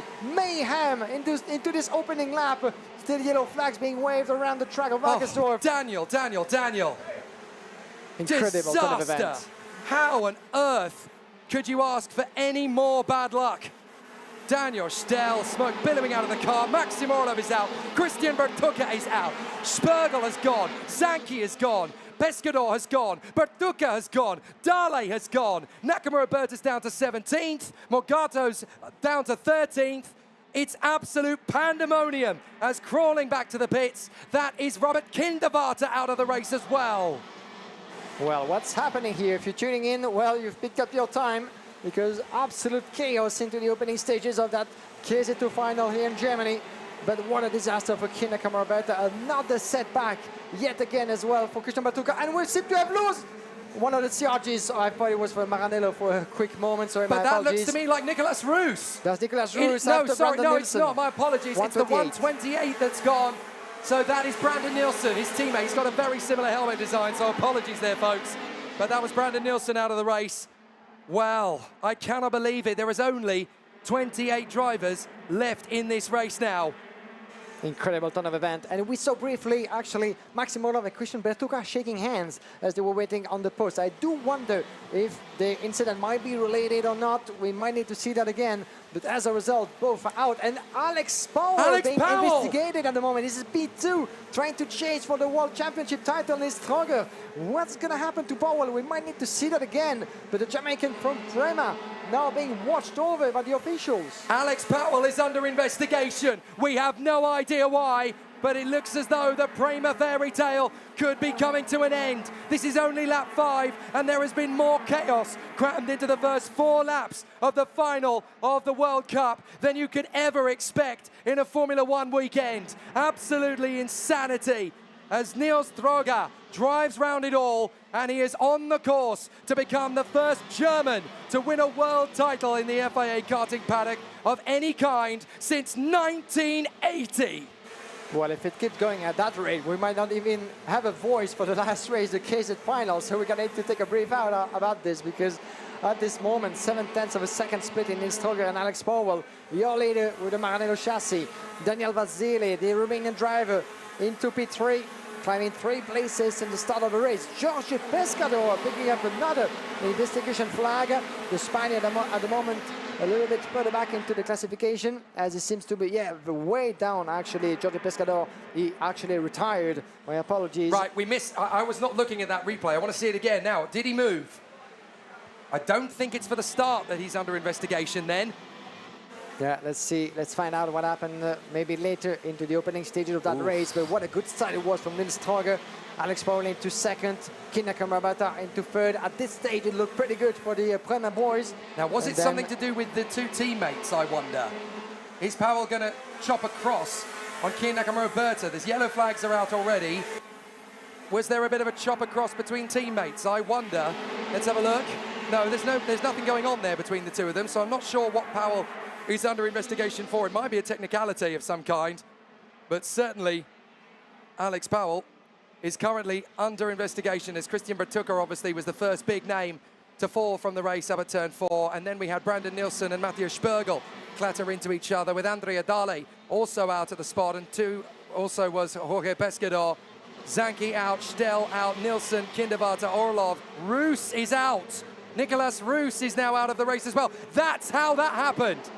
So Orlov clattered into the side of Nicolas Roos, and Roos's kart has damage, and so Nicolas Roos, the South African, has also pulled out of the race. We didn't see that, but Nicolas Roos is out. And look at Alex Powell. He is reeling in Niels Droga. If he is under investigation, if he is going to get a 5-second penalty or something, then he needs to get ahead and get away. Alex Powell told us that the opening stage, the first part of the race, should be about observation before really putting into the performance, as the tires, of course, go through degrading quite a bit. But it's pretty much the other way around as far as I'm concerned. Lap number 8 out of 26, 0.3 of a second down. The battle is on. Nils Stroger against Alex Powell.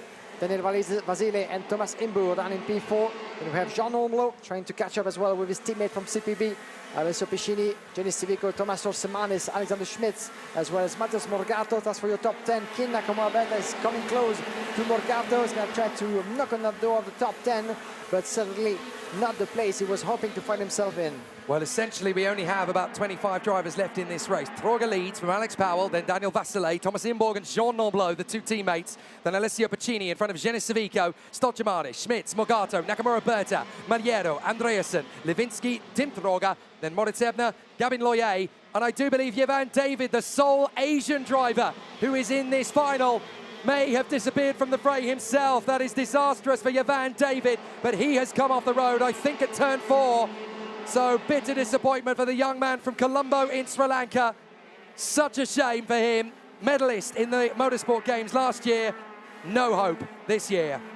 And I think it might be indeed in that corner. I was trying to look out the window, but the actual first part of the track is still going. He's still going. He is still going, but his transponder is not working. That's what it was. Okay, well, apologies for that. Still with us, Jevan David, and I was trying to look at his to see where he was on the track, but I couldn't see anything. You know why? Because of the fans, and it's crowded along the track. But about the opposition along the start-finish train, it's always great to see so many people tuning in and cheering along for the KZ2 battles. And we are only at the start of what could be a fantastic showdown between those two, as we've had between Manetti and Fowler in the KZ2 Masters. This time, different category, different age, different generation, and none of those two have had a World Championship title under and in just yet. But can Nils Stroger hold on to Alex Powell? The Jamaican has shown us all throughout the weekend how powerful and how fast and consistent it can be.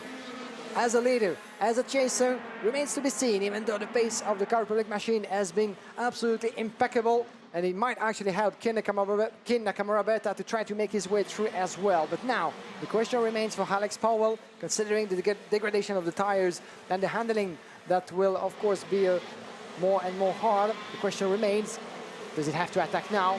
Does it have to wait at the risk of seeing Nils Stroger pulling away? Daniel Vasile might have similar ideas. He's just 1 second down, and he might want to join the party. The hottest race of the year for so many reasons. 30 degrees Celsius air temperature. It's an absolute scorcher out there, and maybe that's what caused a lot of the issues for the drivers. We've only got 27 left of the 36 that started. Incredibly, 9 have already gone, and we're not even at half distance in this race yet.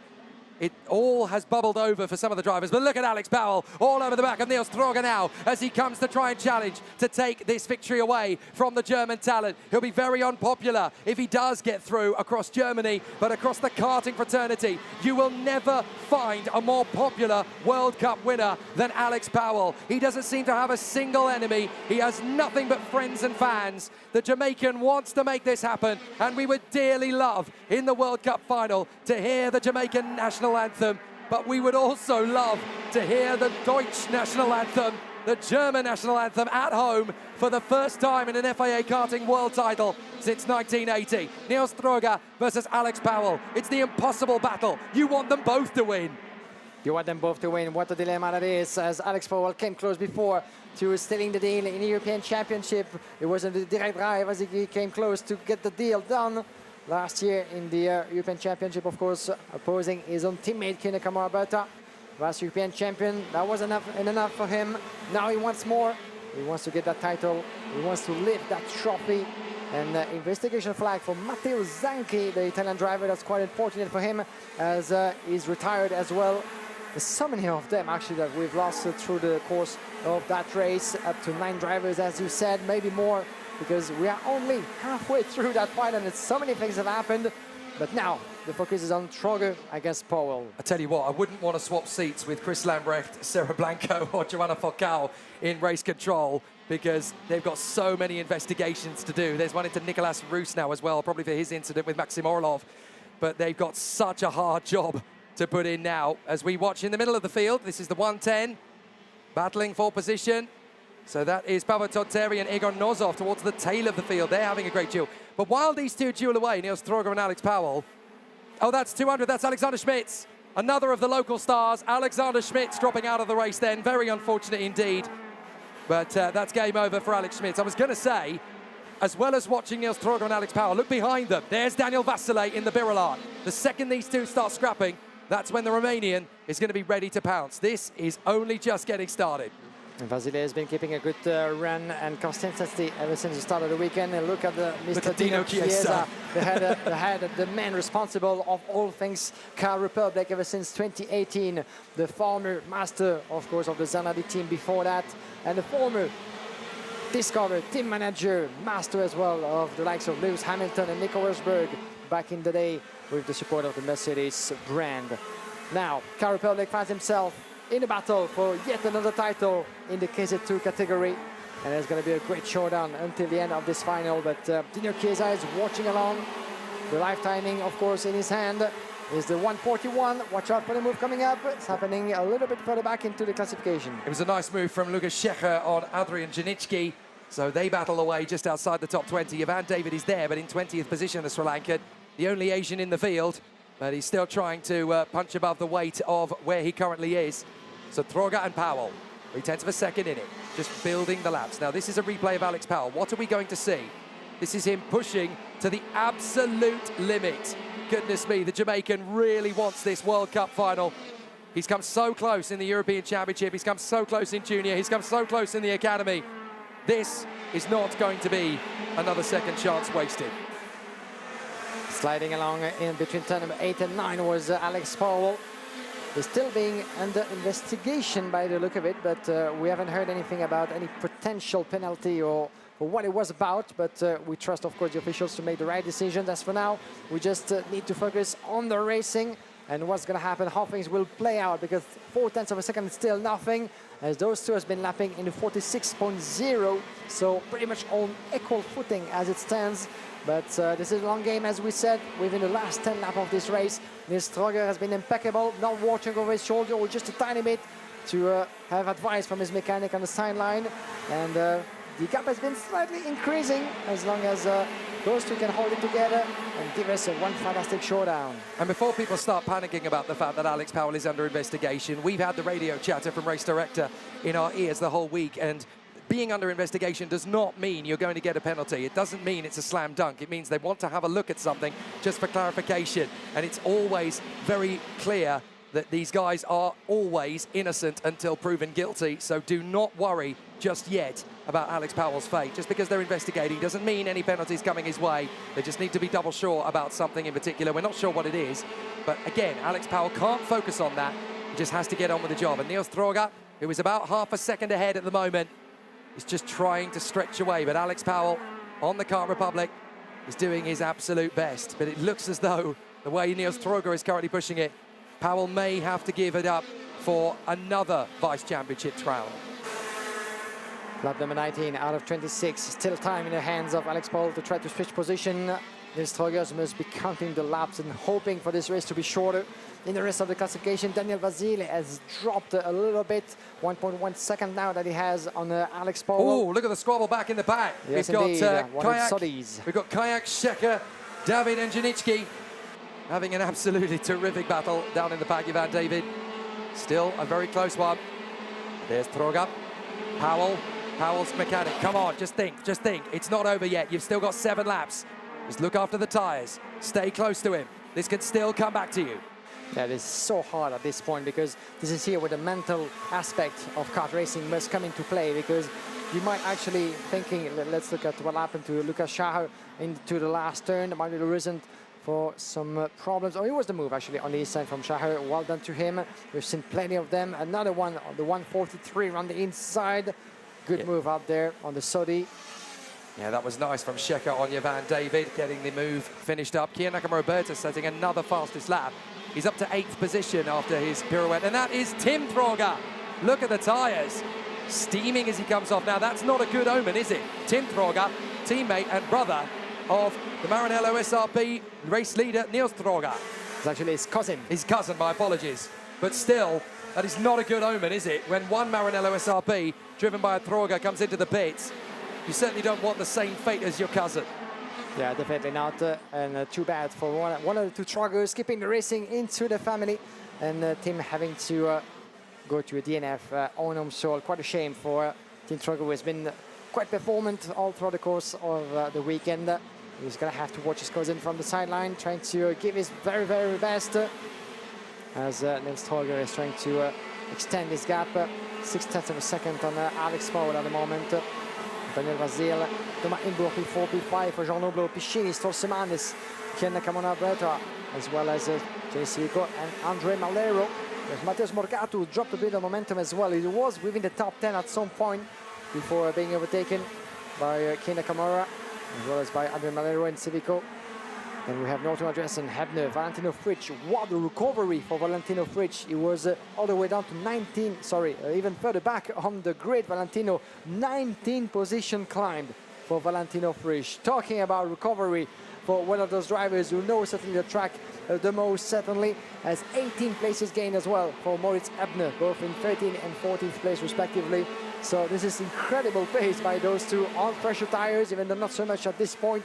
Lap number 23 as we're getting near the checkered flag of this race, and 0.6 of a second are splitting Nils Troger to Alex Powell. 4 laps to go. Troger ahead of Alex Powell by 0.6 of a second. Vasilei 2 seconds back in third, then Imburg and Noblo, Piccini, Stolchemalis, Nakamura Berta in 8th from Civico, Maliero, Morgato and Andreasen, then Moritz Ebner, Valentino Fritsch and David Lewinsky. Nakamura Berta has now made the move on Thomas Stolchemalis to get through into 7th position. So he's made another crucial overtake to work his way further forward. There is Thomas Imburg, 4th position in the Sodi, ahead of his teammate Jean Noblo. They're just outside the podium, but they're running out of time to do anything about Daniel Vasilei in the Birolart, about Alex Powell in the Prema Kart Republic, and about Nils Troger in the lead in the Maranello SRP. Can you believe that the German motorsport fan base is about to get what it's been waiting for 43 years on home soil? What an opportunity this has been for Nils Troger. He hasn't backed down from the fight. He's still going, as is this man, Kiya Nakamura Berta, despite spinning on the first lap. He will not give up. He will not back down. He is angry, he is enraged, and he will charge after Alessio Piccini. Watch for the dive. Here it comes. Kiya Nakamura Berta will not say die. He will always give 110%. He's done everything he possibly can, Alessio Piccini, to hold him off. But Kiya Nakamura Berta's got him. And with 2 to go, Nils Troger has 0.8 of a second on Alex Powell. History is just 2 laps away. History is 2 laps away for the driver who was crowned champion of Germany 2 seasons ago. That could be another great title on home soil for Nils Troger, writing history definitely to be the first driver from Germany to win an FIA Karting World title since 1980. But what a beautiful race he's been pulling off. 0.8 of a second now as we're getting towards the checkered flag, and Christian Klein, another driver under investigation. And Maxime Rem has retired. Maxime Rem, who did such a good job in the build-up to this week as well. He was one of my favourites for the victory. And unfortunately, it all fell away in a couple of heats, and then again earlier this morning in the super heat, and he was back in the pack. Here we go then. Pro Kart Raceland is about to have the mother of all parties. This is an amazing week, about to come to a conclusion. It doesn't matter what anybody threw at him. Christian Bertucca, Alex Powell, Daniel Vasilei, Thomas Imburg, Jean Noblo, Thomas Stolchemanis. They all gave it their best. They all tried to take it from him, but we've had to wait 43 years for a German racing driver to come through and win a World Championship title of any kind in FIA karting. Schumacher couldn't, Vettel couldn't, Heidfeld couldn't, Hulkenberg couldn't. This man can. Here comes Nils Troger, the final turn. Nils Troger wins at Wackersdorf. Amazing! Maranello SRP finally wins their first ever World Championship title in karting. What a day! History is made in Germany. Nils Troger wins in Wackersdorf.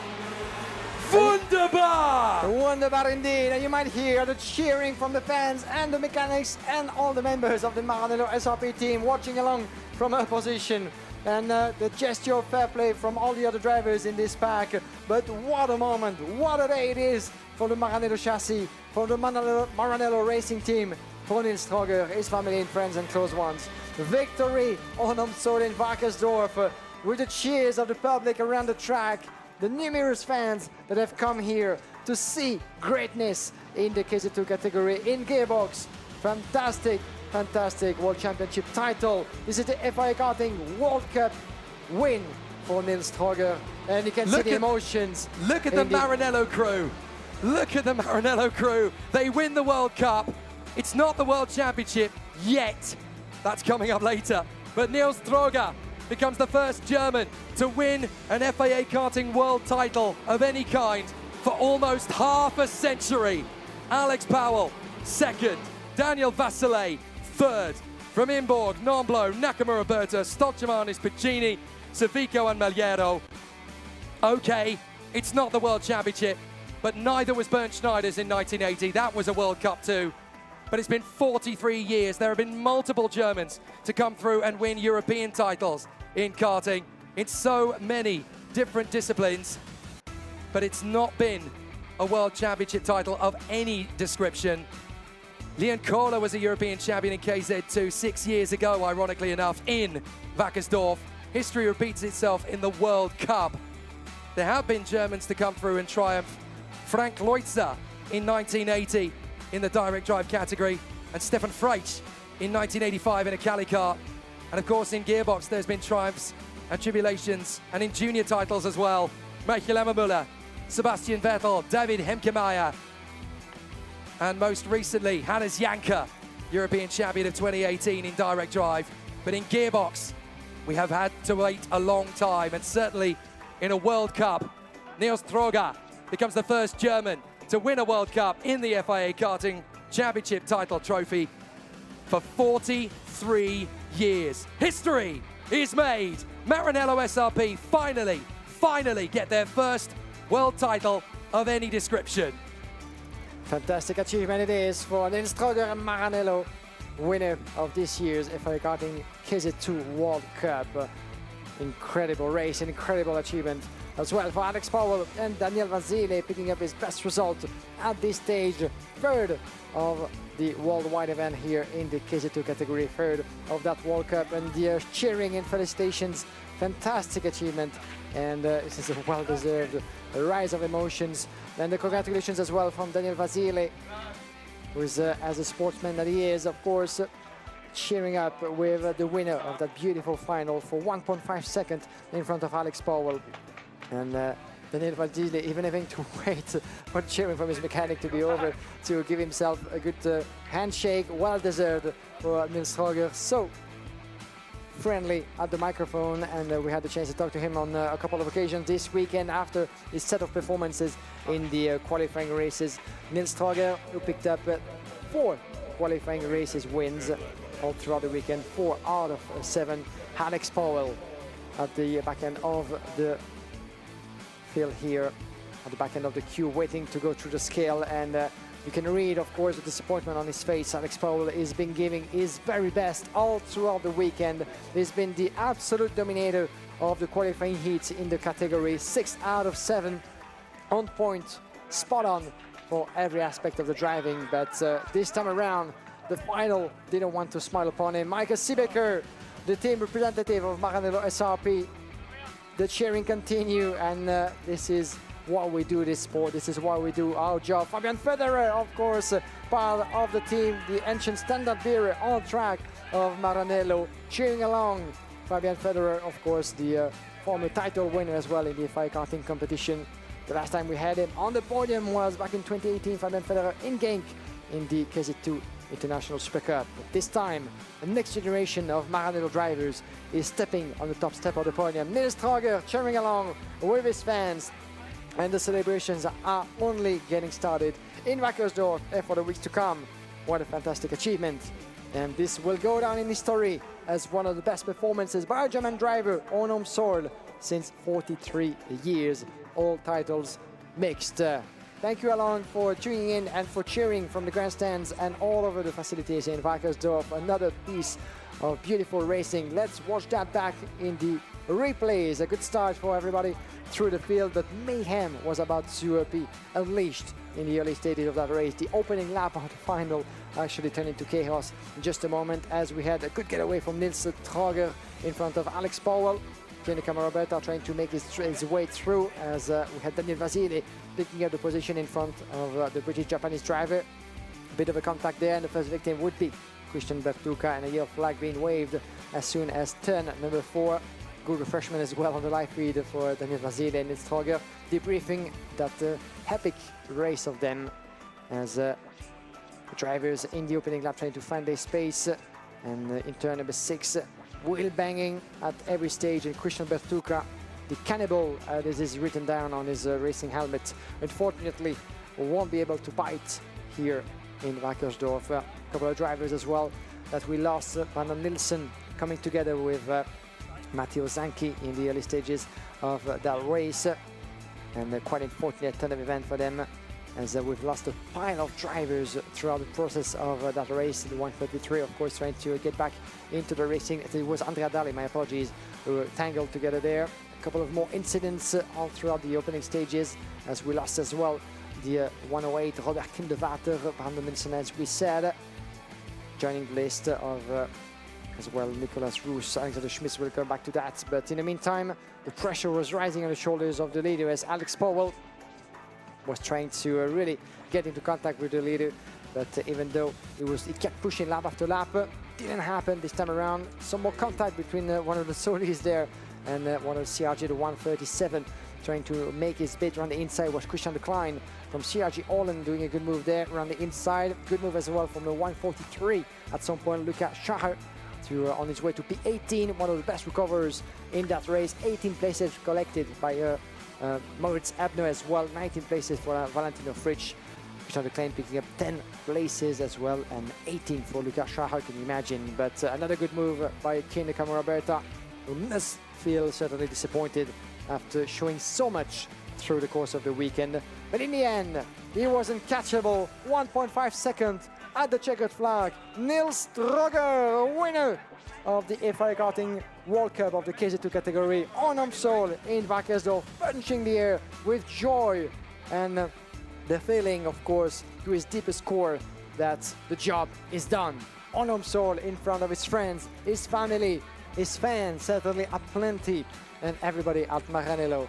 Mika Sibika, of course, only but smiling after the performance of his driver, and a good gesture of fair play by Kenny Roberta. What a race, what a performance by Nils Trager. He's the first of the 2 German drivers who translated his pole position into victory. David Trefilov as well from the Maranello SRP Racing team, of course, must be overwhelmed with joy, and certainly more than trying to emulate the performance to give Maranello not 1 but 2 FIA Karting titles this weekend. Not there yet. The drivers making their way to the podium where celebration awaits, and Jake Sanson as well awaits in a few moments. Those trophies will be given out on the podium in just a few moments to Nils Trager, Alex Powell and Daniel Vasile. A beautiful performance from those 3.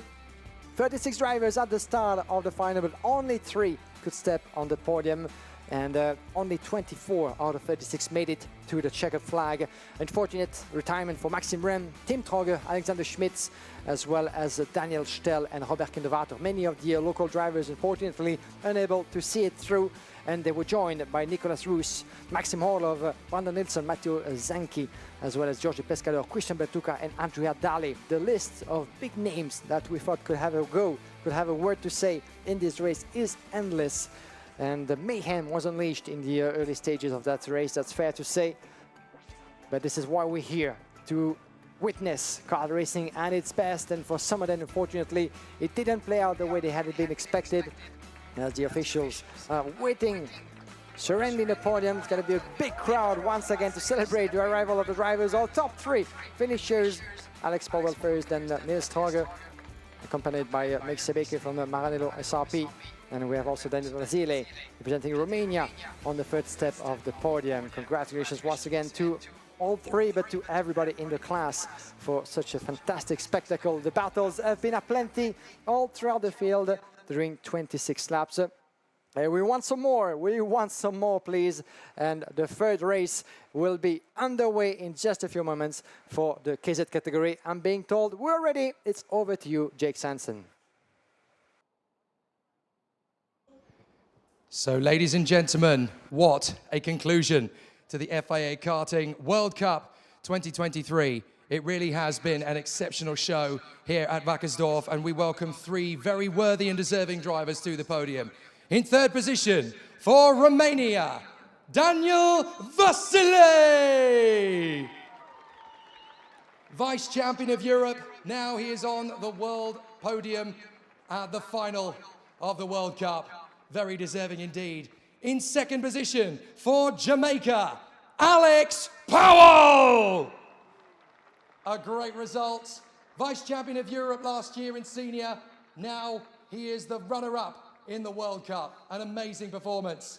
But your race winner, ladies and gentlemen, it's been 43 years wait for Deutschland, Nils Stroger!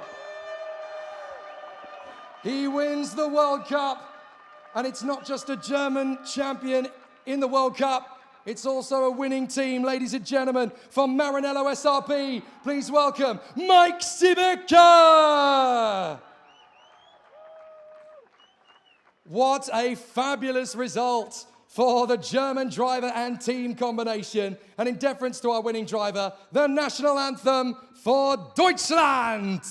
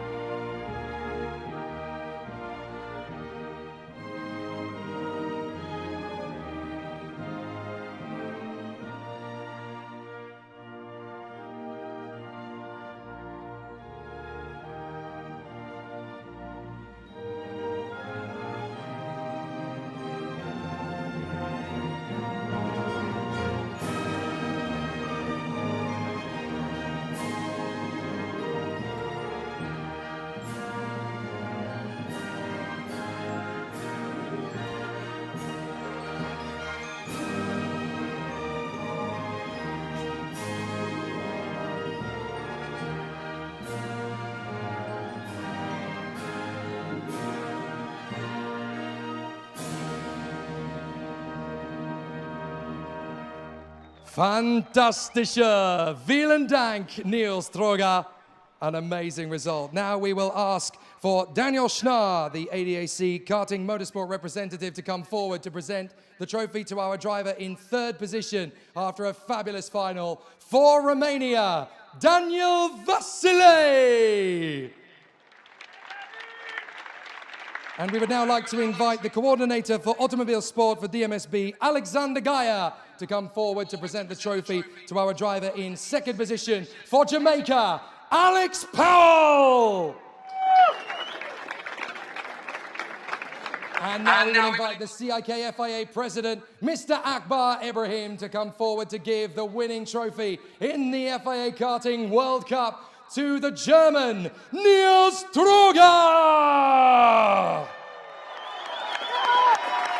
And last but definitely not least, the founder and CAO of LeConte Tires, Mr. Walter Kont, will come forward to present the winning team manager his trophy after a fabulous performance. It is a brilliant result for Maranello SRP in Germany. Ladies and gentlemen, Mike Sibeka!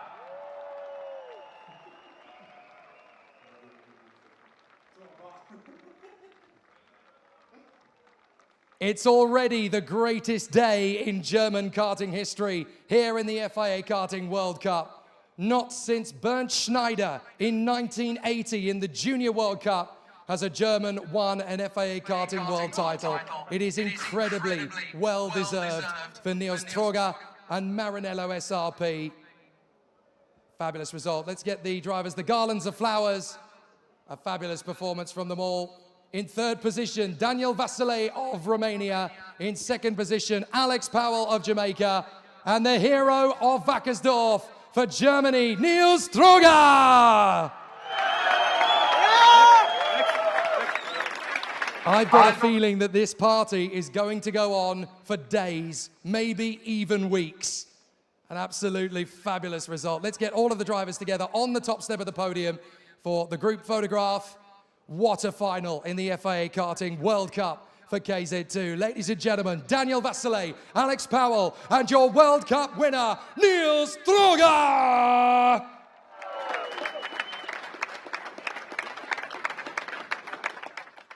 So the ceremony will conclude with the drivers celebrating in the time-honored tradition started by Dan Gurney in the 1960s, and it still continues on motor racing podiums over the world today. It's a spray of bubbly, as always, non-alcoholic of course, but the competitors get to soak it all up in fantastic style in Wackersdorf. Ladies and gentlemen, let's party! The celebrations begin in Wackersdorf. Ladies and gentlemen, Daniel Vasile, Alex Powell, and the World Cup winner 2023 for Deutschland, Niels Stroger! Could they make it a double in the World Championship final? The KZ final is up next. Can David Trevelov make it a double celebration in the Championship of the World? Let's find out.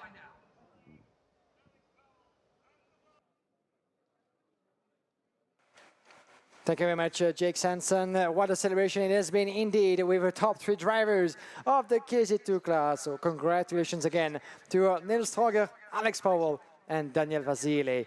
And the cherry of the cake awaits the KZ category, the top classes in worldwide karting for the pinnacle event and the pinnacle race of a fantastic weekend. 2 races done, and those finals have been absolutely fantastic to follow. I hope for you guys at home as well, following us on FIAKarting.com, on Motorsport TV, all throughout the world on social media and YouTube, Facebook, you name it. Now, we have one more race to go, and the Romanian flag is waving as well on the podium for Daniel Vasile. His best result in his career in karting at this point.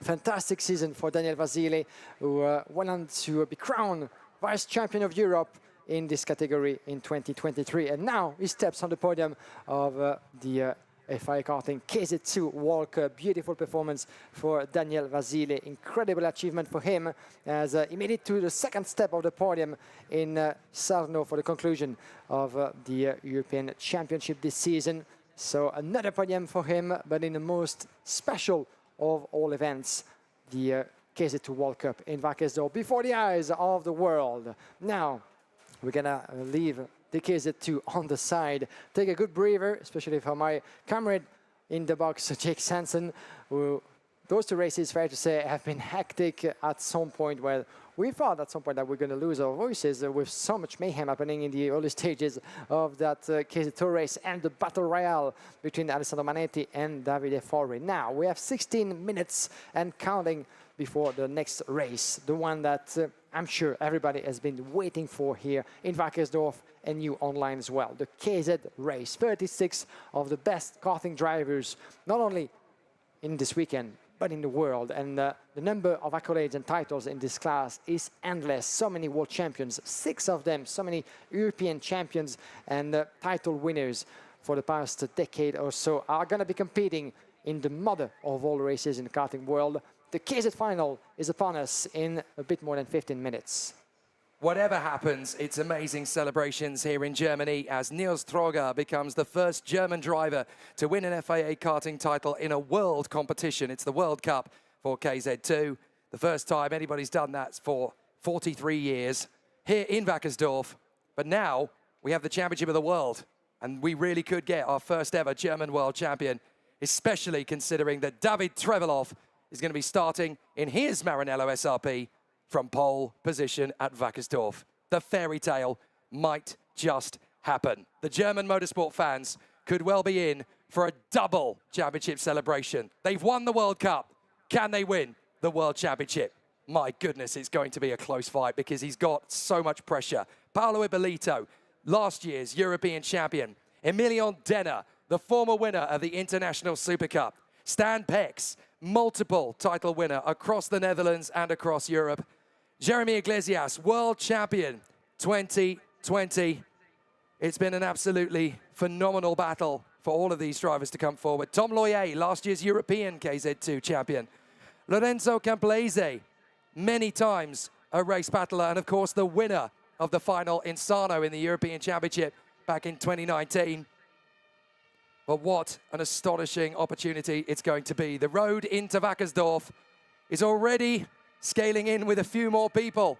Looks like the fire service wants to come and watch as everybody flocks in to Wackersdorf in the hope that we are going to have a sensational battle on our hands. Is that the fire service literally coming to watch? Have they figured out that we're having an amazing time here? Well, there's one going one way and another going the other, so I wonder if they're actually coming in. I do hope not, actually, as we're waiting for the KZ final to get underway here. The drivers will make their way onto the track for the race presentation. You might hear actually the sirens of the firefighters just in the background. Fantastic to see so many people filling up the grandstands as we speak and all the surroundings of the track. Get yourself ready, because within 15 minutes, we'll be good to go for 26 laps of fantastic and pure kart racing. It's the hottest day of the week, 30 degrees Celsius. It's absolutely baking here at Wackersdorf. But while the fans soak up the spoils, it's looking likely to be a sizzler of a World Championship final. Germany has already won the World Cup. Can they win the World Championship? It's a tough order. David Trevelov, though, has been here before many times. Triumph through adversity has always been tough for David Trevelov to achieve. But now he's in pole position in a circuit he knows very well indeed. It could just be double trouble for the German drivers in Wackersdorf. It would be such a fairy tale if they could make that happen. Paolo Ibilito, second on the grid. Emilion Denner and Stan Pex on the second row. As Alex Powell speaks with the press, he's got such a future. You know what? Even though he has missed out on winning the World Cup, second position in the World Cup final against a driver who, let's be fair, is a bit of a circuit specialist. You can still give a massive nod to Alex Powell for the work he's done this week. And I think it's fair to say, Alex Powell, that is the start of a legacy that could go on decades in this sport. Keep in mind the name of Powell for the years to come, that's for sure. We wish him, of course, as long as a career as it could be hoped for, as for the other drivers as part of the KZ2 category for the seasons to come. Talking about David Trevelov, our pole sitter for the KZ final upon us in a few minutes. It's been having a couple of very nice results over the past few years. It was third in the KZ2 International Super Cup 2 years ago, stepping on the podium already in a worldwide event. He was third as well in the KZ2 European Championship in 2020, let's not forget, and had numerous accolades on national soil, winning local titles in Germany. Fantastic set of achievement for David Trevelov. You might remember that last year as well, in the KZ2 category, he did a fantastic performance. That did Alex Powell this year, winning pretty much all of his qualifying heats. But unlike Powell, who, due to a switch of setup, couldn't actually make it to the finish in first position, David Trevelov actually won all 7 heats on track in Le Mans before a penalty decided otherwise, unfortunately for him. Couldn't translate that into the final. Could this year be his on home soil with so many fans cheering along around Wackersdorf? We were just looking at the podium. There are so many Maranello guys there from the KZ2 squad, and the emotions have bubbled over. I mean, you've got to remember that Maranello have been waiting many, many years to win this. So many years have passed for Maranello, so many near misses, so many trials, so many tribulations. For them to win the World Cup after so many near misses, it's such an achievement. It's such a big moment for Mike Sibeka and the whole of the Maranello SRB factory team. The party can start here, but this has been so many years in waiting. Maranello have been here for decades in the world of karting, and they've never triumphed. They have had moments, they've had podiums, but they've never had an FIA karting title until today. Finally, it's theirs. And it could well be a second if they get it done as well in the World Championship final. The fans and the guests have already been treated to 2 epic finals in the KZ2 Masters. Davide Fore versus Alessandro Manetti as the 2 legends of the sport duke it out and are separated at the line by 15 thousandths of a second. In the KZ2 final, chaos and pandemonium in the opening stages. Before history, the first German FIA karting title winner for 43 years in a world-class event. Now comes the race we've all been waiting for, the World Championship. KZ, 26 laps, 30 kilometers, around one of the toughest race circuits in the world, Pro Kart Raceland in Wackersdorf. Nearly 2 hours from the city of Munich, 5 hours east of the Nordschleife. But this is where that journey all begins. Ever since 1997, this circuit has been a mecca for young German talent to rise up the ranks. Rise they have, and they've put some amazing superstars on the world stage of IndyCar, of Formula One, of touring cars, of Le Mans, of rallying. They've all come through these gates. And now, this circuit is going to play host to potentially one of the greatest World Championship finals in history. Spare a thought to these guys. Vielen Dank to the Jim Ringelberg marshals around the course. Without them, we couldn't even host this World Championship final. They are the real heroes, the unsung stars of the weekend. But this man is on the verge of greatness. Cometh the moment, cometh the hour, the opportunity knocking for David Trevelov.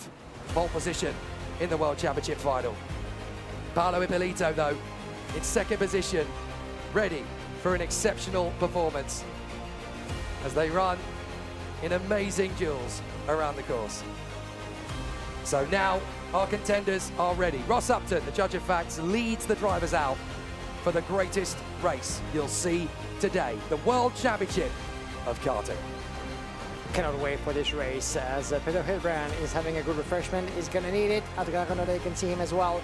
But all eyes as well on Emilia Denner, the former winner of the International KZ2 Super Cup with Lonato in 2019. He's been waiting years now to get his hands on another supreme title in karting. Denner has been absolutely impeccable ever since the start of the weekend. Despite having a setback in one of his races, he won most of them to put himself on the third place on this grid, on the inside line, just behind David Trevelov.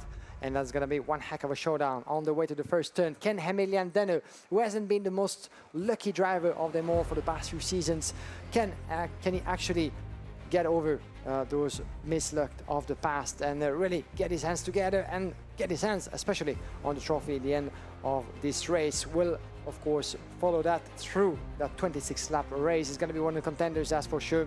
One of the Saudi drivers alongside Senna van Waldsteiner will be starting a bit further back on this grid. So many contenders and so many potential candidates for that trophy of the World Championship title. So now the adrenaline gets to pump again. There's a series of firsts that could happen here in the World Championship final. David Trevelov wants to make it back-to-back titles for the Germans in the same day, which to make it the greatest World Championship in German history for karting. This man, Paolo Ippolito, was told in a bit of banter back in Lonato by a competitor, "You don't know what you're talking about. I'm a World Cup winner, you're not." Paolo Ippolito could be about to turn the tables and say, "You be quiet, I'm a world champion." If he has the opportunity to do that and put the demons of Lonato to rest, that would be a fairy tale. But so with this, David Trevelov for the Maranello SRP factory team. Pole position in Germany. Maranello SRP have just won their first world title in karting, but they have yet to win a world championship. He's won everything there is to win in Germany, but now he wants to win the biggest prize in our sport. He has tasted, of course, celebrations in FIA Karting before in the KZ2 category, third of the European in 2020, third of the International Super Cup in 2021 in Kristianstad. You might remember that, behind Lorenzo Tovezanuto, and it was as well Senna van Waldstein. But all eyes as well on one of the Bex brothers, Stan Bex, the 2016 Vice-European Champion of Europe, ready to shine on pretty much home soil since he's been competing for so many years in the German Karting Championship as well. And what about this man, Emilian Denner, who also has a potential first coming his way? If he wins this World Championship, he will give Sodikart their first ever World Championship title. And they, too, have been questing for that for decades. The kings of French karting, the biggest importer of karting anywhere in the world, Sodikart, are absolutely pushing to make this World Championship theirs. However, this man is already a world champion. He knows how hard the job is. Jeremy Iglesias in the CRG. He won the world title in 2020. Can he do it again 3 years on? Interestingly, as we were just watching some of the drivers on track already, just by our position, we had Jori Pex, the brother of Stan, obviously multiple European world champion over the years, standing on the sideline of the track, waiting for the whistle to make his way close to his car. So it's always interesting in those latest moments before the storm to observe some of the little tricks by the drivers. Some of them wants to be with their car quite early, some of them needs to wait, some of them might need or might feel, by the look of it, a bit tense, some of them very relaxed, some of them will talk, some of them not so much, and different, of course, ways to approach a race, but certainly a race of that magnitude. And that's always about driver behavior. That's I find myself very fascinating to observe with those little details that can make a difference in terms of getting in your own bubble of concentration. And the drivers getting themselves ready, putting the suit on with the machine. This is a top category of karting anywhere in the world, reaching over 140 km/h. This is the Formula One of karting, where the development has been going year after year to make karting a better product for everybody to enjoy. But this time around, only the best get to play with it. What about this man, Tom Loyer? He had an agonizing injury years ago, but Jordan Lennox Lamb decided to give him a second chance last year. He became the European champion of KZ2, dominating both finals last year.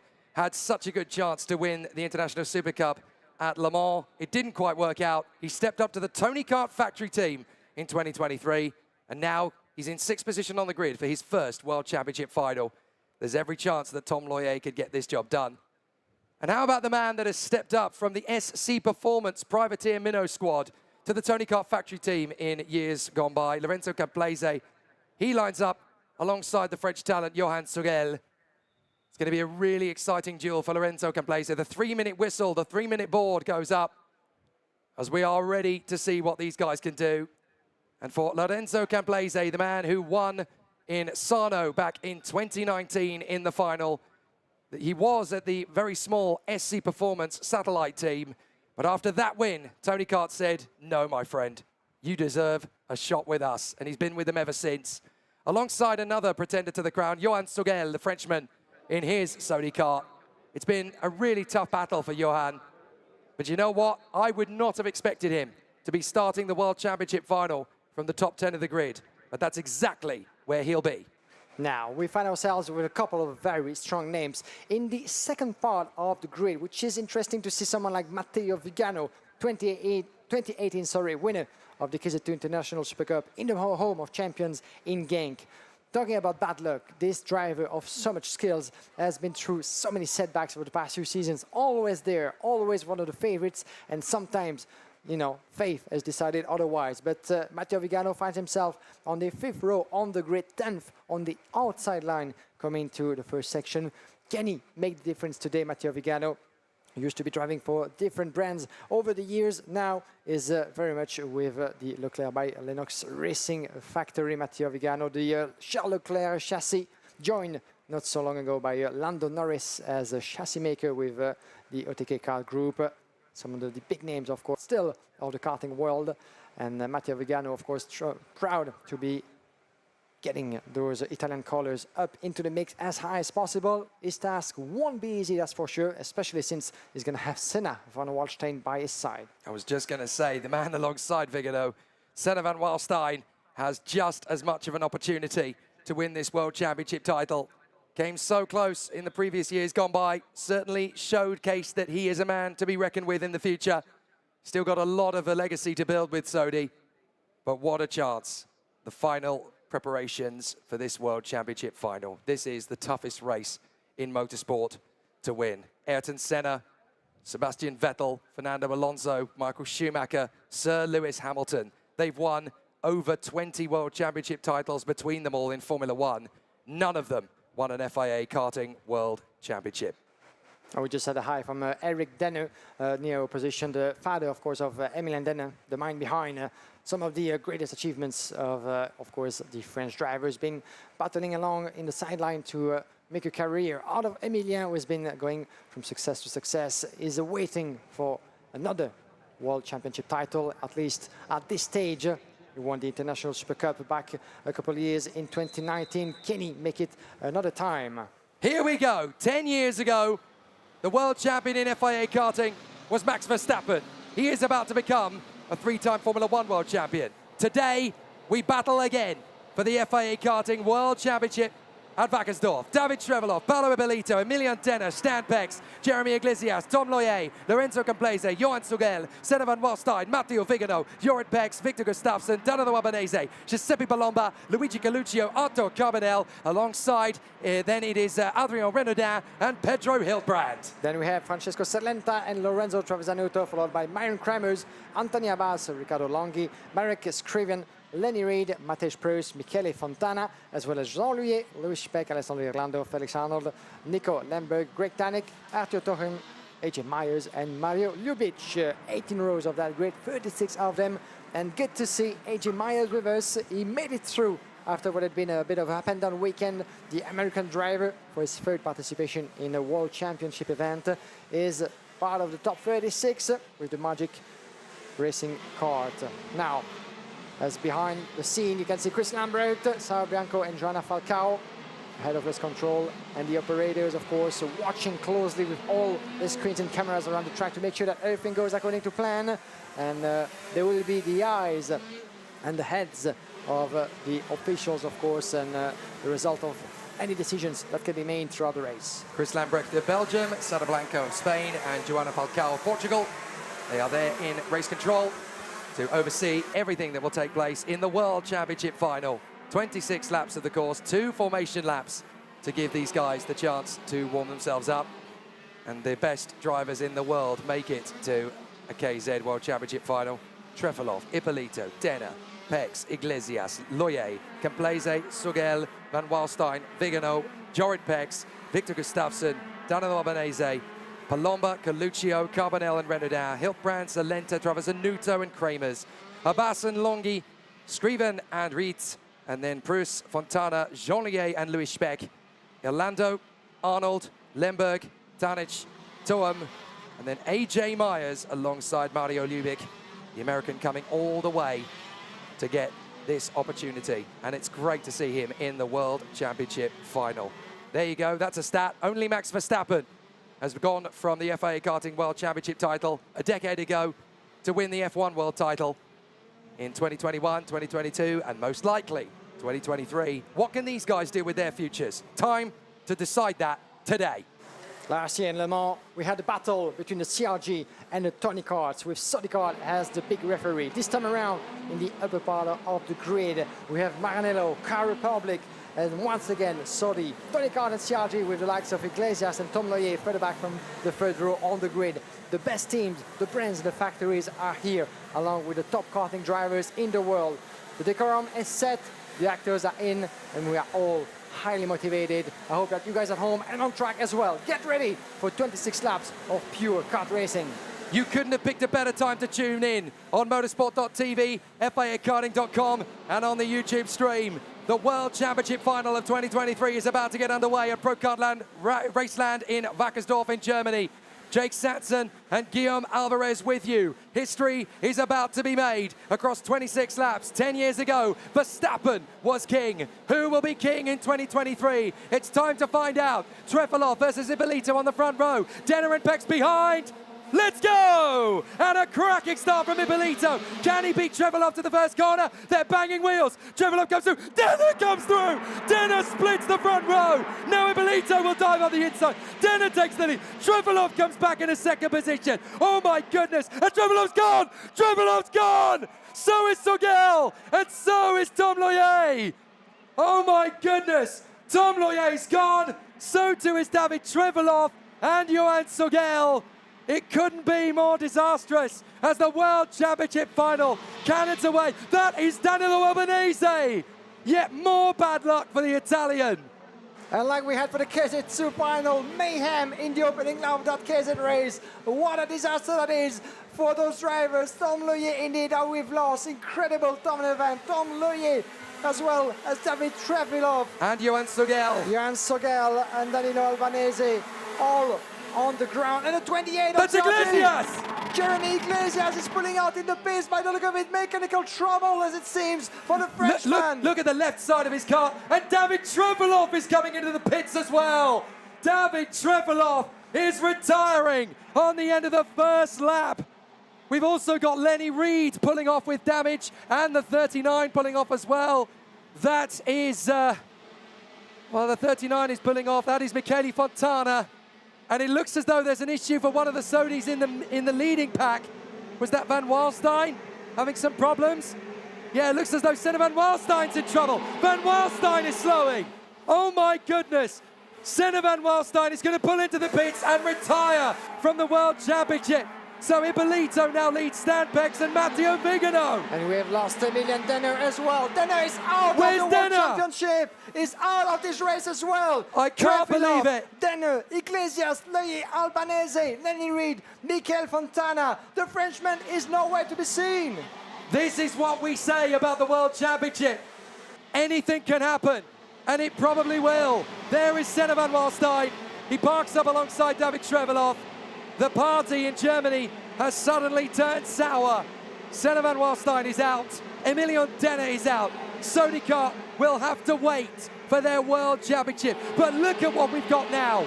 Paolo Ippolito leads. Stan Pex is second. Matteo Vigano is third. And Victor Gustafsson is fourth. Suddenly, we have the young pretenders launching forward to battle to become world champions. What on earth just happened in the course of just 3 laps? We lost some of the top favorites for the World Championship title of 2023.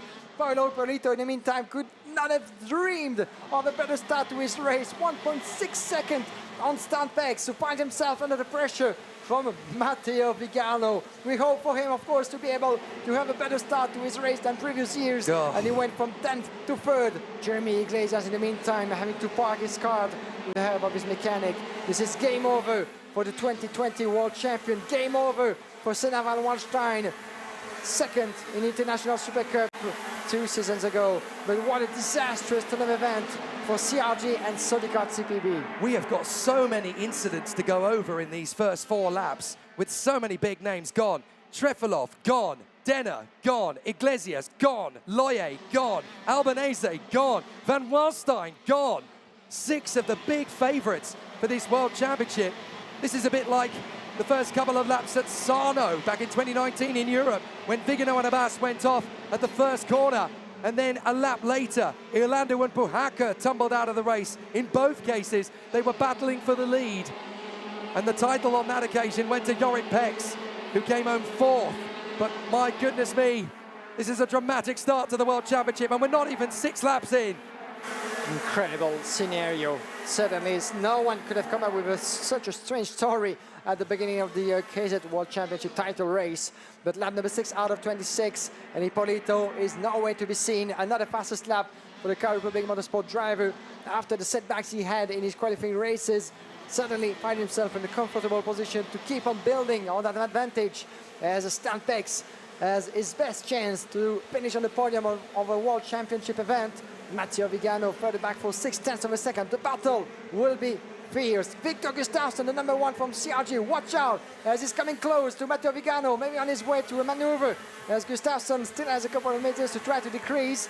But Gustafsson is now CRG's best chance of a podium at Wackersdorf after the tragic DNF of Jeremy Iglesias. And the 16 of Tony Kart is out as well. Another retirement, and this is Nico Lemberg from Finland, unfortunately having to retire. Very disappointing for Nico Lemberg. He spins the kart, he gets it back going again. Whether he'll just pull it back into the pits or not, I don't know. I think he may as well just keep going. We've lost so many drivers in this race already. But Matteo Vigano, the former International Super Cup winner, versus Victor Gustafsson, the reigning world champion, trying to make it happen for a 2nd year in a row. He's in 4th position. That shake-up on the first lap has really given us some problems, and into the pits comes AJ Myers, all the way from the United States. Very disappointing for him. I'm sure everybody will be very proud of his efforts over the course of this weekend, but it's just not to be for AJ Myers. Yeah, corner 14 for AJ, who made it to the top 36. Let's watch back the start, shall we? It was a good getaway from Nistroga, but even a better getaway for Paolo Ippolito. But on the inside went Emilian Denner, taking the lead on turn number 4. Right, here's where the chain reaction begins. Look, there's a little bit of wheel rubbing there. It starts there, and the chain reaction just begins. Denner gets the move up to the inside line. He takes the move. Now Ippolito comes diving down the inside of Denner. He dives in. There's contact between the two of them. Denner goes wide. Trevelov splits up the middle, gets up alongside Ippolito initially. Then Ippolito holds the lead of the race. And then look, bang! It looks to me as though the CRG gets into the back of David Trevelov. Now that would be Iglesias. So Iglesias, unfortunately, there it is, look. Just tangles into the back, and there's a chain reaction. Denner gets a big hit. That's where his damage comes from. He gets 2 big hits. So Denner was always going to be out of this one. Sogel goes around. Tom Loyer goes around. He gets beached on the grass and the mud. So it's all gone wrong for him. And Danilo Albanese was one of the many drivers taken out in the melee. Loyer gone, Albanese gone, Denner gone, Van Walstein gone. And it's left with Paolo Ippolito in the lead by over 2 seconds. Incredible story here live from the Pro Kart Raceland. Iglesias and David Trefilov, the number 12. Another setback after Le Mans in 2022. As we see another action here in the replays. It was one of the moves. Oh, the Saudis. That's Van Walstein pulling out. Yes, indeed. So now Van Walstein actually is gesticulating to the others. I'm having a problem. I can no longer continue this World Championship. Right, as fairy tales goes, we have got one in the lead of the race right now, because Paolo Ippolito has had a real rocky time the last 3 or 4 years. Everybody in karting knows what happened at Lonato 2020. He was taunted that day, and he said, "You don't know what you're talking about. You're not a world champion." Well, he is less than 20 laps now. Oh, contact! That is Hilbrand. Hilbrand has collided with Palomba, the 2 teammates. Palomba and Hilbrand. Hilbrand comes straight over to him. Are you okay? Are you all right? Let's get you out of here. That's great team spirit from Palomba and Hilbrand, but I'm afraid both of them are now out. Yeah, they were battling for positions within the top 10, but nice gesture from Hilbrand coming together. We might need to see that again, but another strong setback for the 2 of the Birellards as Giuseppe Palomba is walking. That's lovely to see. Yeah, that's what we love to see indeed, but he's taking a big hit at the back or partially on the crash helmet by the look of it, but he seems to be okay. Gustafsson's got into ahead of Vigano. I didn't see where that happened, but Gustafsson has now got into 3rd position past Matteo Vigano. So we'll have to see where that happened. But I'm afraid I missed that one. I was so busy trying to keep on top of everything else. Jean Liet has now gone. Jean Liet is now out of the race. The Tony Kart driver dropping his way down the field now. So big problems for Jean Liet. But now Victor Gustafsson, look, he's getting after Stan Pex. And this could be a challenge for 2nd place now. An investigation that's very much logical for Pedro Hilbrand, who seemed to be the one who kicked at the back of Palomba. And Sogel retires. Yeah, Sogel retires. We just heard his engine as is Jean Liet doing the same. Liet as well. Setback for Tony Kart, setback for Solikart CPB Sport. They're dropping like flies into that KZ race.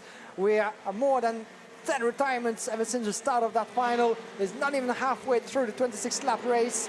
As you can see, Jan Sogel now having to retire, and that's another blow after Denner, after Wallstein. Now Johan Sogel has to retire for Solikart. This is such a brutal race. There's only 23 drivers left in it, and this is only lap 13, and they are absolutely falling by the wayside here. 30 degrees air temperature, the hottest day of the week, and it's really causing a problem. Gustafsson gets into 2nd place past Stan Pex. He goes for it, and he makes it happen. The world champion is not done yet. In the 2nd position comes Victor Gustafsson, and he's still got 14 laps to go and get Paolo Ippolito to become world champion back-to-back again. More than 2 seconds between the 1st and the 2nd. Does it remind you of anything? Can he do an Alessandro Manetti? Can Victor Gustafsson try to decrease those 2 seconds until the end of the race? He has 13 laps to do so. He needs to put qualifying lap after qualifying lap, no matter consequences for the tires, because the dream is still alive for the world title. Let's watch back what happened between the 2 Birellards as Pedro Hilbrand was trying to make his move in turn number 12. There was no space to go, and the wheel just got together, and Palomba was an unfortunate passenger and got hit quite heavily on the crash helmet, the reason why he wasn't feeling that well out of the car. But how big a sportsman is Pedro Hilbrand? He immediately takes responsibility for it. He helps the marshals get managed to move the kart off the racing line. He comes straight over to Giuseppe Palomba. Are you okay? I'm sorry. You know, that's a big man. When your adrenaline's pumping, you're a racing driver, the automatic instinct is to go, what? I didn't do it. It wasn't my fault. But Pedro Hilbrand right there, being a real sportsman in that moment. Yeah, the Spanish gentleman, the former world champion, of course, in multiple categories. As now we find ourselves back with Paolo Ippolito, 1.9 seconds behind is Victor Gustafsson. He took the lead and the world title on commanding fashion in Le Mans. Can he do that again? Victor Gustafsson, another the fastest lap. He heard me saying, go for the qualifying mode. And number 50 of Torham is pulling back into the pits. Another retirement. We're going to find ourselves with half of the field at this stage and at this rhythm. But unfortunately for one of the many German drivers competing this weekend, this will be DNF halfway through that final. Well, if we lose 4 more drivers, we will have lost half the field. I cannot remember a world championship with such high attrition like it. It's just astonishing. But how about this now? Gustafsson has got the gap down to 1.6 seconds. He's always been his own worst critic as Victor Gustafsson. He won the Road to Wackersdorf race a few weeks before this in preparation. He felt coming into this weekend he had a chance.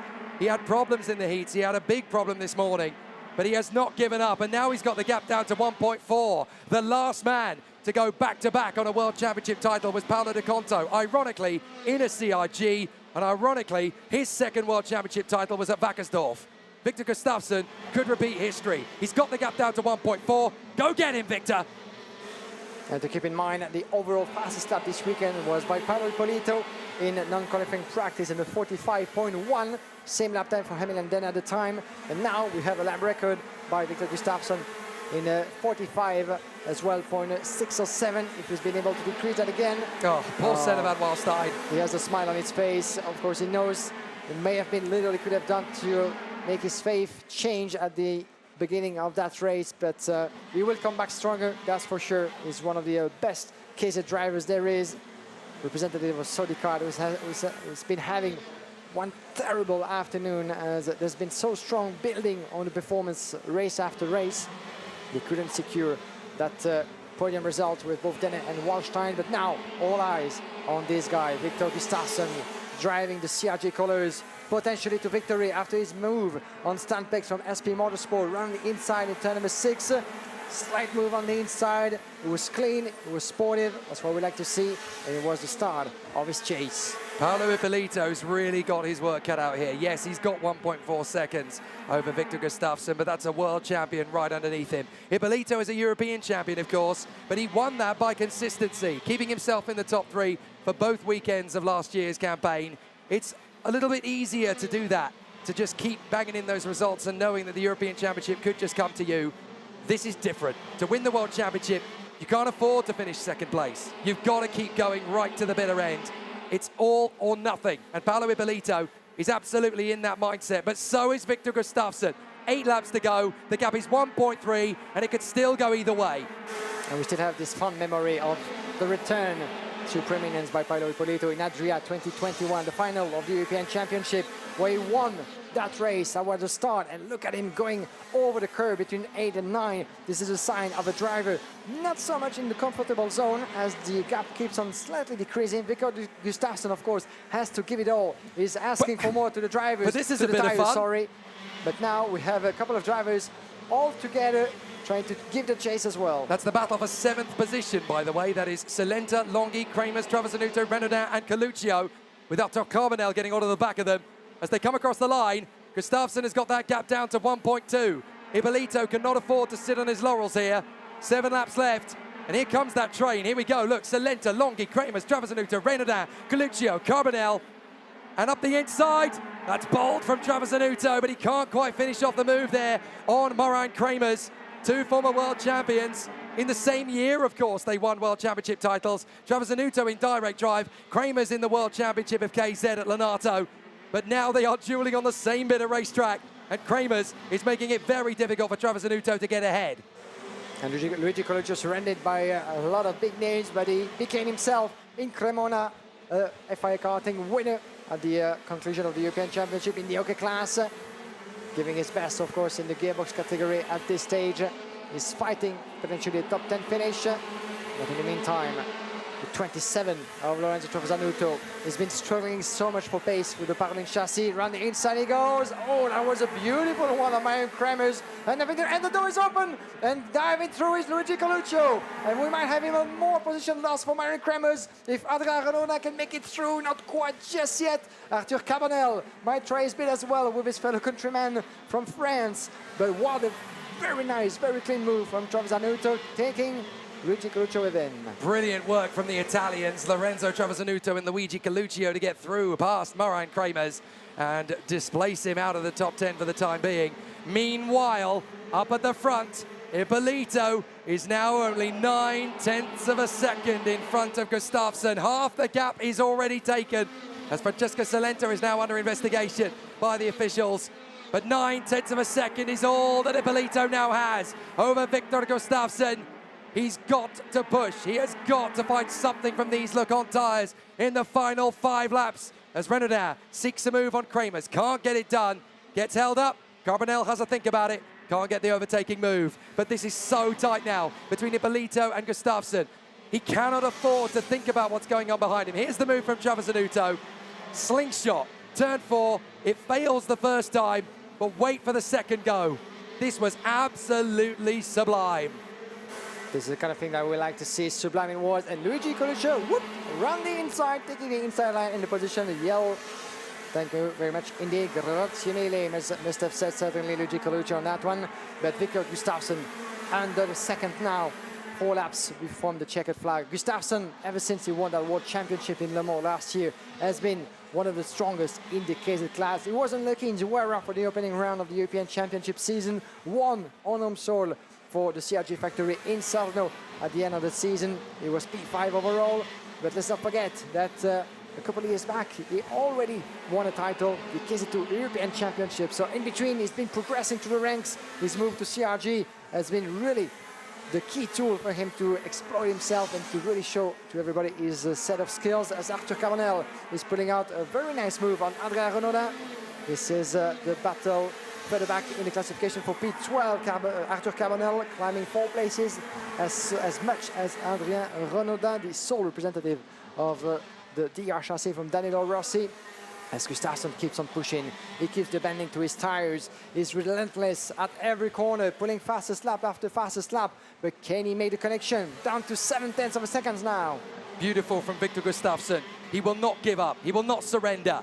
He knows he's only got 2 laps to go. He needed a little bit more time, really, to go after Paolo Ippolito, but he will not surrender. He will keep throwing everything he can at it, just in case something happens to Paolo Ippolito up front, just in case he's able to take 3/10 of a second or so out of him in this next lap, and then do likewise in the final lap. He's gained 10 positions to come up from 12th on the grid to second. You cannot take away how hard Victor Gustafsson has worked to get back into World Championship winning contention. And it's clear to see that he's the hero of the hour for the 2nd year running. Great battles going on behind as Marek Skriven battles with Prus, Abbas, Tanic and Louis Speck.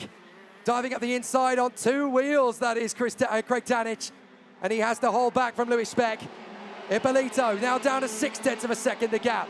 He knows that Gustafsson is there. Don't think about it, Paolo. Keep pushing, keep pushing. He will not be intimidated anymore. Come on. Come on, here we go for the last lap. Ippolito Gustafsson, the battle of the Titans in the KZ category after the European crown in 2022. Can't Paolo Ippolito. Oh, and the 36 is lost. That's Kremers. Kremers, another world champion and European champion as well. That's losing the KZ race as we're getting near the checkered flag. Back with Ippolito. These are the last few meters, the last few corners for the Italian. Just a couple of meters missing for Victor Gustafsson. This won't be enough. Maybe 1 or 2 laps extra could have been certainly the way of Victor Gustafsson. He's going to have to make do for 2nd place. After the horrors and the nightmares of the NATO 2020, I am a world champion, says Paolo Ippolito. He is the world champion. Finally, Paolo Ippolito. The demons are gone. The ghosts are vanished. Paolo Ippolito becomes the latest Italian megastar to become world champion. Kart Republic finally win the World Championship in gearbox. They had won everything else. But after an amazing 6 years of international competition, Dino Chiesa has claimed it all, and Paolo Ippolito can no longer stare anyone in the face and feel insecure. He can retort back, I am a world champion, have that! And benvenuti to the champion circle. Paolo Ippolito, after the European crown, here's the World Championship for you. And what a fantastic race. He kept Victor Gustafsson at bay for half of a second. Hats off as well to the performance of the Swedish driver from CRJ, and the gestures of fair play. Congratulations, and the celebrations can now begin for Paolo Ippolito. A second title in 3 seasons in great fashion, well deserved after the setbacks of the past few years. Paolo Ippolito is your new KZ World Champion. Winning a European Championship is a beautiful, beautiful thing. And Paolo Ippolito absolutely deserved to do that last year. But winning a World Championship is completely different.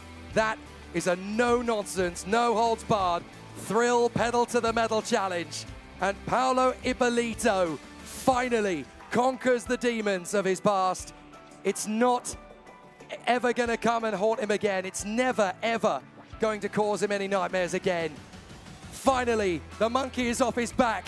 Paolo Ippolito wins the World Championship of 2023, and I don't think there's a single member of the paddock that would begrudge it.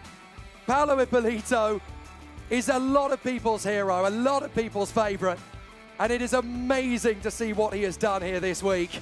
Through all the hardships and all the tribulations of the past, Marian Kramers congratulated him as he came past him. He knows what it's like to be world champion. There is the moment. Paolo Ippolito is congratulated by last year's world champion. But finally, Paolo Ippolito is the world champion. What a moment for the Kart Republic megastar from Italy. Yes, Paolo, you've done it. He is finally the world champion. These have been a very tough 5 years for this superstar from Italy. But if you ever asked for a more popular world champion, Paolo Ippolito is a hard one to top. He has actually become the star in karting we've all been waiting for him to become. Today, it's reality. And reality is kicking in, certainly in his head for Paolo Ippolito, overwhelmed with emotion. This is the sort of moment that those drivers need to savor. This is now the pure moment of joy. The time of celebrations begin, but now you find yourself in the shoes of a world champion. Paolo Ippolito winning that race in front of Victor Gustafsson for half of a second on the line. Stan Pex picking up another strong result in the FIA Karting competition, third of the World Championship podium, as we have Matteo Vigano 6 places up, and the beautiful congratulations as well begin and keep on going for Paolo Ippolito. 4th place finish for Matteo Vigano. Lorenzo Camplese picking up the top 5 from Yori Pex, Francesco Celenta, Lorenzo Trovesanuto, Riccardo Longhi, and Luigi Colliccio running up the top 10. As we wait for the podium to get along, let's watch back that fantastic piece of driving. The final of the KZ category just ended, but let's relive it once again. A great getaway, and the mayhem is about to be unleashed in the opening stages as Emilian Denner had the best start outside on the inside of turn number 3. Paolo Ippolito diving to the turn number 4 to take the lead, and then after that, unfortunately, David Trefilov being kicked at the back by Jeremy Iglesias, and then it was the start of a roller coaster of incident, unfortunately, taking a couple of the top favorites of this race out of contention. You can see that Paolo Ippolito just got away, actually, safe, so shall I say, from that mayhem, but we lost in the process Tom Loyer, as well as David Trefilov, Jeremy Iglesias, Danilo Albanese. All those top drivers just kept failing like flies, one after the other, as a result of that big coming together outside of turn number 5.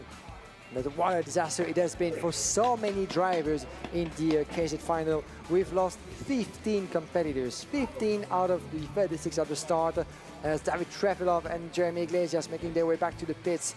For Trefilov, this must feel bitter, of course, as he was starting on pole position as a German driver with a German team on home soil, and he didn't get a chance to defend his colors until the end. Around the inside goes the number 3 of Luigi Coluccio, who would make it to a P10 in the end. a lot of good overtaking moves. Unlike this one, a big coming together between the two Birella teammates of Pedro Hilbrand and Giuseppe Palomba. Big hit on the head, but he was out of his kart on his feet, helped in his troubles by Pedro Hilbrand in a very nice sportsmanship gesture. This is part of racing. This can be cruel as the celebrations keep on going, of course, in the background, in the Parc Fermé, with Paolo Ippolito being congratulated by everybody in the paddock. Kina Camarabetta and Alex Powell coming to the Italian, cheering together, and all, of course, exchanging congratulations in Italian, the language of karting, and Paolo Ippolito, fantastic gestures and beautiful moments to savor for the kart motorsport driver. In the meantime as well, battles were aplenty in that KZ final. Around the inside when Luigi Coluccio as well on one of the Birellards, and it was open door as well as for further back in the classification. Arthur Carbonel fighting along with Adrien Renaudin, the two Frenchmen finishing as well this race, respectively in P11 for Renaudin and Carbonel in P13 in the end. And then some of the drivers coming together. Anthony Abbas actually coming around the outside to finish in a very strong P15 place, 7 positions gained. But in the end, there was no catching up for this man, Paolo Ippolito, even though all the efforts were put into this race by Victor Gustafsson, who made up 1.5 seconds in the end. And he almost did us what Alessandro Manetti could not do either against Davide Fori in the KZ2 Masters. But what a fantastic demonstration of driving skills, more than 2 seconds in less than 15 laps to try to make the connection. But Paolo Ippolito, overwhelmed with emotions, that's for sure, trying to realize what just happened to him. Well, mate, you're the new world champion in the KZ class, and Victor Gustafsson coming to congratulate him as well. The handshake between two of the best drivers of the past few years in the top category of karting. Victor Gustafsson, of course, after taking the deal, sealing the deal in Le Mans last year, must obviously logically be disappointed. Dino Chiesa, the master of the Car Republic brand, ever since this new factory team came to the fore in 2018, the man behind many of the successes of many great drivers over the past few years in karting, including the likes of Nico Rosberg and Lewis Hamilton, is of course responsible for the extension of the Car Republic brand in both the OK, the OK Junior and the gearbox categories. This is their first world title in the KZ class, the most supreme of all accolades you can ever dream of at this stage in the sport that we love so much. Some of the fans are waiting along outside of the Parc Fermé, waiting for the drivers to make their way out, as we're expecting the top 3 drivers on the podium anytime soon. The time of congratulations is about to begin for Paolo Ippolito, Victor Gustafsson and Stan Pex. Quickly, before we get going with the celebrations and always the cheering and the nice signs by the fans, thank you very much indeed for your support, your passion all throughout the weekend here in Wackersdorf. You guys have been absolutely amazing all throughout the weekend. Greg Tanik, great to see you, man, and great effort as well at the end of this final. That Greg Tanik, 17 places recovered for the Frenchman up to P16. But Paolo Ippolito walking towards the podium, and it's about time to get your emotions together, man, to get your well-deserved trophy. P11 on track, as we said, was Adrien Renaudin from Alessandro Irlando, Arthur Carbonel, Marek Scriven, Anthony Abbas, Greg Tanik, Matthias Preuss, Louis Speck, Felix Arnold, Margie Lublic, and Nico Lemberg. And that's it. 21 drivers actually made it to the checkered flag. There were 36 at the start, and of recent memory, hard to remember the KZ World Final with so many DNFs, so many drivers and top names having such a great setback. But now it's about time to celebrate Paolo Ippolito, Victor Gustafsson, Stan Pex. But the list of drivers in the meantime that we lost is endless, in the likes of Marian Kremers, Arthur Torhum, as well as Jean Louis, Johan Sogel, Giuseppe Palomba, Pedro Hilbrand, AJ Myers, Senna van Wallstein, David Trefilov, Paul Sitter, as well as Emilien Denner, Jeremy Iglesias, Tom Loyer, Danilo Albanese, Lenny Reed, and Michele Fontana. Next year, you will come back as we see Yuri Pex as well, the brother of Stan. Yuri Pex, who made it to P6 on this circuit, where those two have been doing wonders over the past few years on the German Karting Championship as well with SP Motorsport, the family team very much so. And Stanpex now congratulating Dino Chiesa as well. At this rate, of course, we're going to actually have the podium tomorrow, guys, but so many congratulations and cheering up, and so many people trying to get to Paolo Ippolito and to raise him up into the air with the Car Republic Lion, of course, that will be joining us on the podium.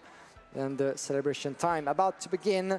But what a race, what a weekend. I do hope that you guys at the track and live on FIAKarting.com all over the world have been enjoying yourselves as much as we have.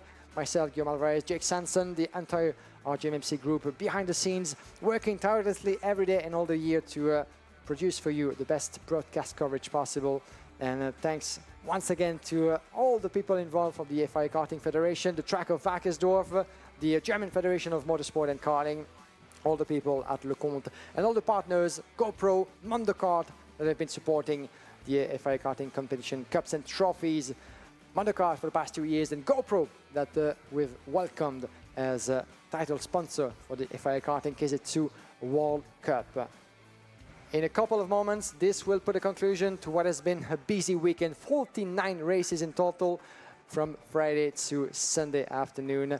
And at the end of all those 40 qualifying races, 6 super heats, 3 finals. And now we have our final winner, our final podium to put an end to the 2023 karting season in the gearbox classes, because let's not forget that we have one more event in Franciacorta, Italy at the beginning of October, and this will be about time to celebrate as well the World Championship winners in the OK and the OK Junior category. So we cannot wait to be to Franciacorta in 1 month's time to celebrate the juniors and the OK in both direct drive categories. But before that, let's finish on a high what has been a glorious weekend of kart racing in one of the temples of the competition. Thank you once again so much to the Pro Kart Raceland of Wackersdorf and to the Fritsch family, the entire team, and all the people involved into the great success of that weekend. You guys have been amazing, and thank you to the fans and the friends and all the people passionate about car racing. Thank you as well to the members of the historic Kart Cup for pulling off such a very nice show on track with all those old chassis.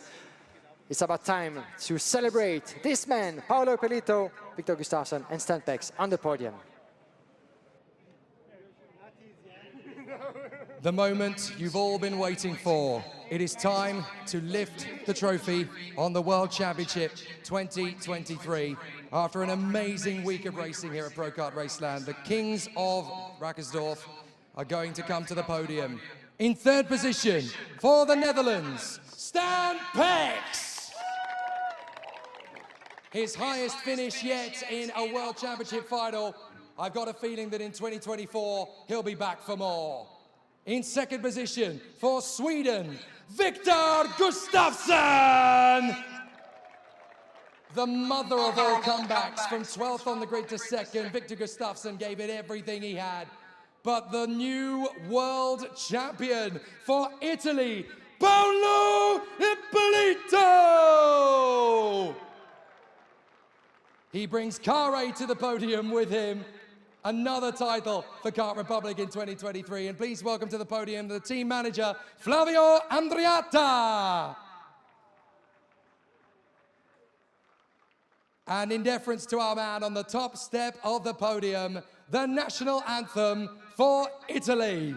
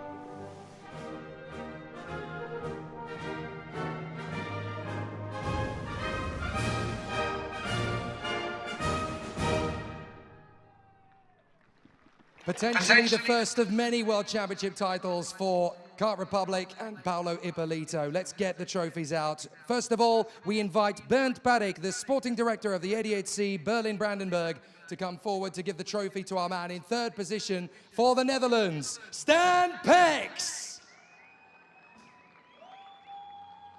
And we invite Stefan Fritsch of Pro Kart Raceland, Wackersdorf, to come forward to give the trophy to our man in second position after a fabulous battle and an incredible climb back from 12th position on the grid to second position in the World Championship final. Hopefully Stefan Fritsch is going to come forward, but it's going to be an interesting battle. There he is. Stefan Fritsch of Raceland Wackersdorf gives the trophy to Victor Gustafsson. And last but by no means least of the drivers, we invite the CIK FIA president, Mr. Akbar Ibrahim, to come forward to give the trophy to the new world champion from Italy, Paolo Ippolito! And now for the final trophy in the podium procedure, we will invite Simone Colombo, the CEO of MondoKart.com, the sponsor of the World Championship, to give the winning team manager the trophy for Kart Republic, Flavio Andreatta.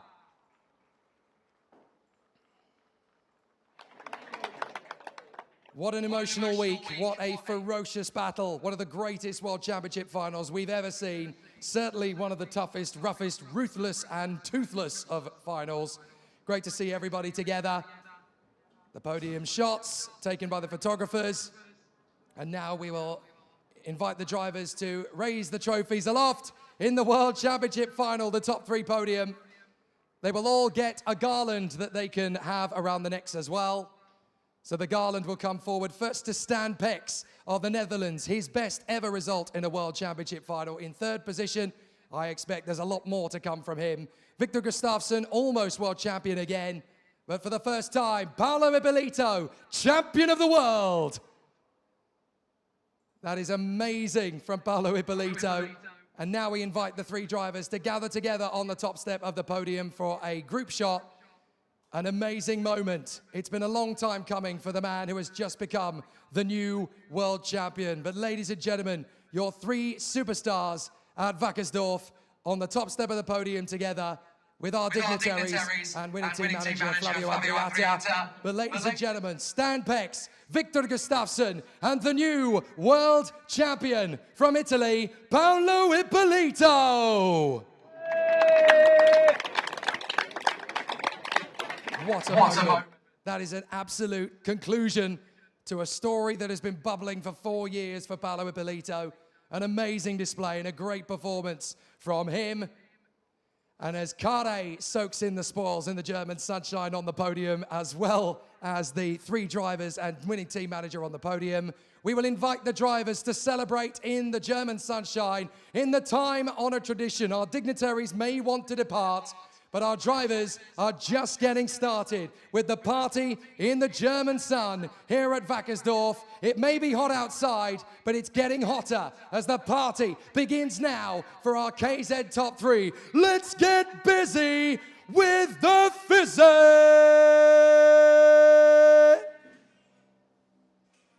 Stan Pex, Victor Gustafsson, and the new world champion celebrate at Wackersdorf. Ladies and gentlemen, Paolo Ippolito!